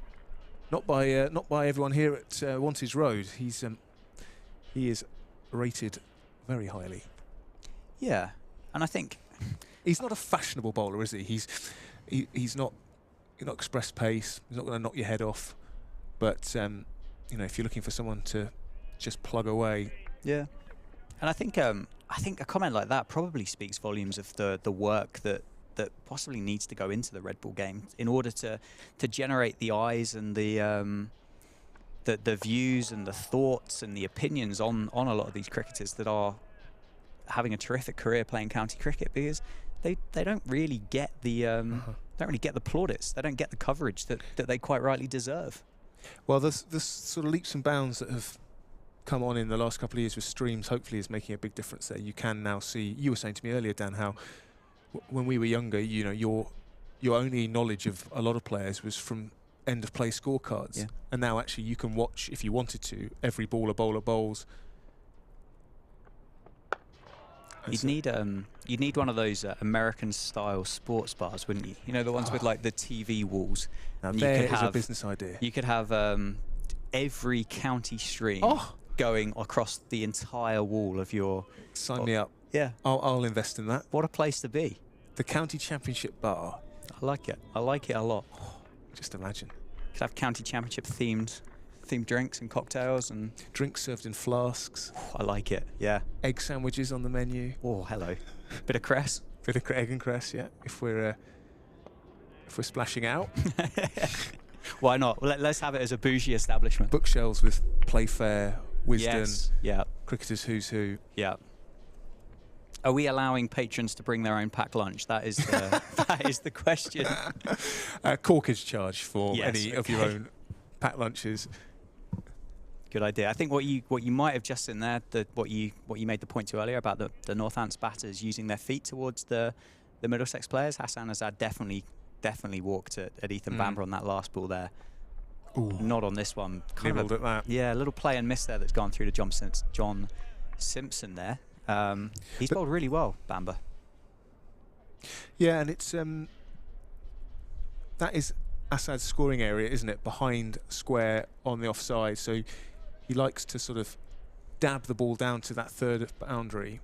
But he needs to be a little bit careful that he doesn't get a little nick through to a well-populated slip cordon. Yep. But What would the name of our county championship bar be? Now you're asking me a terrific question. I don't know is the short answer at the moment. I think if you've got any ideas, if you are listening to the stream and want to get in touch, either with a suggested name for Dan and my soon-to-open county championship dedicated bar, then we would love to hear your suggestions. Yeah, exactly. But equally with any other points you may have, as we have our first change of bowling, and it will be the top scorer for Middlesex's first innings, Ryan Higgins, to see if he can replicate his form with the bat, with the ball. And I don't think this is a bad shout. This is the kind of wicket that will suit Ryan Higgins down to the ground. Just putting it on a spot and letting the ball do the work off the seam. We shall see. It's going to be a real test, isn't it? A real test with the skills that he's got available to him for these Northants batters. And the first one's left well alone by Sam Whiteman. I just want to quickly, I got a tweet through from Ashley Bloodworth, who has, well, sorry, Andrew Ryder has come all the way from Middlesex today. No, Middlesbrough. Okay. Quite different. Bit further. Yes. A slightly different accent as well. Watching his first ever game at amazing. Wantage Road. A Northern and Northants fan, grown up watching Alan Lamb, sat in the Jackson Grundy stand, and perhaps, and I think this is definitely a yes, but perhaps is bringing some good luck with him from the north. So a warm welcome. Yeah. That's wonderful to hear that. So I missed the guy's name. Andrew has made it down from the northeast. And what a better way to make your debut at Wantage Road as well. Absolutely. Absolutely. Ryan Higgins to Sam Whiteman. Defended nicely. It does look like a challenge out there, doesn't it? But Sam Whiteman, I think, is doing particularly well to not give the impression that this is quite as difficult as what it might be. He's 4 off 19 at the moment, which I think proves just how challenging of a place it is to bat at the moment. I can't quite imagine the temperature difference coming from Western Australia to Northampton, I have to say. Again, played nicely. Doesn't look in any rush, does he? No rush to kind of get going and kind of really kind of start this innings with a flourish. Quite happy to bat and absorb the pressure. Well, if I was out there batting, and Northants fans will be very glad that I'm not, then I would just be thinking of nothing other than getting through to tee. Forget about the scoreboard. Obviously, if there's bad balls, you hit them, but yeah, that's another just over 5 overs. Yeah, the ball 5 overs older. The enthusiasm from the Middlesex fielding side just draining a little bit with each over that goes by. Yeah, and then you can regroup at the interval. Definitely. We have had our first suggestion for the name. So who's this come from? This has come from Matthew, and the suggestion is that we call it the Pavilion, which I think has got not a bad shout at all. It's got legs. It's definitely got legs. Yes, I like that. That's a great start. Thank you, Matthew. If you do want to share your ideas for the county cricket theme sports bar that Dan and I are looking for seed funding for as we speak, then let us know. The Pavilion is a good, solid shout. Ethan Bamber continuing from the Lynn Wilson Centre end into his 5th over. The young quick with the only wicket to fall so far in the Northants innings, that of Ricardo Vasconcelos for 9. It's been impressive, hasn't he? Moved the ball really nicely, bowled a really, really nice length as well. Yeah. Possibly a few too many that Northants batters have been able to leave, but probably a bit unfair. He's certainly not given much away. Northants trailing by 128 runs in their first innings. As we slowly but surely approach the tea break on day 1 here at Wantage Road. Hassan Azad being a very well organised player, knowing exactly where his off stump is and happy to let anything wide of that off stump currently just sail through. Yeah, I think if you were to be critical, I guess you could kind of use it as a moment to kind of say maybe he could try and get the batters to play it a few more than what he has done so far. But then equally, you can praise the batters for their ability to be able to leave and leave on line, leave on length, compared to potentially what we saw earlier today from Stoneman, Robson, Milan, Eskenazi, etc., who didn't have that same confidence to leave on line as what the Northants bowlers served up for them. Yeah, I'm not sure the balls they got out to, at least, they could have done much different. They were just great balls, weren't they, which did a lot off the seam. I think probably the early indication is that this has got easier to bat on, as you would kind of expect as the day goes by. And the heavy roll has been back on it again, hasn't it? I heard that kind of chugging its way over the outfield at very good point at the innings break.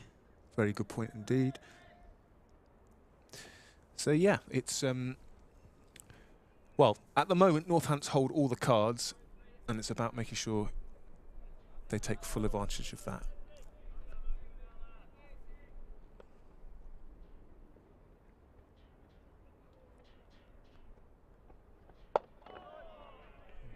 Do you want to hear something interesting about Ethan Bamber that I will take absolutely no credit for whatsoever? This has come straight from the profile on ESPN Cricket Info. Yep. And his dad, well, both parents are actors, to be fair, but oh wow, his dad played Hitler alongside Tom Cruise in the 2008 film Valkyrie. Don't know whether you've seen that one. No way. But yeah, Ethan Bamber's dad has appeared in a movie with Tom Cruise, and Ethan Bamber has described himself as a terrible actor himself. Well, that is an interesting fact. I've not seen that film. No, me neither. But now I know that Ethan Bamber's dad's in it. I'm there. Sign me up. Could have movie nights at the county championship steady bar. With cricket any film which has a tenuous cricketing link, showing tonight, starring Ethan Bamber's dad. Oh, I like it. I like it. We have got another one. Simon has suggested a Nordic name for the county cricket pub, the Lars Man Standing. Now that's got a few kind of options there, isn't it? One for the fact that the person that might be propped up at the bar at the end of the evening after a long day of kind of multi-screen county championship action, or potentially for reference to Ryan Higgins earlier today. Sorry, not Ryan Higgins, Ethan Bamber earlier today, the last man standing in the... I like it. Last man standing. Yeah. Yeah, great shout. Trying to think of any more cricketing...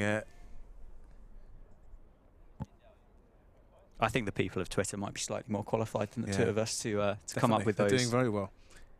Do you know, I think traction is building for this idea. I think so, yeah. Yeah.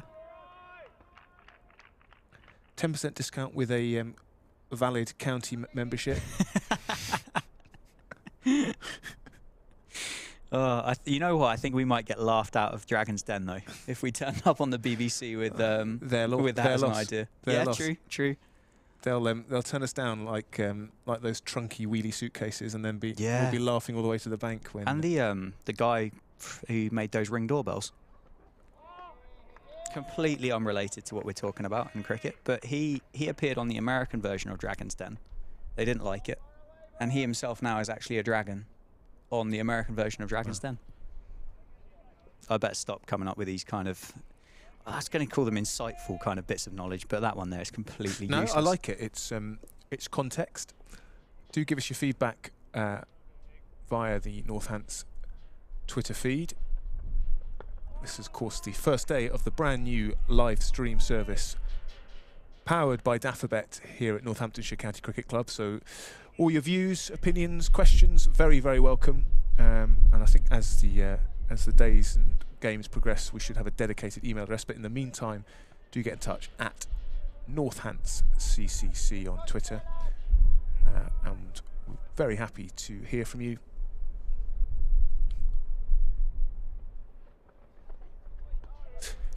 Ryan Higgins just pushes that one down the leg side.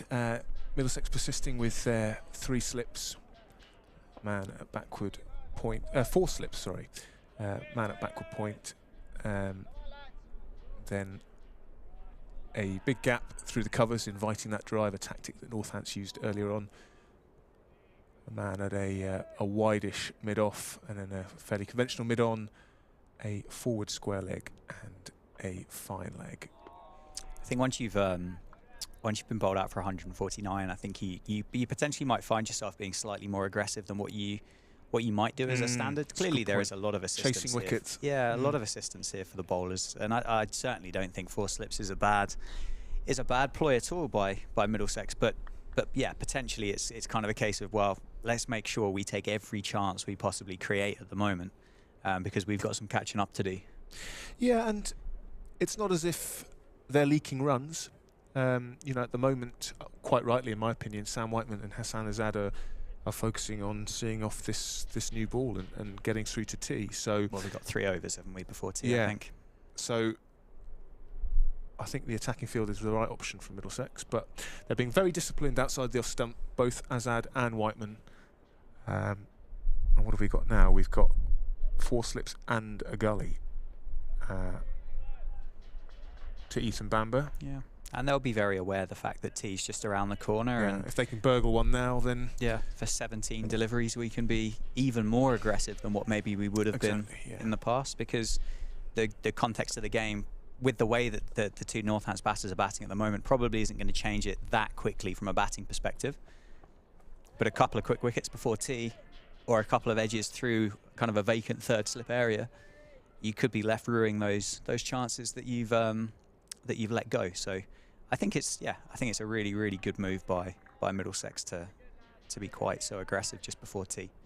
But the discipline by these 2, by Hassan and by Sam, has been a joy to watch. Really, it's been really encouraging to see that they're kind of prepared to go out there and really apply themselves in what is going to be a pretty tough session. yeah, it's exactly the right thing to be doing. And famous last words, but should they get to the tea break unscathed, I regret saying that already, but if they do, then it'll have been another fine session for the home team. Oh, absolutely, mate. Yeah, they won the first one hands down, didn't they? Yeah. And as you say, I think they probably won the second one anyway. But well, A bit of a counter punch from Ryan Higgins, but if they can get to tee 1 down, you know, trailing by, I don't know, 120, yeah, they'll be very happy. Oi. see what I mean though about this commentator's curse? Played that with soft hands. I think he was under control. It gives me nightmares, Sam. I'm not keen on this at all. But it was really well played by Hassan Azad. I think it probably was a genuine It's a genuine edge, but soft hands, played nicely, wasn't it? I don't know. It just gives me the sweats if I start thinking about stitching one of these guys up.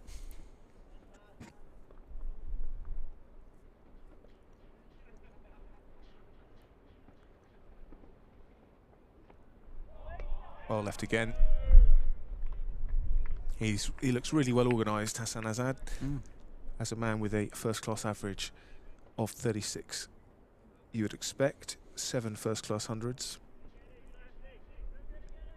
Genuinely, yeah. I mean, they kind of both very prepared just to, well, not to score at the moment, aren't they? I mean, it's been a long time since it feels like the scoreboards Yeah, good kind of point. ticked up. What have we got? 3, 4, getting on for about 5 maidens in a row. Yeah, the last run was scored off the 6th over, the first ball of the 6th over, which was Ethan Bamber to Sam Whiteman for 1. And then since then, we have not had a run. The scoreboard has not ticked along whatsoever. So massive application from the two of them. And huge credit to these two, because what are we? Approaching the end of the second session on day one. All the time in the world. Just make sure you're there. It's probably our third or fourth cricketing cliche of the day, but you can't score runs in the pavilion. So do the hard work here. No, but you might be able to order a nice drink and an egg and an egg and cress sandwich. Absolutely. So it's not all bad.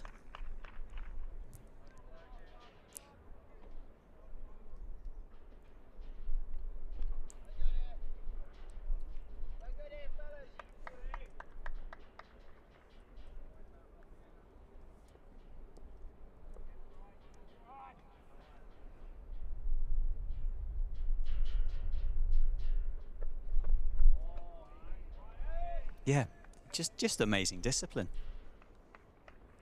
What have we got now? I do think 2.4 overs to go. Sorry, 1.4 overs to go.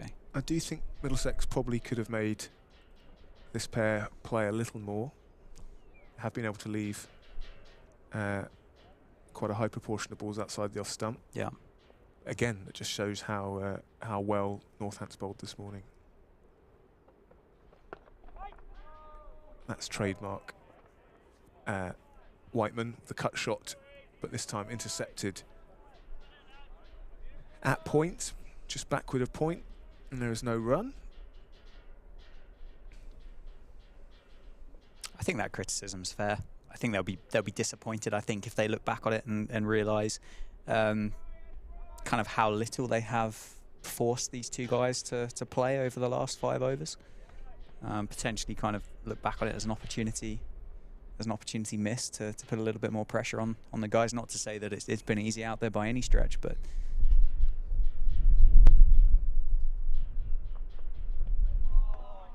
left alone again by Sam Whiteman. Yeah, Sam Whiteman 4 now off 31 balls, and Hassan Azad 8 off 26. Well, I don't think that'll worry them in the slightest. They are still there with 8 balls to go until the tea interval.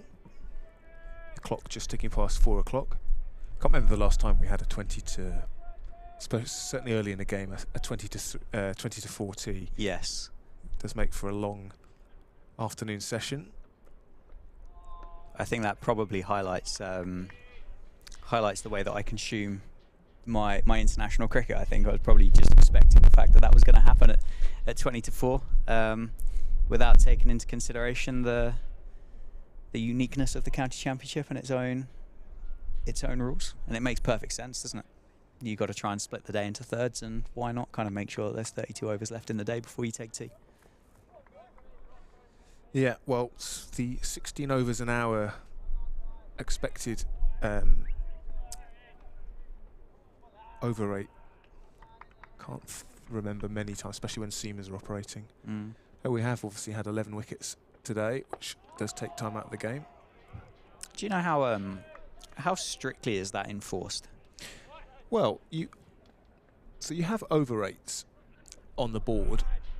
So, for example, no, we don't have it on our screen, but the umpires and scorers will be communicating about whether a side is ahead or behind the over rate. They make pretty generous allowances for breaks in play, whether that's wickets, fetching the ball back from the boundary. Over here, obviously, like you mentioned earlier, on the longer boundary, you've got a big gap between the hoardings and the boundary rope. I think the umpires want to do everything they can to allow teams to not be behind the over 8. But yeah, in theory, if you're behind the over 8, you lose that many points from your team's total, right? Oh my word! What a delivery that is. That did bits, as they say. It did bits. I think Hassan Azad's done really well not to nick this. That looks like that has cut him in half. Goodness me. Shape straight from the hand, wasn't it? And then carried on after it pitched as well.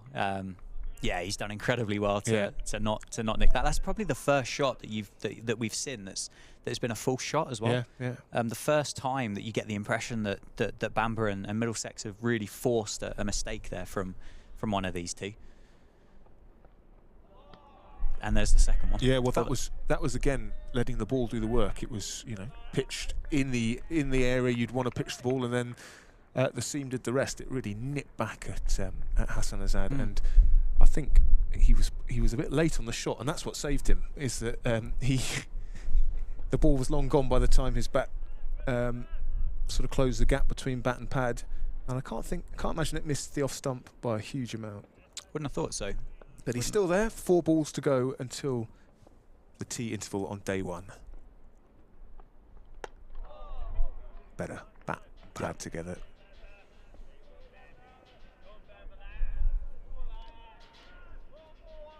Still plenty of noise from the Middlesex fielders. Why not? Desperate for a second wicket before the tea interval. Why not? I mean, for so many of these guys, this has got to be an absolute dream come true to be able to call this your office, isn't it? This is the day job for these guys. Why would you not be loving it? Just a bit. Nicely played by Hassan Azad. Is that 1 ball left, is it, Sam? 2 to come, I think. 2, yeah. This partnership worth 11 runs off 61 balls. It's been captivating. It has. It genuinely has. It's obviously felt like a long time since we last saw the scoreboard change, but it's been a tough period of the game, hasn't it? It's been incredibly well disciplined by the two Northants batters, and really well bowled by Ethan Bamber and Ryan Higgins to keep these 2 guys honest. As Hassan Azad leaves the penultimate ball of the session well alone, so Bamber's got 1 more chance to pick up a wicket here for Middlesex before tea.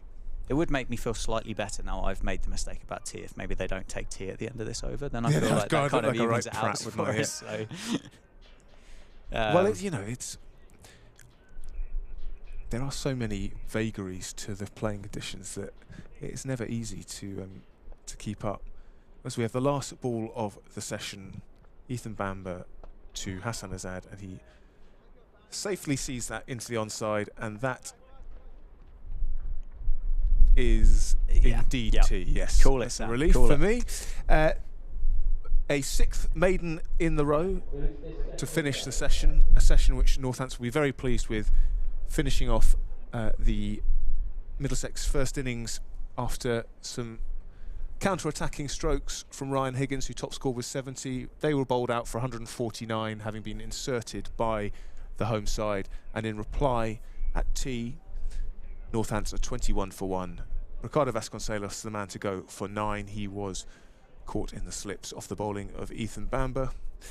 Sam Whiteman not out on 4, and Hassan Azad not out on 8. We'll be back in about 20 minutes' time.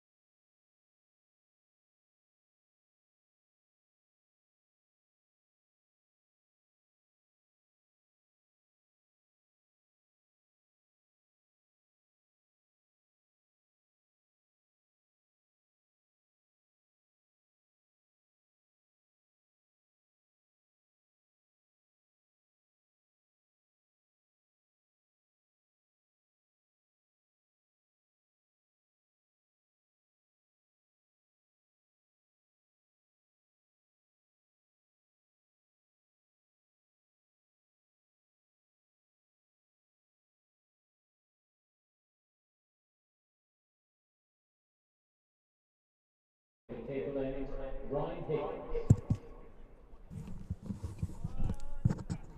Welcome back. Welcome back to the third session of the first day here at Wantage Road between Northamptonshire and Middlesex. Northamptonshire find themselves in a incredibly encouraging position, 21 for 1, in reply to Middlesex's earlier 149 all out. Sam Whiteman, the Australian overseas, is 4 not out of 34 balls, and Hassan Azad, not on loan from Leicestershire, is in fact on a short-term contract and a Northamptonshire player, is 8 not out of 32 even. Big shout, LBW, first ball after tee, no interest from the umpire at all. Sam Whiteman gets down the other end for a leg by. Hassan Azad is on strike. Welcome back, Sam. Thanks, Dan. Yeah, another thrilling session in the offing. We've got 32 overs left to go, so we're looking at a good chunky evening session here. And yeah, I guess it'll be a case of looking to pick up where they left off for this pair, the Northants batting pair of Whiteman and Azad. Happy just to occupy the crease, wait for the bad ball if and when it comes. Yeah, I think there's a real chance. Well, I think there's a chance that we do see a very different approach from these two. Clearly, the game didn't move along at all, did it? After just before tee, so I'm sure the two of them. I think Hassan Azad is having a conversation there with the Middlesex fielder at leg slip, which is again, what have we got? 3 slips and a leg slip. Oh dear. I mean, a mid-over loosener. Not the worst ball in the world to bowl to a guy with a leg slip, Yeah, but it looks true. like is he staying at leg slip or is he? No, he is. He is staying at leg slip. But yeah, Ryan Higgins, who bowled very well ahead of tee, is continuing from the top end there. So a couple of things getting a lot of love on the @NorthantsCCC Twitter account is obviously Zaib's Mystic Meg call for the wickets, the LBW that Jack White got, and the other thing being Chris Tremaine's wonderful caught and bowled. I think again it was Zaib that came up with the reaction, tremendous, and that seems to have got a bit of traction on the Twitter account. It was indeed a tremendous catch from the Australian, and wonderful to have it captured on camera here on the live stream powered by Daffabet. He's a wordsmith, isn't he, Zaib? He's very good. Yeah, it's wonderful to have his insight. Speaks really well about the game. Very interesting. So hopefully we will hear more from Zaib when he's not playing. Well, he's had a run, and I'm led to believe that there's a chance that he makes his way back up. Oh, we'd love this to afternoon. So tweet him, Dan. Tell him we'd love to have him back. Any special requests you want in this tweet? Or he's safe? Probably not start like that. That's just a polite request. Would be lovely. Hello, Zaib. Would you mind your awfully... wisdom is required. Yes. In the commentary box. I think your commentary to accompany that catch by Chris Tremaine as well, I think added an awful lot of value. I got overexcited. No, not at all. You can't get overexcited at a catch like that. That's perfect. Thank you, Dan. That's nice. I mean, blimey, if you didn't react positively to a catch like that, what are you going to get excited about? I just remember the ball, and I remember thinking, well, that's up in the air, but it's well wide, and then the arm just kept coming. Yeah. Yeah, it was a fabulous catch. The fielding as well as the bowling, top notch, wasn't it? Some good low slip catches. McManus took the first wicket with a low catch to his left, diving with the gloves on. Yeah, as you mentioned earlier, I can't remember a missed field. Certainly no missed chances. Not at all. John Simpson's coming up to the stumps here to Ryan Higgins. Obviously, you pointed out brilliantly earlier today about the Middlesex batters using their feet to counteract the lateral movement off the pitch and through the air.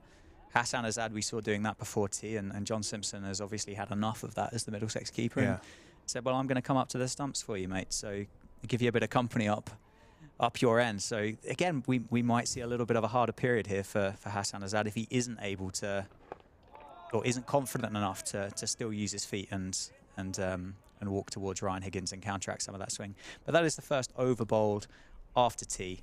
Northamptonshire 24 for 1. Sam Whiteman 6, Hassan Azad on 9. And have we got Ethan Bamber carrying on? Tom Helm, I think. Tom Helm.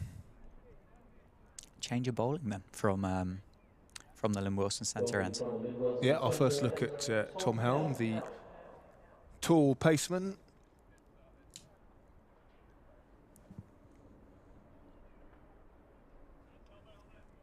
And he'll be bowling to the left-handed Sam Whiteman. 3 slips, point, cover, mid-off, mid-on, square leg.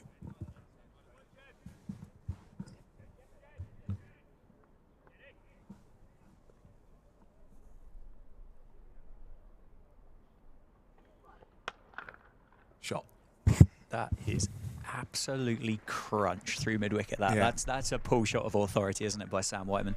I think that might kind of might confirm our thoughts that there was a survival moment before tea, and going to be a bit more attacking. Didn't get up very high, but he adapted really well. It was a sort of pull shot at knee height almost. It was definitely a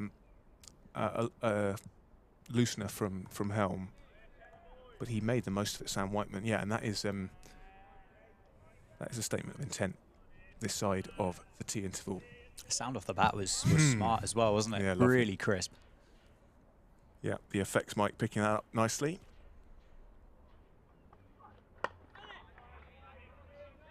Yeah, just to mention, if you are in the local area, then entry to the ground is free at the start of the tea interval during county championship matches here at Wantage Road. So whenever the tea break starts, usually when 32 overs of the day's play remain, or 340, whichever is latest, but it is usually the overs, then you can come into the ground for free and, well, certainly today, see Northamptonshire doing very well.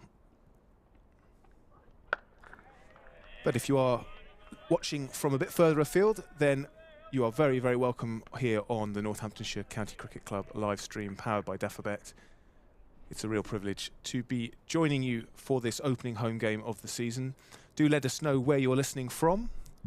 Any comments, questions, theories about the play, about the production. We'd love to hear all your thoughts. It's been wonderful to have so many of you with us throughout the day so far.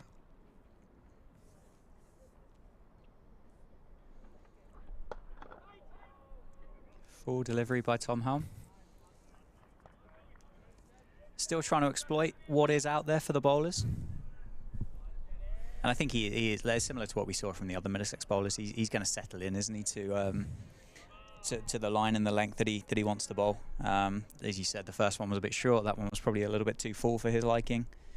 Once he's kind of figured out the best way to go about it on this pitch, he'll settle into his work and undoubtedly be a handful for these two guys. Worked off his hip for 1, down to deep square. Gives Hassan Azad 1 ball left of Tom Helm's first over to navigate. 29 for 1 now. I think I saw at tea, I think we ticked over 10,000 unique watchers, viewers of the live stream, Sam, which I think is remarkably impressive for the debut of this live stream. I mean, 10,000 as a number is a ridiculous amount, isn't it? And you're the expert, to start Dan, the day. So I'll take your word for it. But no, that sounds really encouraging. So massive thanks to everyone tuning in, and actually a huge well done to Alex Berry here at the club for getting the stream up and running, and his team, George and Ben, directing the shots and operating the camera. A real team effort from those guys, and Northants lucky to have them setting up a really great stream. I've got a couple more bar names if you're interested. Yeah, just explain for people who might have just joined us where this has come from. Yeah, okay, good point. So we had a marvelous idea of setting up an American-style kind of bar with the multi-screens all over the wall, and turn up during the day, watch all of the county championship games from one convenient bar stall, I suppose. And went out to the Northants and the Middlesex public and asked for a bit of insight into what we could call it as Whiteman picks up another 2. So we've got the Night Watchman. Yeah, nice. Yeah, 12th man could be another one. Who are these from? That's from Matthew, and that's come with a caveat of, can you tell I'm a Middlesex fan looking for distractions? Well, you're very welcome to find them here, Matthew. Absolutely. Thank you for joining us and for your suggestion. I like that. Question from Simon to ask as to where it would be located. So we've already got patrons interested in where they're going to have to travel to enjoy this. Well, I think the first branch has got to be Northampton, right? Yeah, I think that's fair. And I'm thinking big. Clearly. Ideally, I want 18 branches within a 6 hit of the 18 first-class county HQs. Who's hitting those 6s? Because we could be talking like 125 metres back to about point. 60. So, all right. Well, we'll keep it county. I don't want to go too sort of big names. So I think we'll have a David Visa straight drive. Okay. He's back at Yorkshire, or going to Yorkshire this year after many years at Sussex. But I think, he'd just clear the pavilion at some of the smaller grounds and maybe, big shout. Gone. Sam Whiteman goes. Big wicket there for Middlesex. Sam Whiteman's gone for 13 off the bowling of Ryan Higgins as we get the replay up of... He was trapped on the back foot, I think. Looked pretty straight, wicket to wicket from Higgins. Yeah, can't have too many complaints about that, I don't think. He'd be disappointed. He did a lot of the hard work, and that's a big wicket for Middlesex. Yeah, it's reward to the pressure that Ryan Higgins has built during that spell as well. 4 overs now, 3 maidens, 1 for 5. But as you said, to go through that period before tea and to really kind of dig in for Northants and get to that interval, 1 down. To be rewarded with a delivery like that just after tea seems pretty harsh, doesn't it? The cricketing gods. Yeah, tailed in, didn't it? Yeah, not looking down on Sam Whiteman there. Don't know whether he looked like he felt like he might have got a little inside edge on that, but not sure. Bit of a slow walk off, nonetheless. So 31 for 2 then. Northamptonshire in reply to Middlesex's 149, and the next batter is Luke Proctor, captain. Stokesy, as Safe referred to him earlier. But I mean, we could do with a captain's innings here from the Northamptonshire captain, couldn't we? In this scenario, going to be tough to get going, I think, on this pitch against this attack. Yeah, no doubt. It has not been a batsman's paradise, that is for sure. Luke Proctor, obviously, Northants' top scorer in the 2022 County Championship with 961 runs at an average of over 50, 53.38. So, that was his best ever season in Championship cricket, both for Northants and previously for Lancashire. So a very important man for the side, obviously as captain, but also both with earlier on ball and now bat. He took a crucial wicket of John Simpson earlier on, just as Simpson and Higgins were building another very useful partnership. So Luke Proctor to face his first ball from Ryan Higgins. Solid start from the newly appointed Northants captain. Of course, this appointed over the winter, red ball captain of the side. Spoken very, very highly of by John Sadler, pre-season media, about his leadership qualities, and indeed by Saif Zaib, who joined us earlier on. A man who's willing to lead from the front, get his hands dirty, and let often his own performances set the tone for the rest of the side. And Northants will be hoping he does exactly that in a little tricky period now in the final session of the day. Northants trailing by 118 after Middlesex were dismissed for 149. Yeah, I think it's a real opportunity as well, isn't it, to stand up here as the leader. 2 down for not very many in some incredibly tough conditions here for batting. So let's have a captain's innings from Luke Proctor. I think he got 300s last year in the county championship, I believe. Yeah.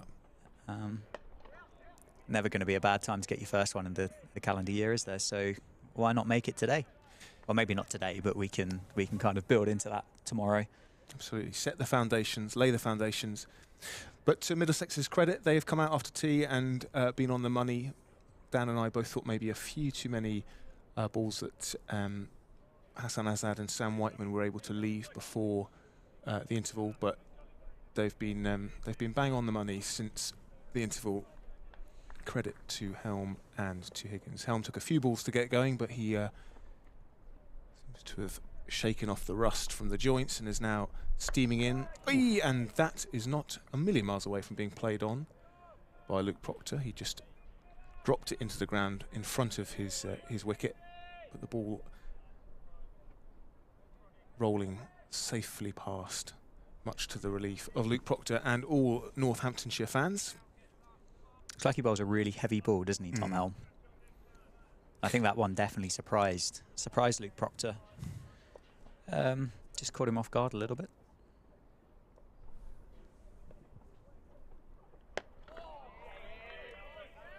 Yeah, and you can hear the Middlesex fielders have got their volume up again. They're feeling buoyed by that wicket. And I think, you know, the fact that runs are so hard to come by, that Northants aren't going to erode this slender lead quickly. You want to make it as hard as possible, if you're Middlesex, for Northants to pick up runs. And at the moment, that's exactly what they're doing. That's a nice bit of cricket there, where runs are hard to come by. You've got to pick them up where they come, and it's just pushed into the gap by Proctor, who immediately sets off for a single. And I don't think, from his reaction, Tom Helm was that pleased with the man fielding at shortish mid-off, that he didn't cut off the single and keep Luke Proctor down at the striker's end. But then it's fast bowlers are very high standards when it comes to other people's fielding, right? That is the rumour, isn't it? We've all been shouted at by a fast bowler. Well, all people that think they're fast, anyway. Yeah. I've been shouted at by all bowlers. Yeah. Okay. Fair enough. But yeah, it probably was a little bit of a soft one to let Luke Proctor off the mark, wasn't it? Straight at the fielder at mid-off. Yeah, I can understand why they'd be a little bit frustrated. I mean, Northants are going along here at what, just about 2 and over. So it is clearly very tough, and runs are hard to come by. So just that one for Luke Proctor is actually percentage-wise quite a large percentage of the innings that the Northants have put together so far. Yeah, and it just takes the pressure off, doesn't it, rotating the strike. And I think that's a good approach from Northants. Look for the gaps, pick up the ones where they're available.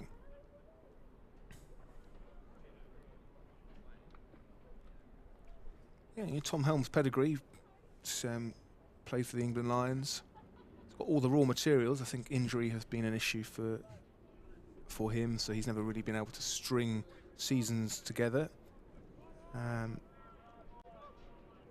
We seem, as England cricket fans, we seem in a bit of a rut, really, don't we, with fast bowlers and injuries at the moment. It doesn't feel like if you haven't had a kind of a longer term injury as a fast bowler, you're probably not doing it right if you're English. When you think back at the troubles that Jofra Archer has had, the issues that Mark Wood's had, the issue that Chris Wokes has had, Ben Stokes obviously looks like he's got maybe half a kneecap left between the 2 legs that he's got. Ollie Stone as well. Saqib Mahmood. Yeah. Glorious shot. Cracking. Lovely shot by Luke Proctor. 4 runs down the ground through mid-off. No chance for mid-off to stop that one there. And yeah, 1 to 5, 37 for 2. But yeah, as I said, well, we spoke about Ben Sanderson this morning, didn't we, about missing the Kent game because he was recovering from keyhole surgery on his knee. Yeah, tough graft.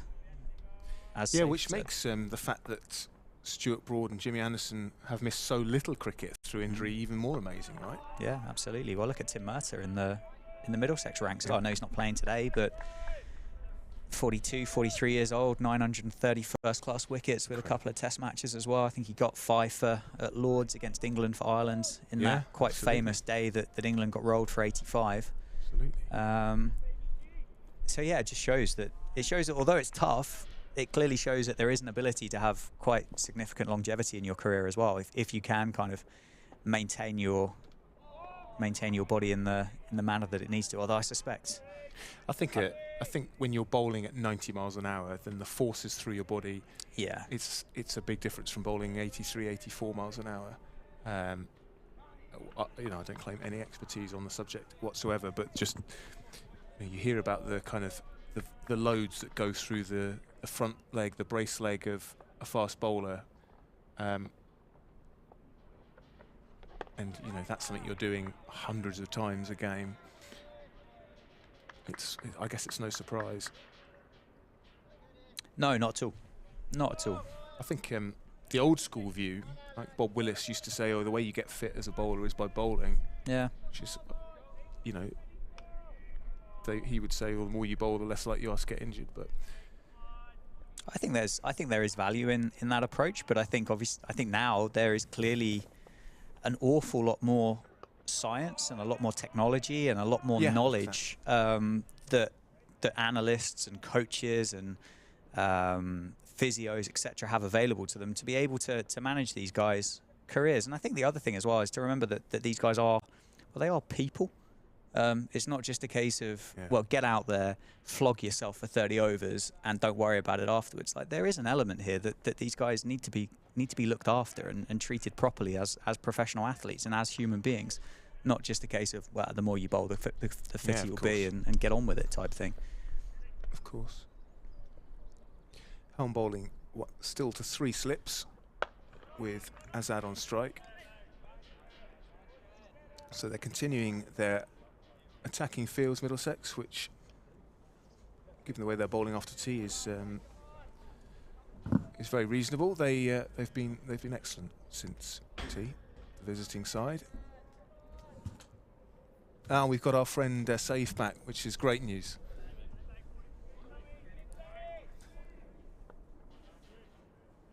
It's just where you need to be after a run up and down the boundary edge, isn't it?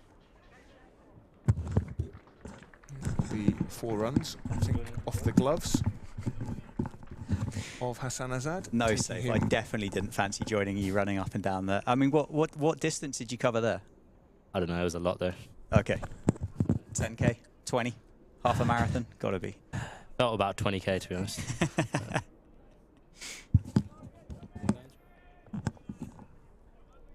Yeah, you're coming through nice, loud and clear to me. Can you hear us?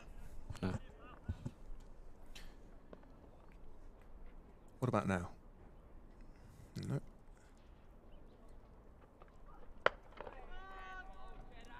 That's better. There we go. I don't need to call tech support. But welcome back. Thank you. Thanks for coming back. No worries. What have you made of the start to the innings, Zaib? It's been tricky. Yeah. Obviously lost a few wickets. Looks a bit tough with that newer ball out there, but I think Hassan has batted very, very nicely. Sort of dug in as he's been doing for us. Yeah, hopefully we can have a nice evening session. Score a few runs and hopefully be 2 down by the end of the day. Tell us a bit about Hassan Azad. Obviously new to the squad, has joined on a short-term contract. It just amazes me that he got released with the numbers he's got. I was explaining to Dan why Paul Nixon had done it. He said that they want all format cricketers, which I guess when your budget is limited is understandable. But Northants gain, right, in the short term. For sure, yeah. I mean, if you look at his numbers, they're very, very good, especially for an opening batsman. And Well, when I heard he was coming for us, I was glad because every time we played against him, he just churns them. So it's nice to have someone like that on our side who digs in and bats for the long haul. And like I said, his numbers are very good, and he's proven it. He proved it last week, and hopefully he can prove it again today. He looks very well organised, knows where his off stump is, all the credentials you'd want from an opening batter. Yeah, for sure, and it allows other people to sort of bat around him, and someone like Vasco or Sam, they can just sort of bat freely and not really, obviously if you've got a rock like him or him and Procky sort of, then you can just, it's nice to sort of build a team around them. But yeah, like I said, his numbers are incredible, and yeah, Leicester's lost in our game for sure.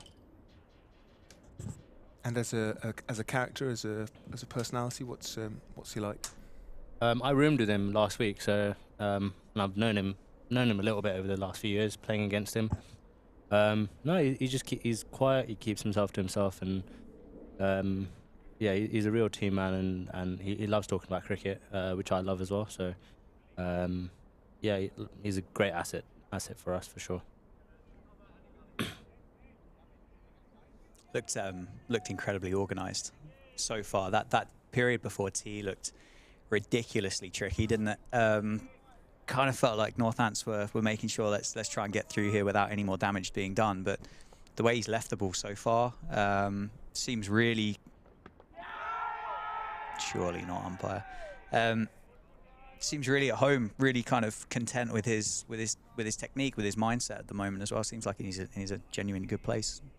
Yeah, I think that's one of the main things about him. He's his mind. He's sort of he knows which gear to bat in, and he can stick to the same sort of plan. And yeah, like I said, his numbers back it up. So he must be doing something right in terms of that. And but yeah, that is his biggest asset, is sort of having a plan and just sticking to it, and just sort of letting nothing else phase him. And yeah, well, it's working out for us at the moment, and hopefully he can do it over the next day or so, which would be nice for us. Yeah, absolutely. Well, he got 50 in the second innings, didn't he? Down at Canterbury. So clearly in a decent bit of form. Yeah, for sure. And Procky as well. Procky's obviously last year he had a very good year with the bat, and yeah, Stokesy, obviously he's definitely led from the front. And I was going to say, this is the perfect opportunity for him to be able to do that as well. Not too many runs on the board. Obviously, really tough out there to bat, and he said he's quite happy to stand up, roll his sleeves up, and dig in. Yeah, he does it. He does it a lot, and he's done it over the last few years for us. And he just grinds teams, and so does Haas. So hopefully they can. Obviously this Middlesex attack, hopefully they can grind them down and just chip away at their total, and hopefully we can get a good lead, and then yeah, hopefully on day 3 we can bowl them out. So that's the ideal game. It sounds so simple, mate, when you say it like that. This is an easy game from up here, isn't it? I have to say it's an awful lot easier when you're not playing. Sure. As much as I'm sure you'd love to be out there, in comparison to sat up here kind of talking to us two. No, I've quite enjoyed it actually being up there. Yeah, quite enjoyed it. Yeah. Well, there must have been a reason why you came back. It's just bored. Fair enough. Oh, thanks, Steve. Shot. That's a cracking shot, and that's a lovely shot. We heard it earlier on from Sam Whiteman, the noise off his bat, and that was another which made a beautiful sound as Hassan Azad swivelled and pulled that. He's played that very nicely. That. Yeah. That was textbook, wasn't it? Textbook pull shot. 4 runs to Hassan Azad.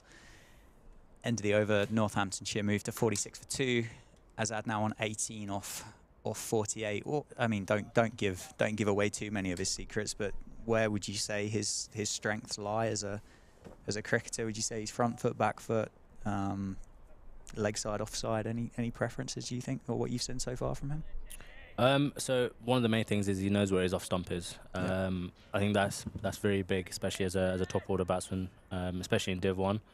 I I think he plays all around the ground really, but his usual strengths are through square leg.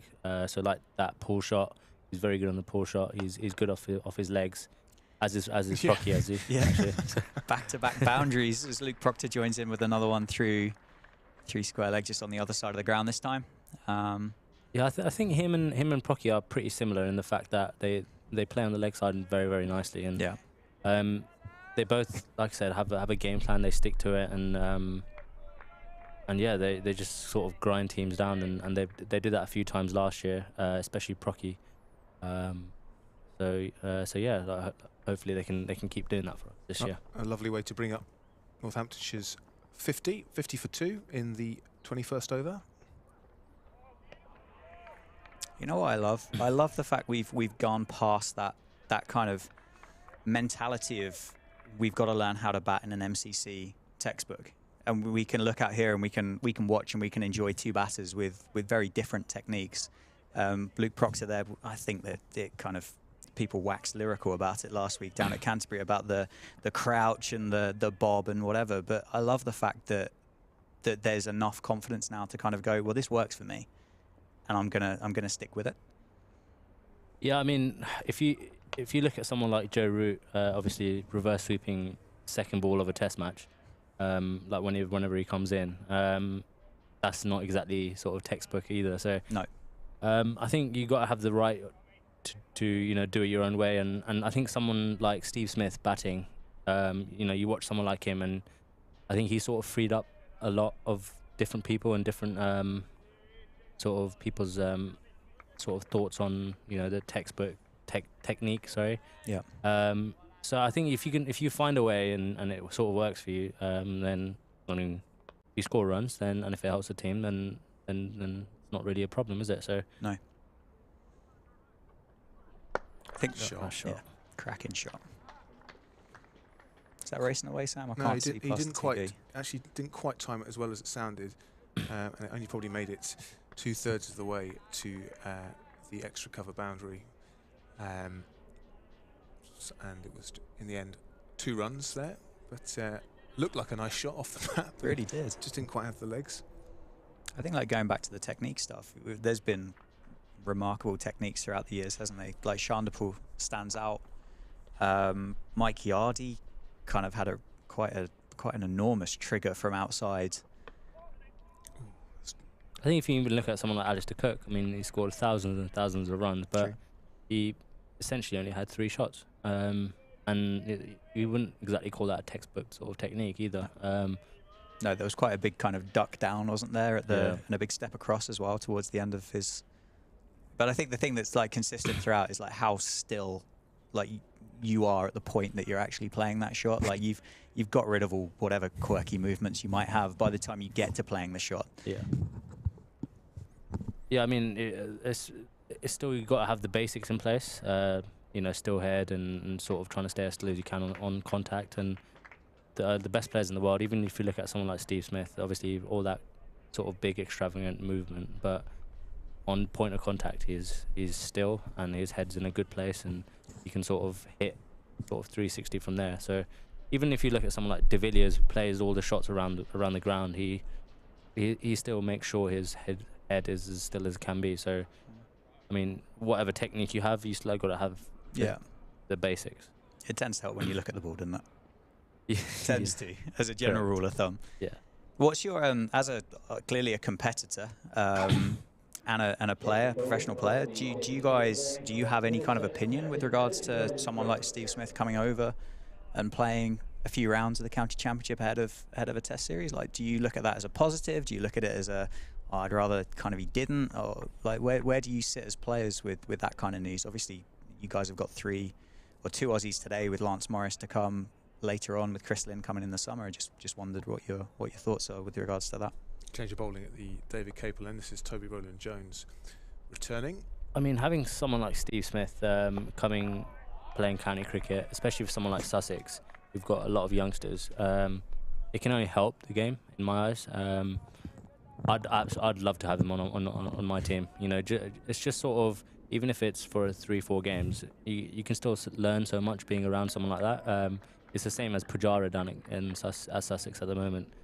you know, you can learn so much of someone who scored that many amount of runs, and you know, they're world class for a reason, and you want to try to pick their brains as much as you can. So having something like that, I feel like can only help. Sure. Yeah, having something like that can only help, really, in my eyes. More evidence of Proctor's strength off his legs there. Wasn't that far away from mid-wicket, was it? I think the fielder there looked a little bit interested. I think he was safe, to be honest, but well, here we go. We'll get a better look here, but it certainly timed it nicely. Not that it matters, because it went for 4 runs anyway. Yeah, but it certainly put a dive in. It was a bit uppish, but it raced away. Who would be your dream overseas pro to have in the dressing room, Safe? A tough one, that.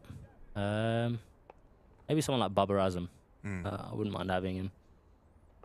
worse people to pick in there in world cricket than Baba. Correct, yeah. Do you get like an opportunity? Oh, buzzers here. Buzzers. Yeah. I think David Lloyd's entered the chat. We'll take those. 4 of them. 4 buzzers, which always helps, especially when you're trailing by a relatively small amount. So yeah, you were saying Safe or Dan, I can't remember who was talking. I was just going to ask.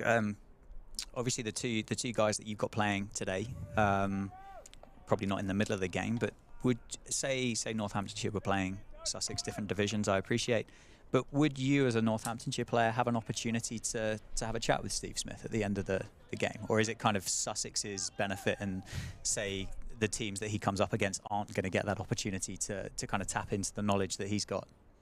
No, so we actually had an shot, a nice shot at that. Yeah. Racing away for 4 from Hassan Azad through point. 4 more. What's that? 64 for 2. Yeah, and runs suddenly coming a little bit more easily. I think how many have we had off the over so far? We have had 13. Yes, 4, 5, and a 4. 13. Well done. Good maths. Quick maths. Quicker than my maths. Yeah, I was going to say I wouldn't call it quick. Sorry. I got confused by the overthrows. I couldn't remember how many they'd run. Anyway, well done. Thank you, Dan. I interrupted you, mate. Yeah, so I mean, I think it was maybe a year or two ago. We're playing against Glamorgan, and Amelia really wanted to chat to Marnus. Yep. And managed to sort of speak to him. And Marnus loves cricket. Amelia loves cricket, and they literally just sat there for like 4 or 5 hours, just chatting after the end of the game. And I don't know who enjoyed it more, to be honest. Okay, all right. But well, we'll ask Amelia when he comes up and joins us later on this week. yeah, I mean, you can. Obviously, I'm sure they're not going to be, be mad about it if you went up to them and asked them sort of a few questions. But obviously, it definitely is more Sussex's game. Yeah, for sure. Yeah. No, I think it's cool. I think it's brilliant, the fact that obviously those counties that employ those cricketers, similar to the guys that you've got here at the moment as well, but to be able to kind of tap in as a resource for anybody really, given the opportunity to go up and say hello to them, and then being able to kind of share that knowledge, it's only going to make the game better, isn't it? For sure. Well, there is obviously divided opinions about them, like someone like Steve Smith facing Ollie Robinson in the nets and stuff like that, but I don't know, I'm sure they're. Yeah. I mean, those guys are good enough to figure out themselves anyway. So could work the other way though. Ollie Robinson could get the absolute wool over him, and Steve Smith might not score a run this summer. Hopefully, that'd be nice for us. Northants scoring almost 10% of Middlesex's total in that last over. Wow. 14 off the over just shows you in low scores. You know, if you get a big over like that, it's suddenly they're only trailing by 80 runs, 69 for 2. You've trumped my mathematics. Well, I felt so embarrassed by, but not being able to add up. I thought I'll do percentages instead. That'll show him. Fractions are coming on day 2. Long division on day 3 and some algebra on day 4.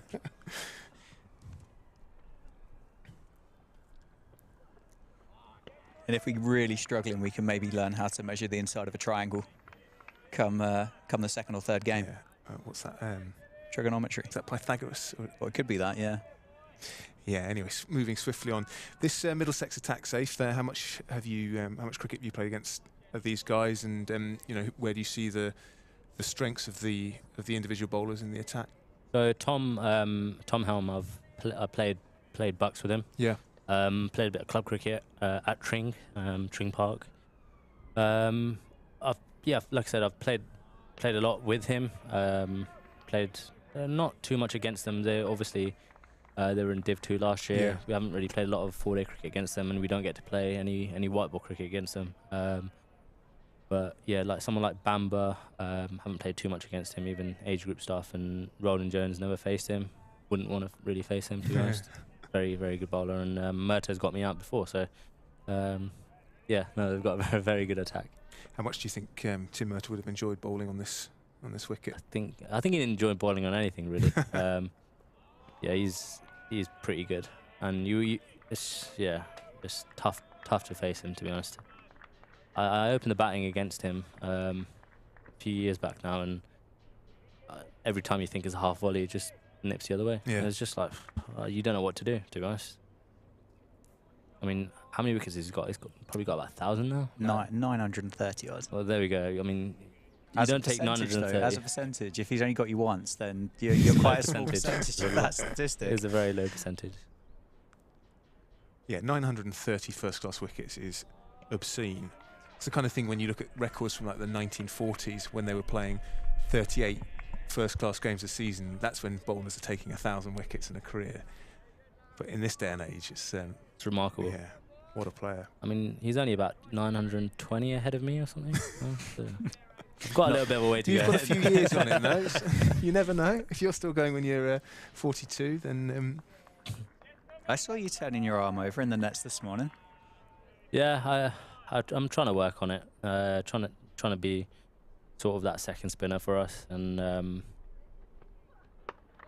not bowling as much as I'd personally like to, but you know, as long as I'm working on it and showing everyone that I'm working on it as much as I can, and trying to be an asset in all three formats with the ball as well. So it'd be nice if I get a bit of a go in the T20. So if Cobby's listening, I'd like a ball, please.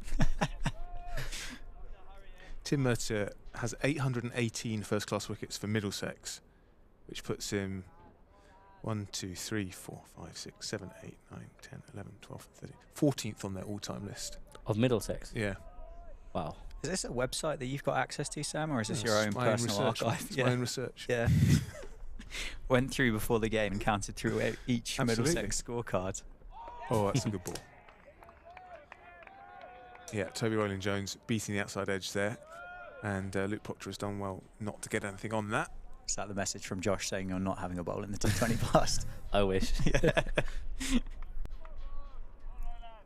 Probably padded up there. He's number 6, isn't he? Yeah, I believe so.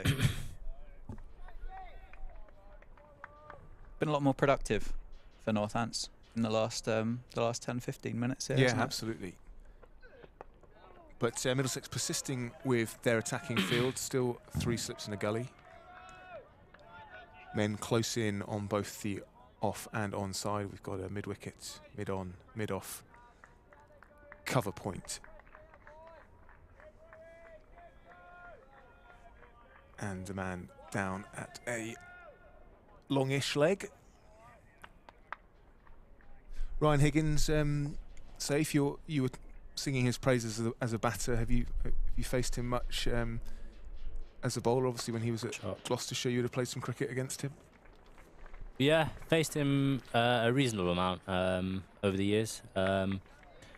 He's a very, very canny bowler. Yeah, he's tough to face because he's sort of similar to sort of Murtaugh, where you think it's there and it just sort of nips away. And on these type of surfaces, I find him very, very handy as with the bat and the ball. Yeah, he's got me out a few times now, actually. So yeah, a few of these lads have actually. So it's nice. Well, you're nice safe, to be sat up you're here. safe up here, safe. It's.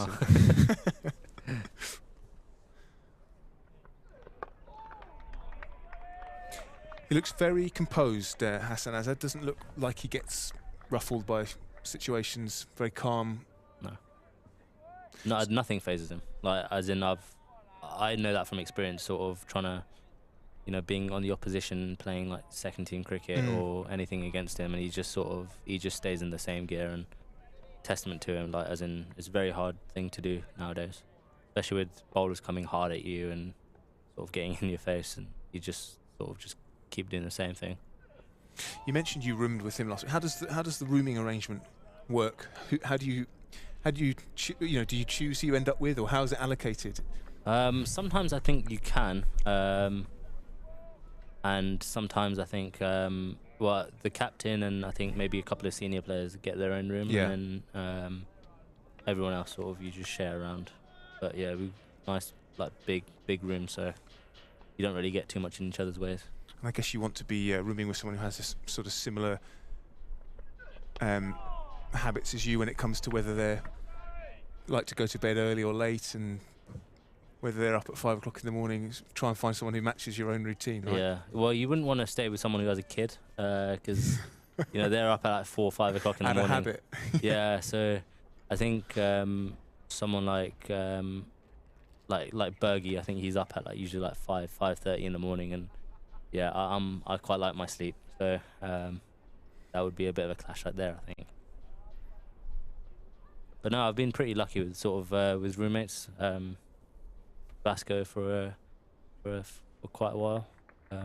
Been with Amelia for a little bit, so. Do you tend, once you find someone where it gels, you kind of stick together, do you? Yeah, I think so, yeah. Tom Helm into his 6th over of this spell. So far, none for 20 from his 5 overs. But he's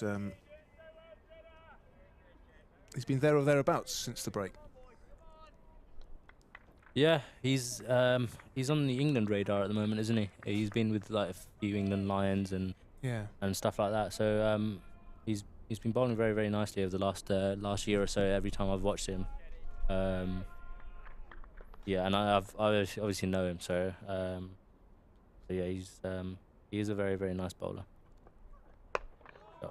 And you kind of feel that if he hadn't been so unlucky with injuries, and you know, he's the kind of person in the last few years who, like you say, would have been pushing for a spot with his natural bounce and pace. For sure, yeah. He's done well in this in the T20 stuff. Obviously picked up a few franchise gigs over the winter, and I've been keeping an eye on him and stuff like that. So he was out in the Middle East for the Dubai international T20. Yeah, no, T20 it's really pleasing to see someone like himself sort of get these gigs and get that recognition. Sure. Cool. That was quick. Good bounce of that from Tom Helm. Hassan Azad swaying out of the way reasonably comfortably. That looked quite nippy. Yeah, that did look quite quick. Played that very, very nicely. Yeah. And so obviously not playing in this game. Is some second team cricket for you this week? There was up in Leeds. Played. We only managed to get one session in, and then it was raining, so came back from there last night. Stayed last night, and so yeah, I'm going home now. I think I might be playing for Bucks on Sunday. Okay. Yeah, play a bit of, just get a bit of cricket time, a bit of time in the middle, and I think we're off to Newport on Monday with the second team. So. Isle of Wight. Newport, Wales. Right. Sorry. Yeah. So yeah, just sort of want to get a bit of game time, a bit of time in the middle, which would be nice, and hopefully push my case to be that next guy in. And the coaches, do they say that second team performances are important, but how much weight do they carry? Obviously there's a gulf between first and second team cricket, but does weight of runs in second team cricket put pressure on the coaches? And do they tell you that that's the case? Yeah, they do. I think it can only benefit you. Scoring some heavy runs. I mean, if say someone else is not scoring as many runs as they'd like in the first team, you're scoring 100, 150, 200, then it's always going to put you in good stead to be that next person in and maybe even play next game. But yeah, it's it is a little bit frustrating, but at the same time, I know what I need to do, and it's sort of it's a little bit. At least that's in my control. Sort of, all I can do is just go out there, hopefully score a few runs, big runs, and really push my case. What's John Sadler's approach when delivering? Because you would have been well within your rights to expect to be playing in that first game last week. How does John deal with delivering disappointing news, and what's his messaging like in that respect? Yeah, no, I mean, obviously not playing that first game was quite frustrating, but he just mentioned that obviously I haven't really done too much wrong, and just sort of they went on gut feeling and they wanted to give Cobby a run. Obviously, he scored 100 in that game against Oxford Uni, and he batted really really nicely, and he was seeing the ball well, and yeah, they just sort of went with that gut feeling, and yeah, like that was pretty much it. And all I could do really is just say, yep, no worries, and just sort of get my head down, work a bit harder to hopefully when that chance does come, I can definitely, well, hopefully I can take it with both hands.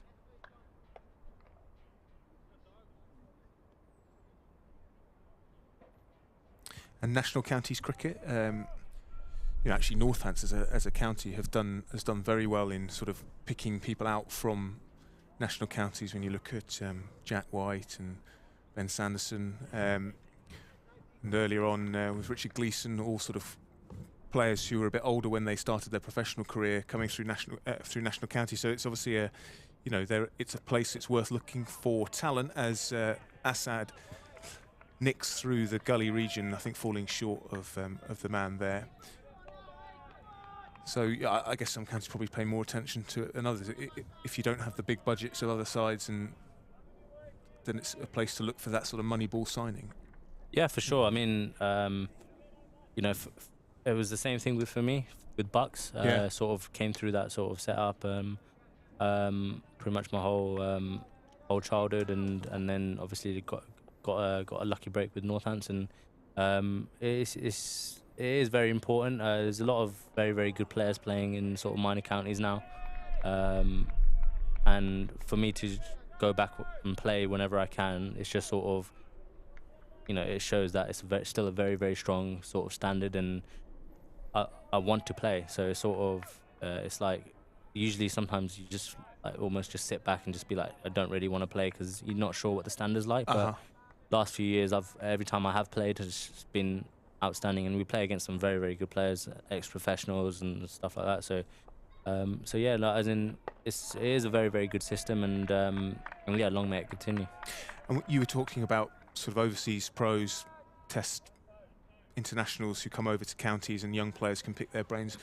As a first-class cricketer yourself, a pro cricketer yourself, do you find that some of the young guys playing national counties, or even the guys who've still got aspirations, want to pick your brains about your thoughts on their games and things like that? Yeah, for sure. I mean, I get asked a lot of questions about it, and yeah, it is nice sort of getting that sort of, those questions. I really enjoy talking about cricket in general, and it's nice being asked a few questions, sort of how I go about it and stuff like that. And I guess the fact that you went through that pathway the way you did, you're sort of someone that people can look at and go, okay, there is a route to pro cricket through the national counties. Yeah, for sure. I mean, I think there's a few young lads who just signed us with us now. George Gowler and George Weldon, they've come through the Buck system as well. So it's nice seeing that the county and counties in general are using that pathway to snap up a few aspiring cricketers. Northamptonshire 75 for 2. You're listening, or you're watching the Northamptonshire County Cricket Club live stream powered by Daffabet with me, Sam Keir. Alongside me, Northamptonshire pro Saif Zaib, who has very kindly joined us for a second stint and providing plenty of fantastic insights. And also alongside us is Dan Jadowitz, who will be with me all 4 days, and if it goes that far. So at the moment, Northants replying to Middlesex's 149 all out. They were put in by Luke Proctor, the Northants captain, this morning, and Northants then made excellent use of the new ball, reducing Middlesex at one stage to 11 for 4, I think. Get that right. Yeah, 11 for 4. Bit of a fight back from John Simpson and Ryan Higgins. Put on 45 for the 6th wicket, and indeed the last wicket between Higgins and Ethan Bamber was worth 39. So those were the two main contributions in that innings of 149 all out. Since then, we've seen Sam Whiteman and before that Ricardo Vasconcelos depart for the home side, but a nice 44-run partnership for Hassan Azad and captain Luke Proctor since then, and in that 44-run partnership has actually come at a good pace, 62 balls for this 3rd wicket partnership of 44, and they are now over halfway to Middlesex's first innings score.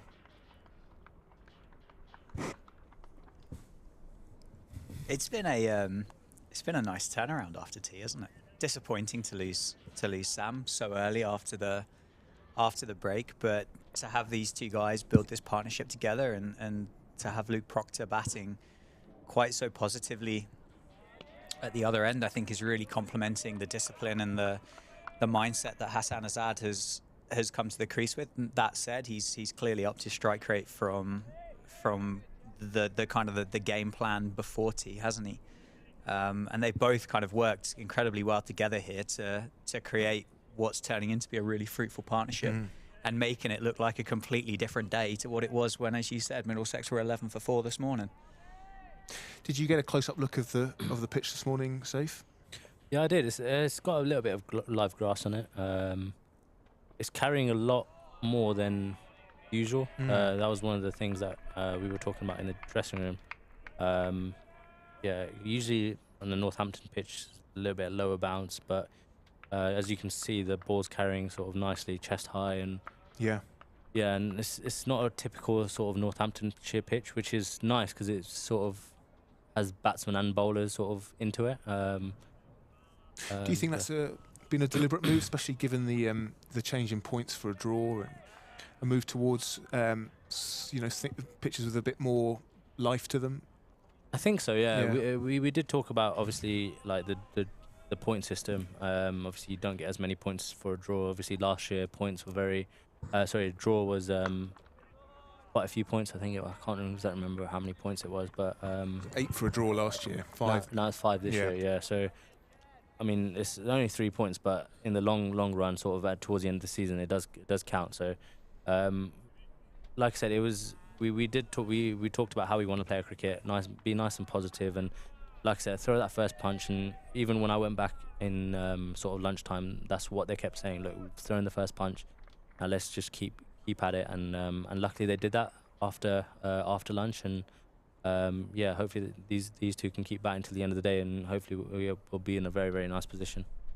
Yeah, I think the point that you make about the draws, looking through the tables last year, Northants, you guys picked up 7 draws in the county championship last year, and you knocked 3 points off that 7 times. You're looking at kind of 21 points less at the end of the calendar, which could well be the difference between kind of where you finish in that league table come September.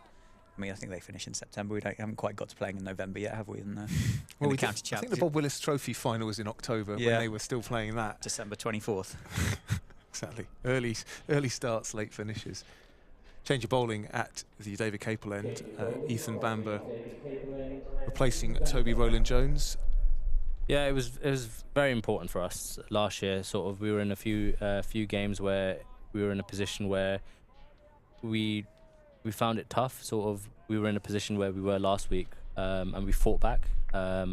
As where we lost wickets early, and we were in a position where we were potentially going to lose the game after the first day, and we fought back, and we managed to sort of cling on and get a draw, and it's that almost feels like a win. I remember playing in Surrey here, and we managed to get a draw, and sort of for our season that was massive, because if we lost that, we would have potentially, obviously we could have got relegated. So for us, that was a massive thing. But obviously now the points system has changed, and like I said, we still want to be positive and still try to get that positive result and as much as we can. But obviously you can't be too positive. But yeah, hopefully we can. Well, we're going at a nice tempo today, so hopefully we can finish off today, and hopefully have an ideal day. Yeah. And have a template sort of how we want to play our cricket. I think there's a lot of context to add to those 7 draws, isn't there, from last year? You don't wake up in the morning and kind of go, oh, we're definitely going to aim to draw this 4-day game of cricket. You're going out there to win it, obviously. But as you've just provided that context about that Surrey game in particular, in the circumstances, you come away from it with your 8 points plus your batting and bowling points that you've accumulated through those 4 days, and you're walking off thinking, yeah, we've done really well here. And as you said, you walk off on a buzz. You feel like you've kind of as close to a win as you could possibly get, and then you carry that momentum through to the next game. And yeah, for sure. Yeah, well, because we lost our next 2 games against Somerset and Essex, and then I think we were fourth at that point at that Surrey game, and then lost the next 2. We were 6th. So I mean, if we lost that Surrey game, take another few points off that, then we were sort of scrambling really. But yeah, it is a tough one, because obviously you don't want to draw, and I think there was a game at Edgbaston where they played, I think it was like 600 play 600 or something, and games like that you know are going to be long and sort of long days in the field, and you're going to draw it, and you got someone like Vasco bowling like in the 4th day, but like afternoon session, and you just think, what is going on here? Like, yeah.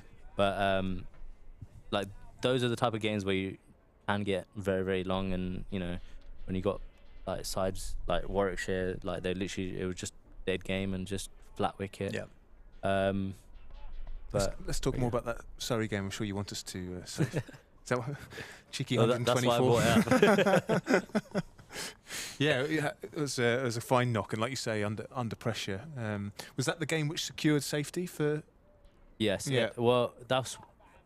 Yeah, I think obviously. I mean, you guys weren't thinking about that because you had been 4th, No. but in hindsight, by not losing that game. But I think what happened afterwards, obviously with Yorkshire, something happened, like deducting points or something.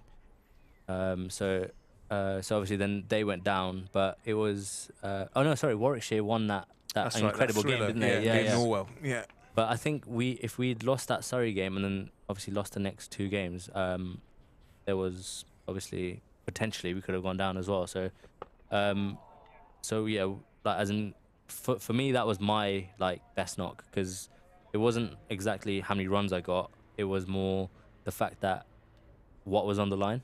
If you look at it two games later, so the fact that obviously that was sort of it saved us, like essentially, like if you want to look at it that way. I think saved is a little bit harsh, isn't it? Because I mean, you guys finished midway through that table. It wasn't like there were plenty of teams below Northamptonshire at the end of last season. It wasn't a case of. But there was only fighting. a few points between. Yeah. So it wasn't like there was like 40 points. No, I get between like last and us. So it was, So yeah. Do you think it's generally a positive move by the ECB to kind of change those points, or do you think it really, like, from a player's perspective, does it really change the way that you would go about it as a squad, knowing that there's 3 points less on the table? Do you think it does make it a better product? Does it create a better kind of trouble here, I think. No, he's got away with it. It was a bit of a celeb appeal from Toby Rowland-Jones, who was almost past Luke Proctor by the time he turned round to Nigel Long, but it pitched well outside leg stump, so it was an optimistic shout. From our position here at fine leg, it looked close, but yeah, pitching outside leg stump. Obviously, Rowland-Jones right arm over to the left-handed Luke Proctor. I wasn't confident enough to say it pitched outside leg in real time. I wanted to see the replay, but no, I did. I thought he was in trouble, I'll be honest. I don't think there's much going for this one. So anyway, do you think that is a kind of a positive change? I think it stops teams just going for draws, and I think it's to do with that sort of the whole positivity around English cricket at the moment as well. Teams are going out there to win, and you're not just going to go down there and hope, like, have a flat wicket and just sort of just hope that the team draws. But it's definitely a positive move, and hopefully hopefully it works out nicely for us. Hopefully we can get the rub of the green of a few games and get a few wins under our belt. It's been a while since we've been round the ground, so I'll just give a quick summary. It's raining at Edgbaston, where Warwickshire are hosting Kent, the side that beat Northants last week. Kent won the toss, elected to bowl, a decision they may be regretting on that docile Edgbaston pitch that Zaib has just been describing. Warwickshire 266 for 3 before rain intervened. Sam Hain continuing his good form with 81 not out earlier on. Rob Yates 128. More locally though, Sam, we are about 4 runs away now from a 50 partnership between Luke Proctor and Hassan Azad. Yeah, they've batted really well got together at 31, so a really productive partnership for Northamptonshire here, led by the captain, as Zaib pointed out this morning. In other news, James Sanderson has got Alistair Cook out. Oh, that's what we like to One hear. for the cricket viewers, exactly, that, isn't it? yeah. It's a throwback, isn't it? Yeah, that game at Chelmsford. Is that retro at this point? Yeah, almost. A nice little glance of.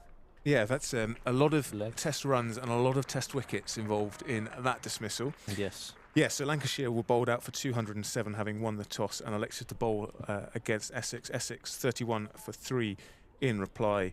As Zaib mentions, Jamie Anderson getting Alistair Cook LBW. He was Anderson's second victim. Nick Brown also falling victim to Jimmy Anderson. The hosts trailing Lancashire by 176 runs with 7 first innings wickets remaining. At Trent Bridge, Nottinghamshire, having been asked to bat by Somerset, are 250 for 9. The runs all coming the majority of the runs coming at the top of the order between Hasib Hamid and Ben Duckett. Hamid 65 off 151 balls, Ben Duckett 75 off 91 balls. That opening partnership worth 125, but they were bowled out for just 126 more runs, 251 all out, 6 wickets for Lewis Gregory. Good-looking guy, Lewis Gregory. I've been compared to him a number of times, so I thought I'd throw that one in there. Yeah, I can. We have. Sorry to. I don't want to talk about that anymore. But we have just had our 50 partnership here between Luke Proctor and Hassan Azad. Again. Yeah, and perfectly timed. The final game in Division 1 is at the Oval, where Hampshire won the toss and elected to bat, and they are 250 for 8. Ben Brown, the former Sussex man, now at Hampshire, making 95, falling just short of his century.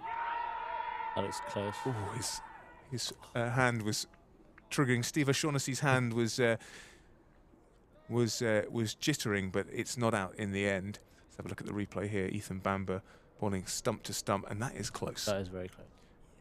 Yeah, it's umpire's call on impact, I think. Yes.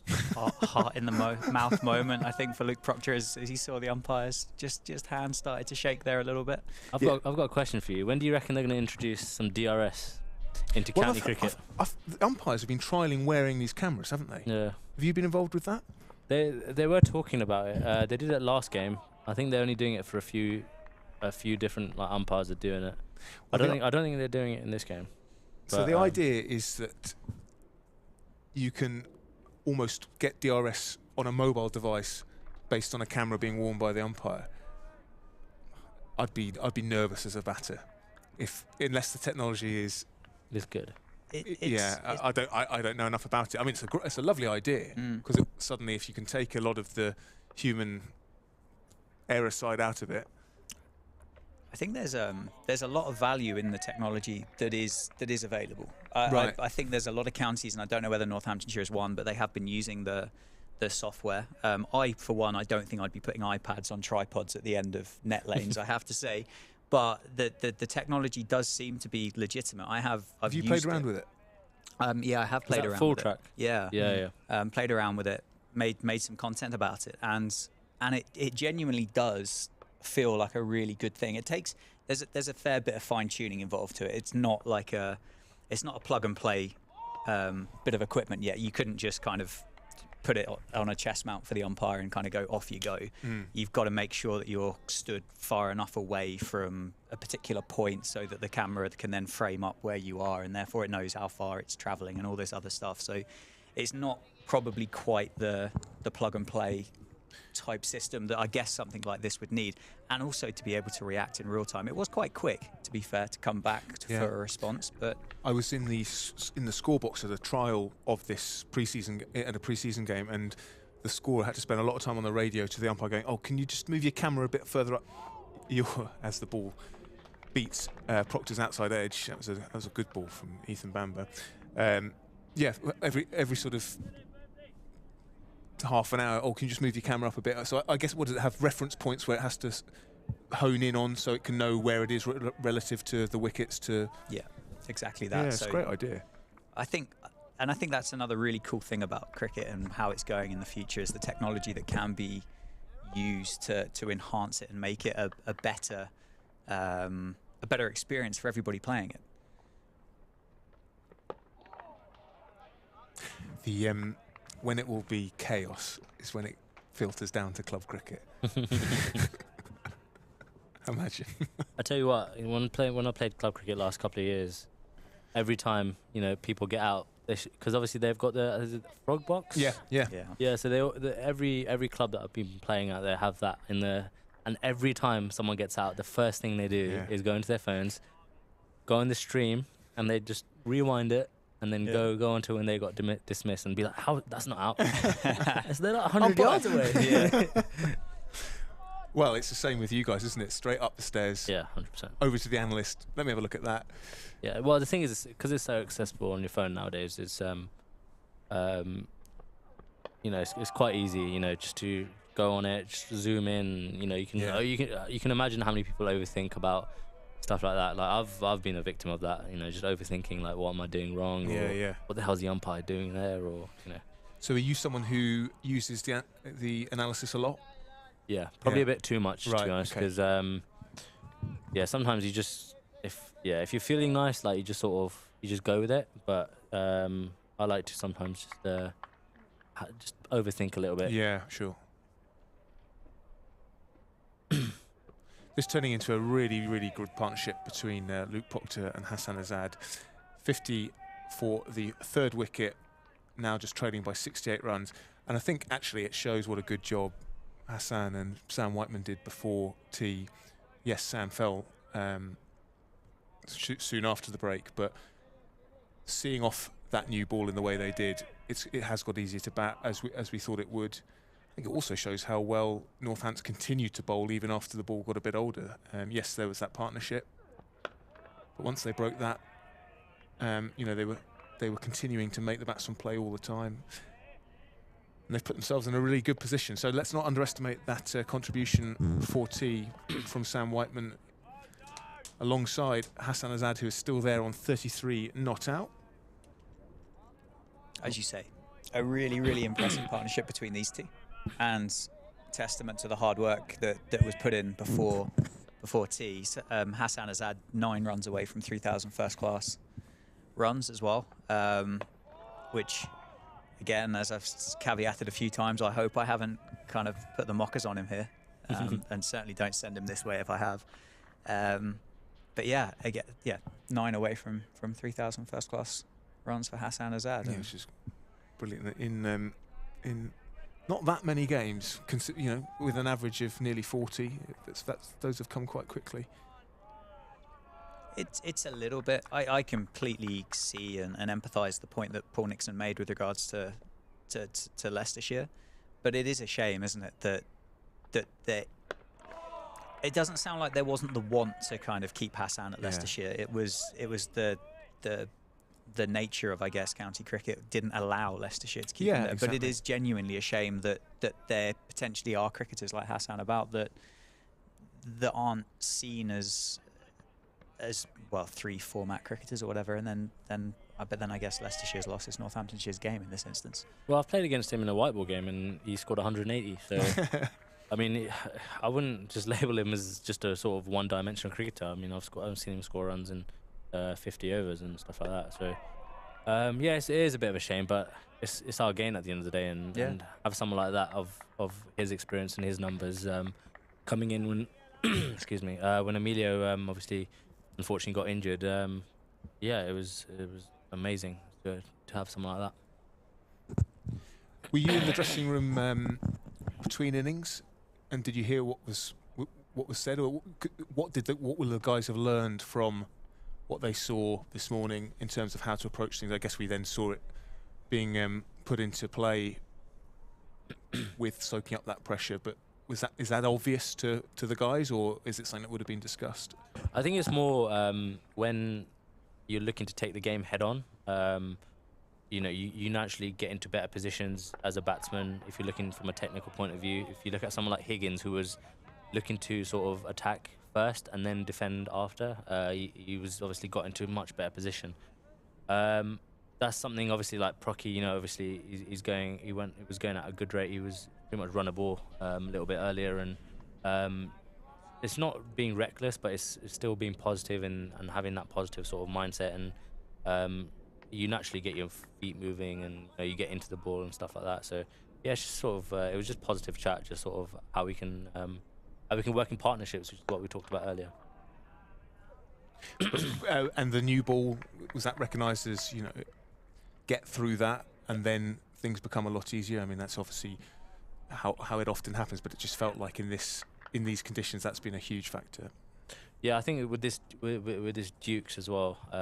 Well, they do tend to obviously stay a bit harder and still swing later on, but especially early on, especially against the opening bowlers that Middlesex have, it was very, very important that they just soaked up a bit of pressure, and luckily Sam and Haas did that, and now Procky's in doing the same. But yeah, it was just sort of soaking up the pressure with the new ball, batting as many balls as you can, and just sort of getting the bowlers into their second, third, fourth spells. Especially like tomorrow, the day, and as a bowler, if you're trucking in for your second, third spell of the day, it can be tough work, and yeah, so yeah, it's just sort of soaking up pressure, soaking up balls, and sort of capitalising when bowlers get a bit tired, and give a few more looser balls. Yeah, mentally as well. The point from a fast bowling perspective, it becomes less exciting, doesn't it, when the ball stops kind of nipping about as well. 30 overs that we're into the innings now is going to be less of an exciting prospect for a Middlesex fast bowler to grab that in his hand and kind of go, yeah, I'll steam in again for you, because it quite clearly just isn't going to offer as much as what it did 30 overs ago. Yeah, for sure. And unless you're playing someone who's like express pace, obviously if it's not really nipping about too much, then you've just got to sort of hold your line and length. And I don't want to say it becomes easier as a batsman, but obviously the ball's not nipping about as much as it is with a new rock. It does make it that tiny bit easier, and hopefully we can really capitalise on that over the next how many overs we've got? 13 overs today, and then hopefully try to bat as much as we can tomorrow. I guess the point about it becoming easier is kind of two-part though, isn't it? It's not just about the fact that the ball's got older, it's the fact that you've spent more time at the crease and kind of adjusted to those conditions. You've faced overs from those bowlers as well, so you become, to say it becomes easier is a bit discreditful, isn't it, to the guys that are bowling. But I guess you as a batter become more comfortable in the scenario that you find yourself in at that time. I mean, you're seeing the ball a little bit better, and you're adapting to the pitch, and you sort of your eyes in essentially, so you sort of you do see the ball a little bit better, which is always quite nice. Yeah, third maiden in a row there for Middlesex. Building up a little bit of pressure. Little bit of pressure. Northamptonshire 81 for 2, so just gone past that 50 partnership between these two. So yeah, maybe a little bit of pressure building again from Middlesex with Roland Jones and Ethan Bamber. Roland Jones, obviously the big experience that Middlesex have got in this bowling lineup, and then I mean Ethan Bamber's probably been the pick of the guys from Middlesex this afternoon. Would you say? Yeah, I would say. Nice not having Murto in their team, actually. Yeah. Yeah, so you'd probably get to his 1,000th wicket in. I mean, he did well to pick up 70 today, I think, but he might get a little bit closer to the end of the year, I reckon. Yeah, change of ends from Roland Jones as well. Seeing what's available for the guys for Middlesex here to see what they can exploit. Do you when it comes to like a match day, how much kind of practice, how much preparation do you put before the start of the day? Obviously, I saw some of you guys having a net this morning. Is it kind of, I don't know, 5 minutes, a couple of balls, or is it like individual depending on who wants to do what? It's mostly individual. If you want to have a hit, you have a hit. And that is Hassan Azad gone, caught behind off the bowling of Toby Rowland-Jones for 33. As we see a replay here, good delivery, good again. Yeah, very nice ball there. And that probably is those three consecutive maidens have just built that pressure up. That little bit of lapse there from Hassan, as you said, knows exactly where his off stump is, and just the first kind of lapse of concentration there in that innings. Yeah, first lapse, unfortunately, it's sort of going across him. Rowland-Jones, very experienced bowler, and yeah, it just didn't look like he just moved as much there as he has been, which is a bit unfortunate because he looked really good and looked like he was going to go on and make a big one for us. But it does bring out Rob Keogh, who's obviously off the back of 100 last week, and he's in some very, very good form, and hopefully he can get past these next 12 and a half overs and bat for as long as he can for us. Absolutely, yeah, a terrific 100 last week down at Canterbury, one that not only backed up Chris Tremaine's spell of 5 for 44 to bring Northamptonshire back into that game, but also Rob Keogh with Gareth Berg's partnership kind of gave Northamptonshire a good opportunity to go on and really fight for that game as well. Yeah, I mean, to be in the position that we were in last week, obviously 117 all out, to go into almost to be in a position in the last day where we could actually potentially win the game was like I said, it was an incredible effort from the lads, and the fight that we showed was absolutely amazing, and Rob was an integral part of that. So yeah, hopefully he can like obviously slightly better position that we are in now than we were in last week when he came out to bat. So hopefully he can get through, like I said, get through these next 12 overs, and yeah, then he can just sort of bat nice and freely tomorrow. Yeah, it's an incredibly experienced middle order as well, with Luke Proctor, Rob Keogh, Josh Cobb, 4, 5 and 6 is kind of a huge number of games between the three of them. Rowland-Jones beats the outside edge of Rob Keogh first up. I guess like for a youngster and for the rest of your kind of guys your age, that must be kind of so useful to have that wealth of experience to tap into.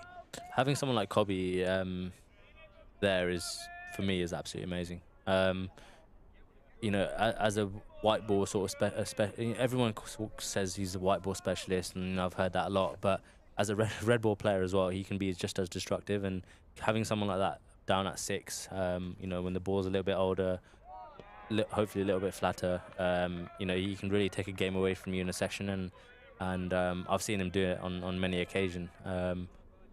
So yeah, like this is a perfect sort of situation for him. Hopefully these two can bat, and then he can come in, when we're about the same sort of scorers as Middlesex, and then he can sort of do his thing. Yeah. But yeah, he's like I love being around him and just sort of trying to pick his brain as much as I can, especially with the white ball stuff. But yeah.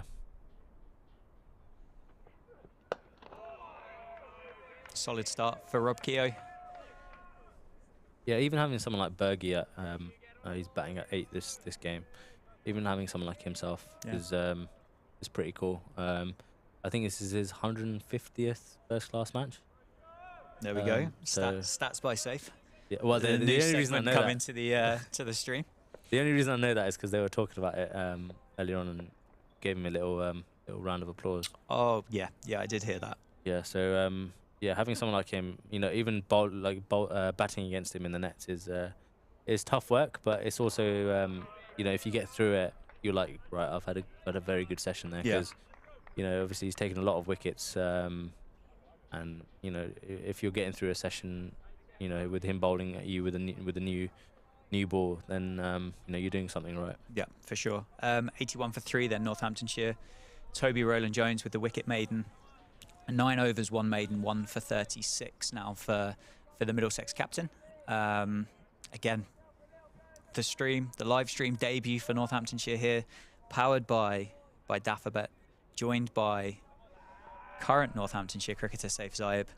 Sam Keir with us as well, who's been here all day long, and enjoyed your day, Sam.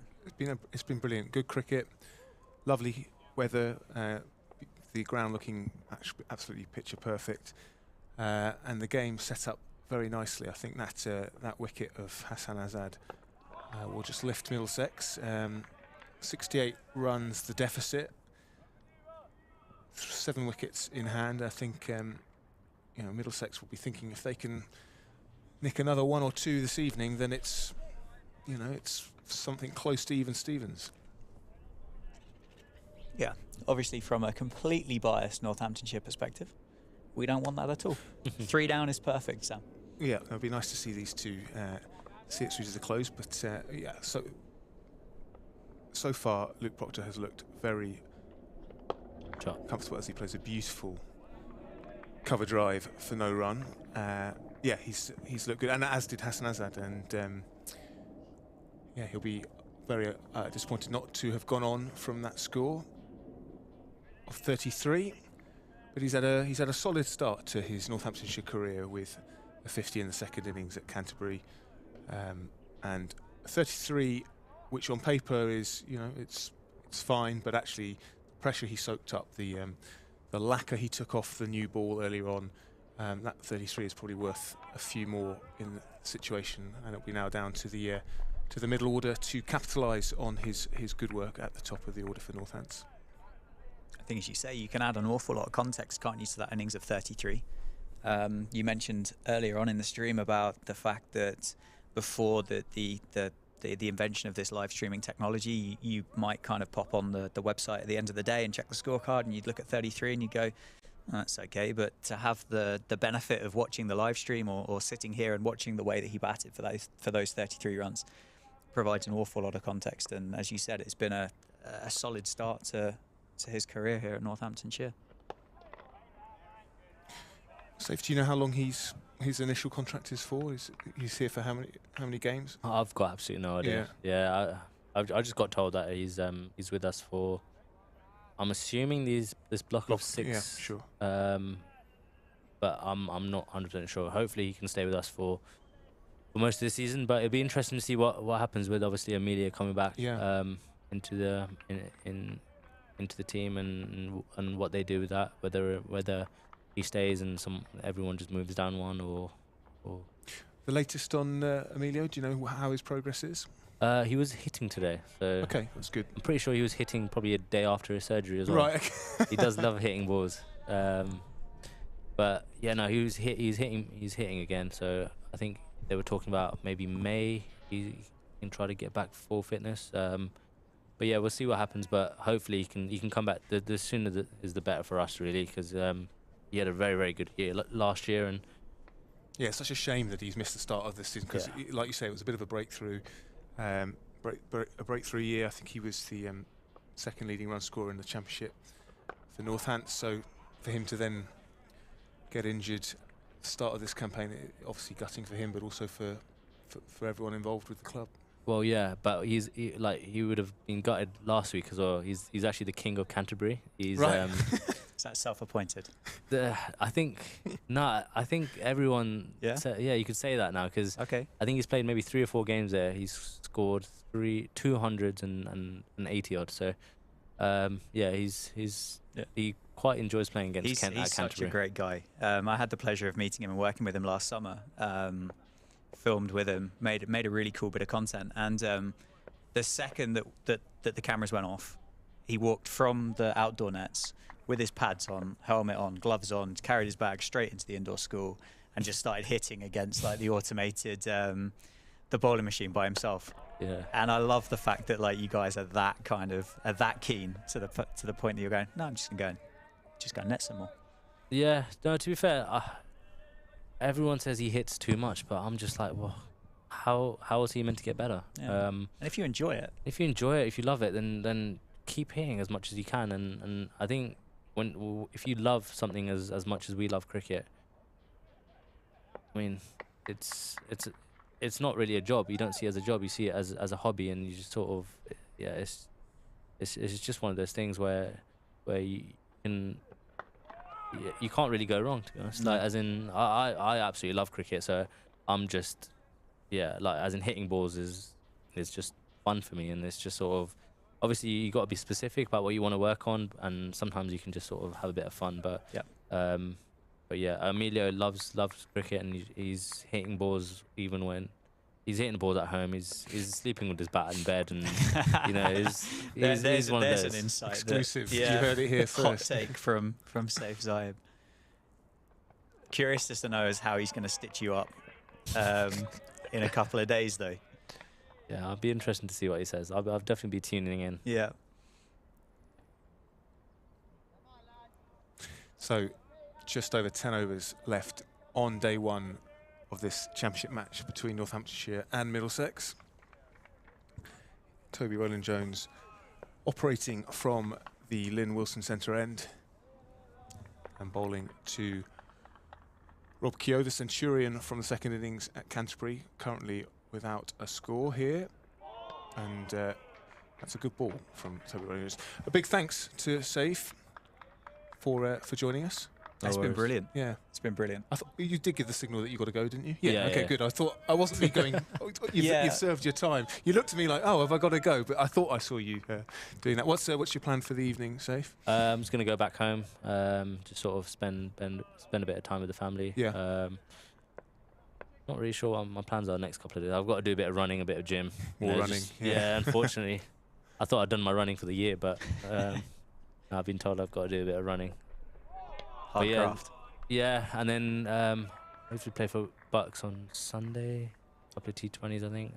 Well, we'll keep our eyes. If we're still here, we'll keep our eyes on the card. Hope you go well. Yeah, thank you. No, hopefully I'll definitely try to come and do a little bit more with you guys for sure. Yeah, we'd love that. The next few months. Honestly, I'd rather you didn't, and I'd rather we were commentating in the middle, mate. I'll be completely honest with you, but hopefully I'll do it after I've scored 100 and I'll come in. That would be even better. That would be even better. But honestly, you'd be welcome up here anytime. It's been amazing to have a chat with you, and fantastic. Hopefully, everybody that's watched the broadcast has enjoyed the conversation, the insight that you've provided into not only the county but the mindset of a professional cricketer at the moment as well. So thank you very much. Thanks. Appreciate it. Cheers. See you soon. Cheers. Lovely job. Another maiden by Toby Rowland-Jones. Yeah, this is good for Middlesex, but we're almost seeing a repeat of the maybe the end of the second session where Northants will be happy just to soak up the pressure, get through to the close. But 10 overs to go. I don't think you can completely shut up shop. You've got to take your opportunities when they come. But they've bowled really nicely, and they were rewarded with that wicket of Hassan Azad. They've had kind of periods of. They've had really kind of differing periods, haven't they, with their bowling? That they've really been able to generate some serious pressure. What we saw before tea, which I think was part Northamptonshire playing the game as well. I don't just think it was kind of absolute brilliance. I think there was a buy-in to the script from Northamptonshire too. But what we've seen in the last 15 minutes as well is another kind of period where they've been able to genuinely create that real pressure. We were talking about 3 maidens in a row just before Hassan nicked off to John Simpson. And that's continued. Rowland-Jones has bowled another maiden on top of that. Yeah. So it proves that it's still incredibly tough going out there. Yeah, it was only a short period where runs were coming freely. That partnership, or when Luke Proctor came in and he started scoring freely. There was that one over from Rowland-Jones. But other than that, yeah, it's not been easy to score, which has been the story all day. But it does show that when you've been bowled out for a low score, even brief periods where you let the pressure off can be very damaging. But nonetheless, they still got a lead of 67, Middlesex. I don't think they'll be too disappointed with how they've bowled. Having been put in as well in tricky conditions, that's a lovely shot. Cracking shot. Rob Keogh off the mark with a sensational leg glance through the vacant mid-wicket area for 4. And what a way to get off the mark. Beautiful shot. Terrific timing. Fielder at mid-wicket stood absolutely no chance, did he? No, he Ethan barely Bamber moved. just drifted on his line there that he's been so good at Yeah. today. I mean, he's bowled 11.5 overs for 16 runs. and he's given Rob Keogh the opportunity to pick up 4. I will say as well, now that Safe's gone and I'm safe, what a genuinely cracking guy. Lovely guy. Safe Yeah. Zaib is. Like, Lovely so guy. generous Yeah. with his time. He's been with us for a couple of hours today in different stints. Disappointed not to be playing, but provided such a brilliant insight into this game.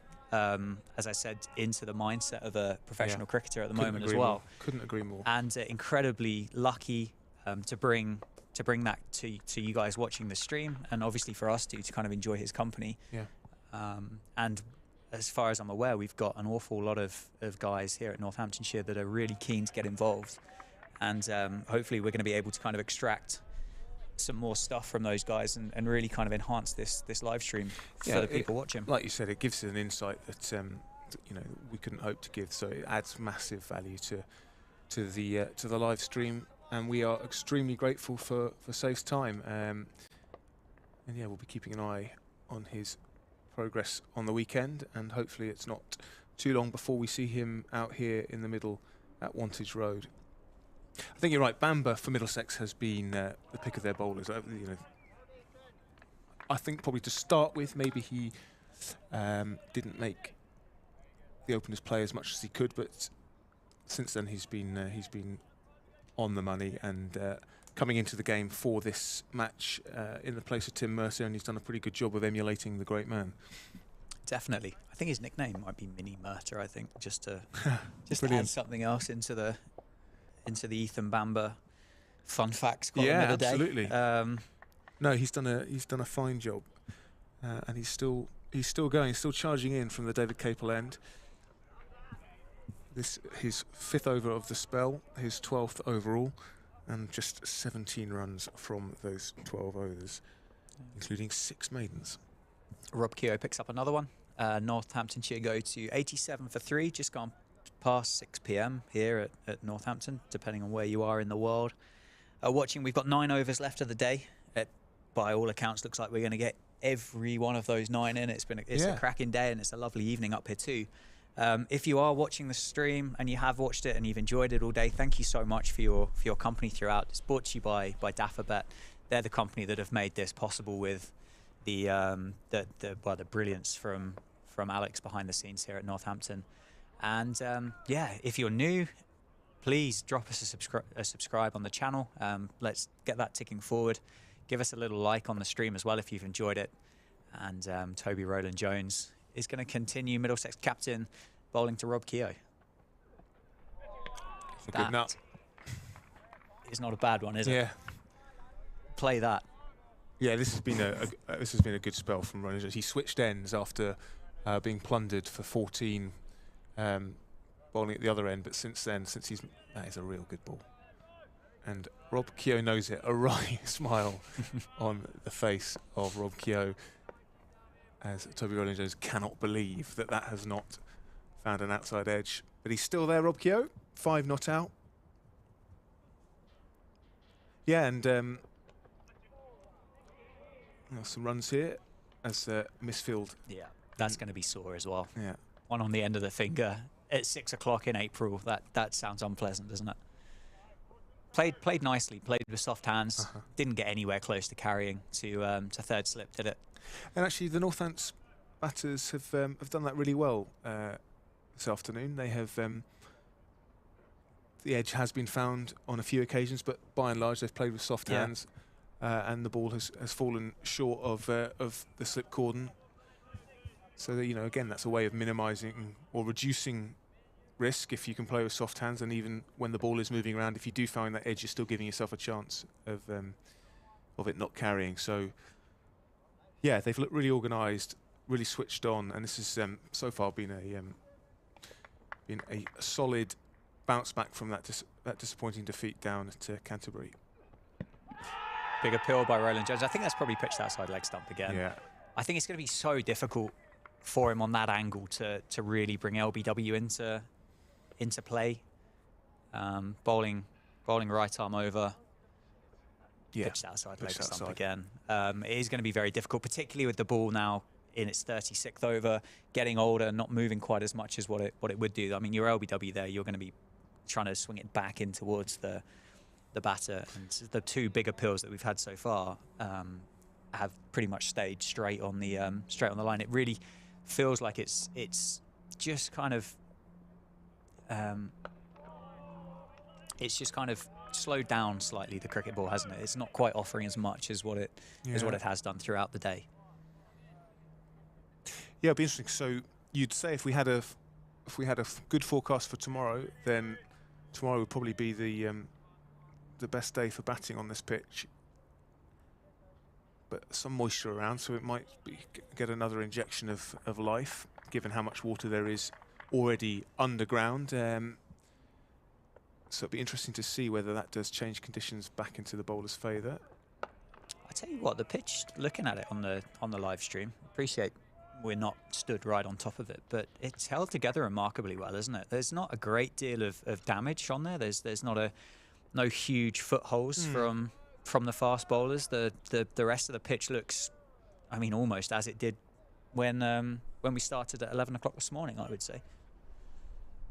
Yeah, you can see there's a bit of moisture underfoot where the bowler is landing. But I guess that also means, you know, it keeps the pitch together. I don't think it's certainly not easy to bat currently, as is reflected in the run rate, but probably easier than it was at 11 o'clock this morning. Definitely, and listening to Zaib earlier, it seems like a pitch that's been a real pleasant surprise for Northamptonshire as well. One that they weren't quite expecting to get the carry out of this pitch quite so early. Obviously, that's going to benefit the bowlers, isn't it? Being able to kind of get a pitch that's going to carry through a bit better than what maybe we would expect in early April. But equally so, a pitch that comes onto the bat nicely is going to benefit the batters in the same game. So it's clearly a pleasant surprise that the ground staff have managed to prepare this pitch and prepare it quite so well as what they have done for the first game here at Northampton. Yeah, given the amount of weather, as they say, that we've had in the last few weeks, even 6 weeks or so, it's a testament to the hard work of the ground staff here at Wantage Road that there is a pitch with carry. Decent pace as well. Equally, that kind of buys into the carry kind of conversation, doesn't it? But it looks like it has kind of come through nicely. It's not a case of it's carried, but it's held up. It's given the bowlers the perfect opportunity, which has been great, obviously at the start of the year, which you would expect. But also, I think it's given the batters a real opportunity to get value for their shots as well. It's not a case. It's not a sticky dog, is it? They're not kind of really grinding the runs out. When the ball goes off to the boundary, it flies off to the boundary, which obviously those guys and the Northamptonshire batters so far have enjoyed much more than the Middlesex ones earlier today. Yeah, so the 3 wickets to fall so far, falling the score on 10, 31 and 81. Hassan Azad, the last man to go, for 33. He was the 3rd wicket to fall with the score on 81, and that brought Rob Keogh to the crease, joining his captain Luke Proctor, who is 27 not out. His scoring rate has slowed down significantly after a decent start. That one period where probably Middlesex will be disappointed with letting the pressure off. But you've got to take advantage of those moments and also then be able to rein it in again when the bowling is back on the money. And I think that's probably something John Sadler will be really pleased with today, is how well the batters have been able to adapt the pace of their play as Rob Keogh edges down towards a 3rd man, and it will go for 4. Chase from 2 Middlesex fielders in vain. I think that's Max Holden and Ryan Higgins. They were always going to lose that race. Yep, genuine edge off Rob Keogh's bat by Ethan Bamber, but again played nicely. Yeah. Soft hands, ran all the way down to deep 3rd for 4. And as you said, I think that's been quite noticeable, hasn't it, with the way that the Northants players have batted in when the outside edge has been found. It has gone down rather than carried through, which we saw this morning.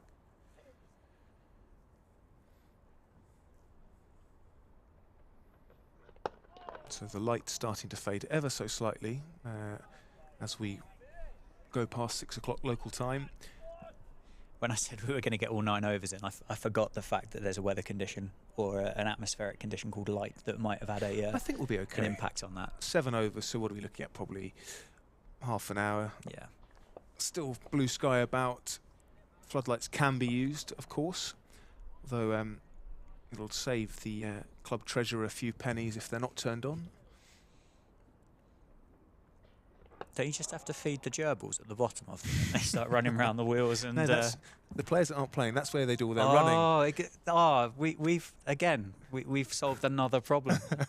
We need you to run 10k today. Okay, Yeah. well, there's a treadmill. Yeah, imagine that. Imagine that. Run faster. We need the one at deep cover to brighten up a bit.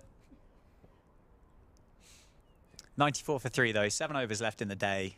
Luke Proctor 27 off 60. Rob Keogh 12 off 23. Roland Jones to carry on from the Lynn Wilson Centre end. A nice kind of captain's spell here, isn't it? Leading from the front. It's been felt like quite a long spell here from Toby Roland Jones as well. Yeah, this is his 6th over of the spell. He's only gone for 6 runs off it. He picked up the wicket of Hassan Azad. Yeah, he's come back really strongly at this end. Although he was disappointed with that delivery. He's chuckled to himself as he walked back past Nigel Long, standing in his 250th first-class game as an umpire, and he'll have seen it all. It's just held up on the breeze, that one, didn't it? Yeah, which has remained stiff all day. It has changed direction. It was coming from the southwest. It's now sort of coming from the northwest. I think it's not quite as stiff a breeze as it was this morning. Less clanging on the effects mic as the wind buffeted the microphone up on the gantry here.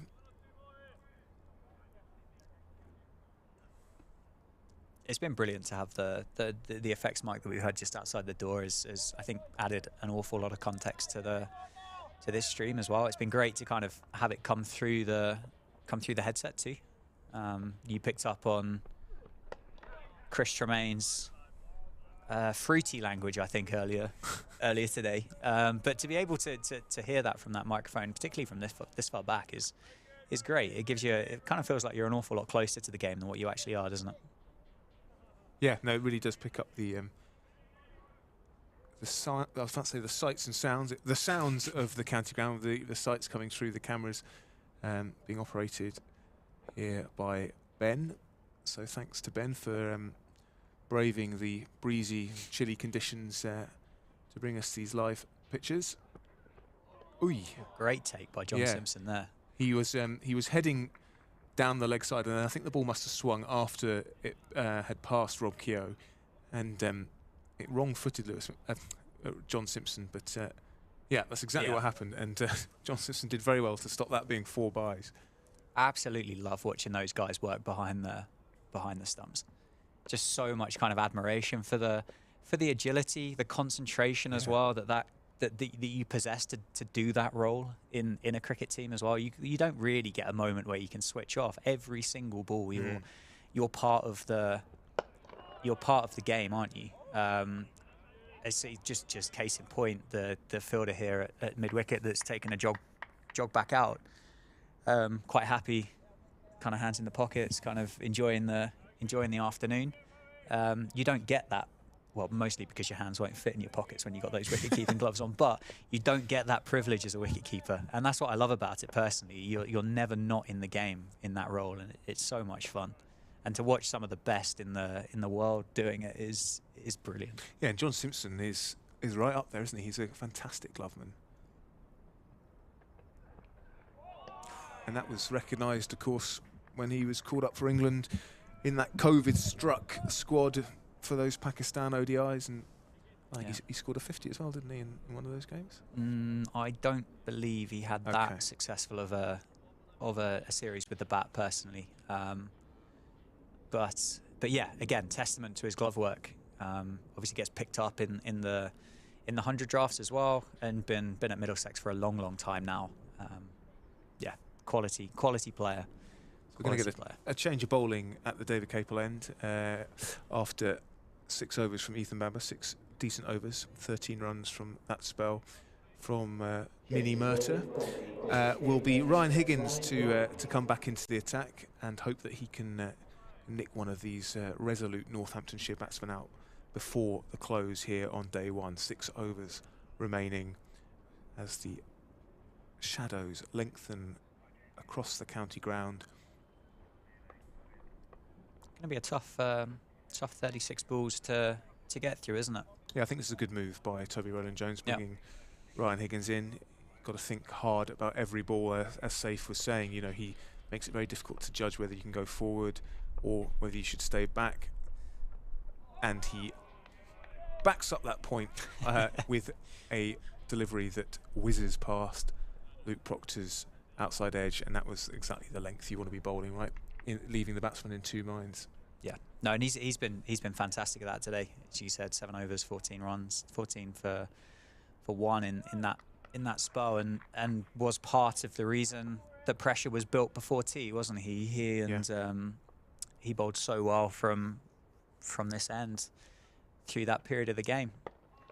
Yeah, player of the day, really, even though you'd say Middlesex are probably currently in 2nd place in this match. Ryan Higgins is 70 in the Middlesex innings of 149 out, and then 7 tidy overs so far for not many runs, and of course the wicket of Sam Whiteman, who had done so well to see off the Middlesex threat before tea.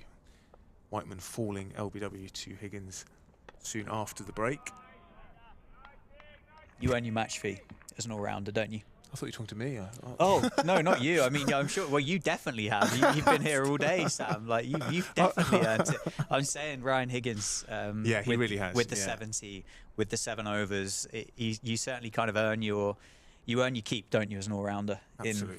Particularly. Well, you're just never out of the game, and it's like Saif was saying about Luke Proctor for Northants. Stokesy, they call him, because... No, Saif calls him that. Right. I don't know whether that's a universal thing yet. I liked Saif's various pitches for the captain's ear. He was very polite about Josh Cobb, the white ball captain, and then labelling Luke Proctor as Stokesy. I'm sure will do him no harm. He knows what side his bread's buttered, doesn't he? Luke Proctor with his crab-like stance. I love it. I love the quirkiness. I love the characteristics. Well, whatever works, right? I love the uniqueness. How boring would it be if everybody just went out there and did the same thing? Luke Proctor not a million miles away from his 6,000th first-class run, 5,940. 28 of those scored here today at Wantage Road.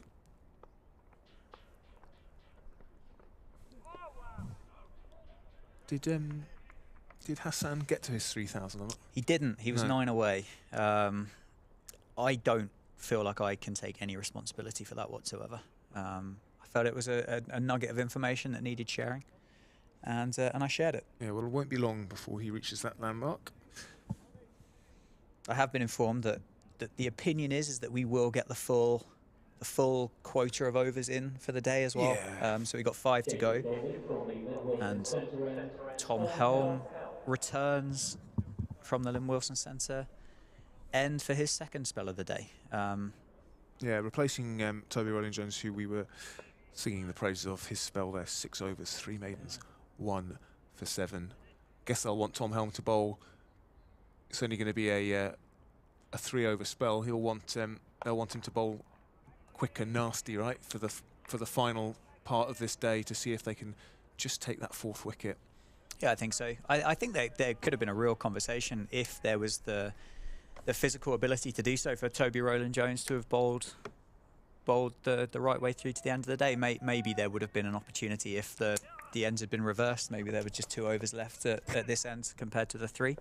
But yeah, it's an opportunity for Tom Helm to, as you said, steam in and bowl really quick for 18 balls and really kind of test these 2 Northants batters for the rest of the day, which is ultimately what Middlesex are going to want to do. They'll love to take a couple, 1, maybe 2 more with them tonight.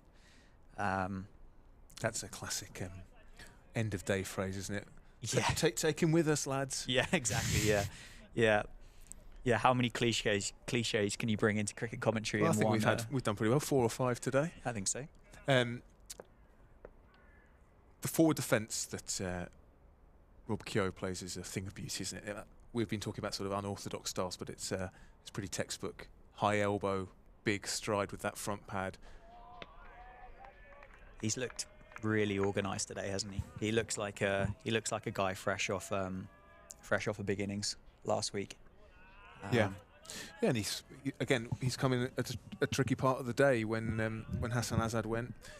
It was going to be a tricky end to the day, but fingers crossed for Northants fans. He is still there and looking solid as a rock with 4.5 overs of the day's play remaining. Definitely. And these two guys here, they're going to be so keen, aren't they, to make sure they're in a position that they can get themselves through to day 2 and come back tomorrow and cash in on the hard work that they've both done. And obviously Hassan and Sam Whiteman did earlier in the innings as well. I think that's a fairly it seems fairly apparent now, doesn't it, that I'm sure if the bad ball gets bowled, it's still going to go, it's still going to disappear, but it seems to be a kind of case of let's make sure we get through to the end of day 1 intact, and we'll figure out where we are tomorrow, obviously depending on what the weather forecast decides to throw up for us. And there's that big stride from Rob Keogh again, just pushing it out into the covers. Let's have a look at the forecast for tomorrow. So, oh, hang on. This looks like we could be in for a few interruptions. Actually, it's the day looks pretty wet, I'm afraid.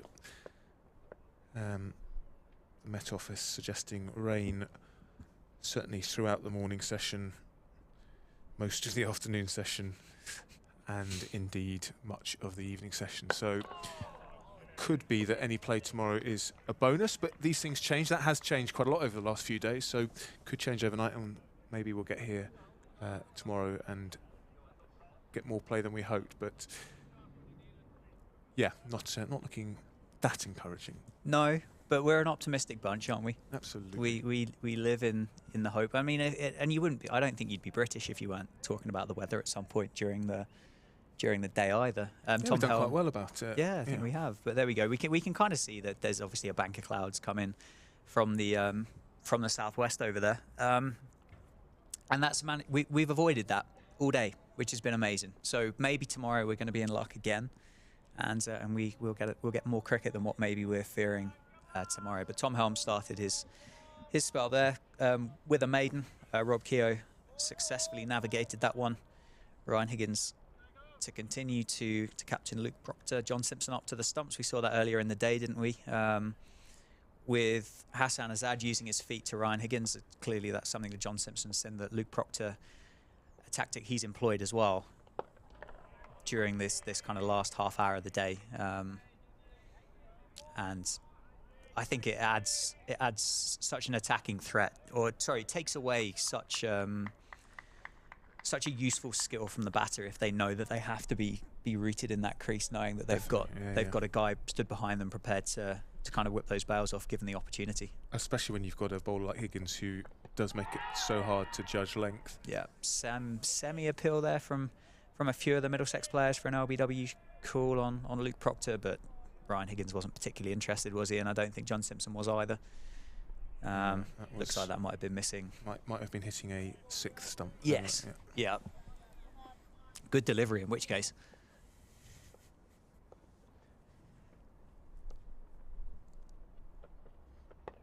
Again, solid by Luke Proctor. Northamptonshire 95 for 3. 3 and a bit overs to go in the day. And it's been a pleasure working with you today, Sam, I will say. Awesome. It's been really enjoyable providing this stream to everybody watching as well. And yeah, I've had an absolutely quality day, mate. Yeah, I was just thinking the same thing. Thank you very much indeed to everyone for their company, and to you as well, Dan, for being next to me here, as a few more runs to the total for Northants. That is another 2 for Luke Proctor. He moves on to 30. Yeah, no, it's been great, and I hope people have enjoyed it. It's been wonderful to see so many people tuning in. Do like, do subscribe on the Northants YouTube channel, so you'll know whenever, for example, tomorrow, if we do have interruptions in play, then when the stream goes live, that'll be your cue that we're getting underway. So it's only taken one day to Quick learner, right? bring in this like and subscribe quote. And I'm sitting next to the master of it as well. I love it. I love it. I've got so much time for it. So much time for it. I think like Middlesex have been really, really keen to get these overs in before the end of the day. They clearly know that there is some weather about tomorrow. They clearly know it's been a brilliant day for bowling. Potentially there's a chance that there's been a tactic kind of employed to use a bowler with a slightly shorter run up here to make sure that we get the full quota of overs in before the end of the day and make the best use of. It's actually a little bit brighter than it was as a bit of blue sky goes. So yeah, I don't think any issue with getting the overs in. But yeah, they have hurried through the overs in this afternoon session. There haven't been many balls to fetch from the boundary, which always helps. Yes, so Northamptonshire approaching the 100 mark, 97 for 3 off 42 overs, trailing Middlesex by 52 with 3 overs of the day remaining, the first of which will be bowled by Tom Helm, who continues from the Lynn Wilson Centre end. They've run really well, actually. When runs aren't sort of flowing freely, you've got to pick them up where they come, and I think particularly Luke Proctor has been really good at dropping and running, finding the gaps, and I guess once again that's sort of leading by example from the captain, right? Yeah, I'm sure these guys have spent plenty of time with one another, plenty of time with each other in the middle as well. So a real good partnership between the two of them, and knowledge and understanding of what the both of them are going to do. And I think sometimes when you get an opportunity to bat with someone that you build that kind of relationship up with, you almost know you almost get the impression that you know what's going to happen before it's actually happened, if that makes sense. You kind of know what a run is before the call even comes through. Sometimes it can be so kind of autonomous that you don't necessarily need that call. But that's 100 runs up for Northamptonshire. Yeah, lovely shot to do it as well. Just guided to third man by Luke Proctor, who moves on to 34.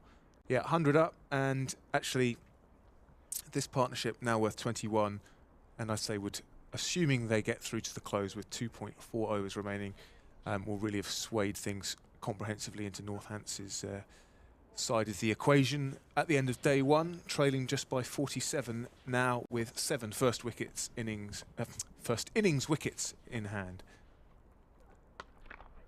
Ooh, and I didn't pick that up, and I don't think the man at square leg did either, because it sounded like it had absolutely crashed off Luke Proctor's bat, and the fielder at square leg looked a little bit terrified for a second, but as it was off the splice and just rolled gently to the Middlesex fielder there, who I think is Steve Eskenazi.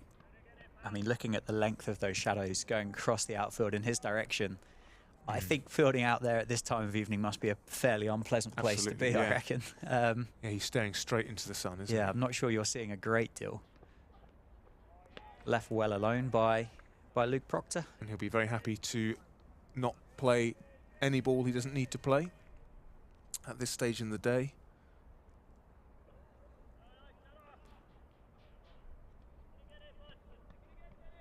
Credit to Middlesex, they've stayed lively in the field throughout. They've backed their bowlers up. The bowlers have bowled pretty well throughout. Again, for me, it just shows how the fact that we're sort of finding criticisms with what's been a pretty decent Middlesex bowling performance just shows how well Northants bowled this morning, because very, very difficult to find anything wrong with the performance from that whole unit, with the wickets being shared around earlier on. 3 for Ben Sanderson, 3 for Chris Tremaine, 2 for Jack White, and 2 for Luke Proctor. I think to add to that as well, just how well Northamptonshire have batted this afternoon. As you said, not Middlesex have bowled fantastically well, not in a comparable state to what we saw earlier today, but we saw a really kind of valuable gritty innings from Hassan Azad earlier to help set Northamptonshire up in this first innings. And we saw an incredibly gritty performance just before tea from Sam Whiteman as well. I know he's not going to get the plaudits of the others with not having the return when it comes to the numbers in the runs column as well. This partnership as well between Luke Proctor and Rob Keogh again has been really good. It's been really solid, and I don't think it's necessarily a case of it's as simple to kind of say, oh, it's not quite bowled as well as the others. I think like Northamptonshire have just batted so much better than what we saw from their Middlesex counterparts this morning. Certainly, I still struggle to find too much criticism with the Middlesex top order. I think for the second week in a row, they have just come up against some fantastic seam bowling, and it's not been a happy start to the 2023 campaign for that top 3 or 4 in the Middlesex order. No, it's been tough. It's been tough, and they probably. But then, I mean, it's Division 1 of the County Championship. They're not going to get an easy day, are they? They're not going to come up against a team that's got kind of an easy bowling attack that they kind of go, oh, we can cash in here. It's going to be tough. And I guess they fell on the wrong side of the coin this morning, didn't they, when it came to the toss, and ended up having to bat in some pretty tough conditions first up.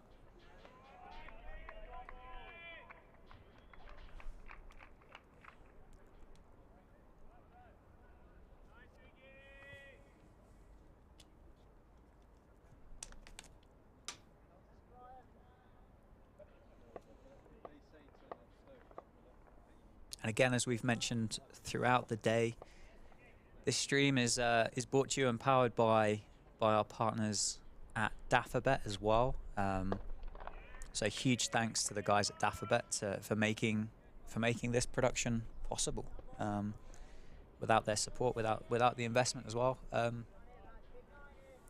it wouldn't necessarily be an option. So thank you to those guys.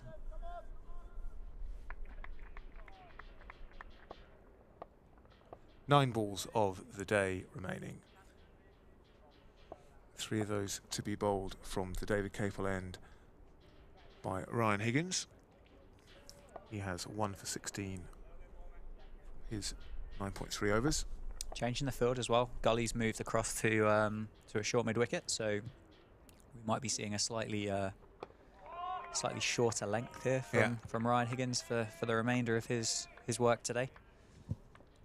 See if they can just burgle one before the end of the day.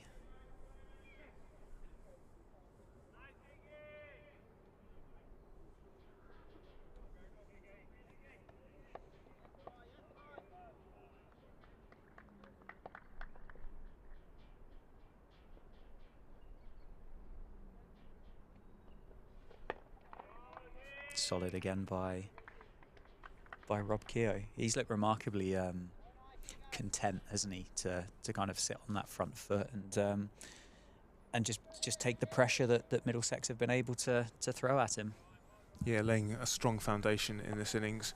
Of course, his 100 at Canterbury drawing him level with David Capel for hundreds, first-class hundreds for Northamptonshire. And another maiden.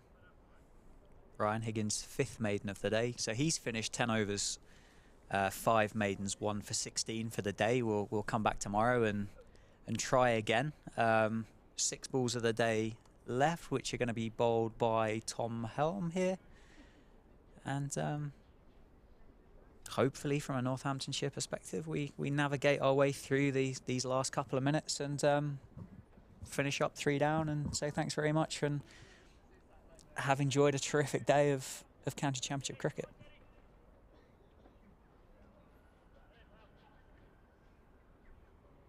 Yeah, I think should that remain the case, 3 down. Oh, he was tempted there. Luke Proctor was... Well, I don't know whether he meant to play that or not, but that has gone away for 4 down to it's come fine off, leg. That's gone straight off the face of the bat, Sam. I thought he pulled out of the shot, Well, Looked I like never. it. Look Yeah. at that. I mean, It was a last-minute leave. He was sort of looking to pull, wasn't he? Yeah. And then he just left the bat there, and the ball has hit the face and rolled down for 4. So a bonus boundary for Luke Proctor. I thought it had just gone straight through to the keeper after he'd put out the shot, being tempted into the pull, which he was, and he still. it looked like that's what should have happened. Luke Proctor, on the other hand, Yeah. had slightly different ideas, or at least his cricket bat had slightly different ideas. Absolutely. Well, you take them where they come. I'd love the idea of him playing that deliberately, though. Just to stand. Yeah, nonchalant. Like, like he's of the offering day. offering slip catching practice over for just going over the top. Yeah, no, well, something of an escape there for Luke Proctor. He certainly wasn't in control of that shot. Probably the first time you can say that really about this fine innings of 38 from 82 balls from Northamptonshire's red ball captain, who has 4 balls left of today's play to navigate. The producer has chimed in and said, "What a shot!" So we're definitely going for the. That was 100% played.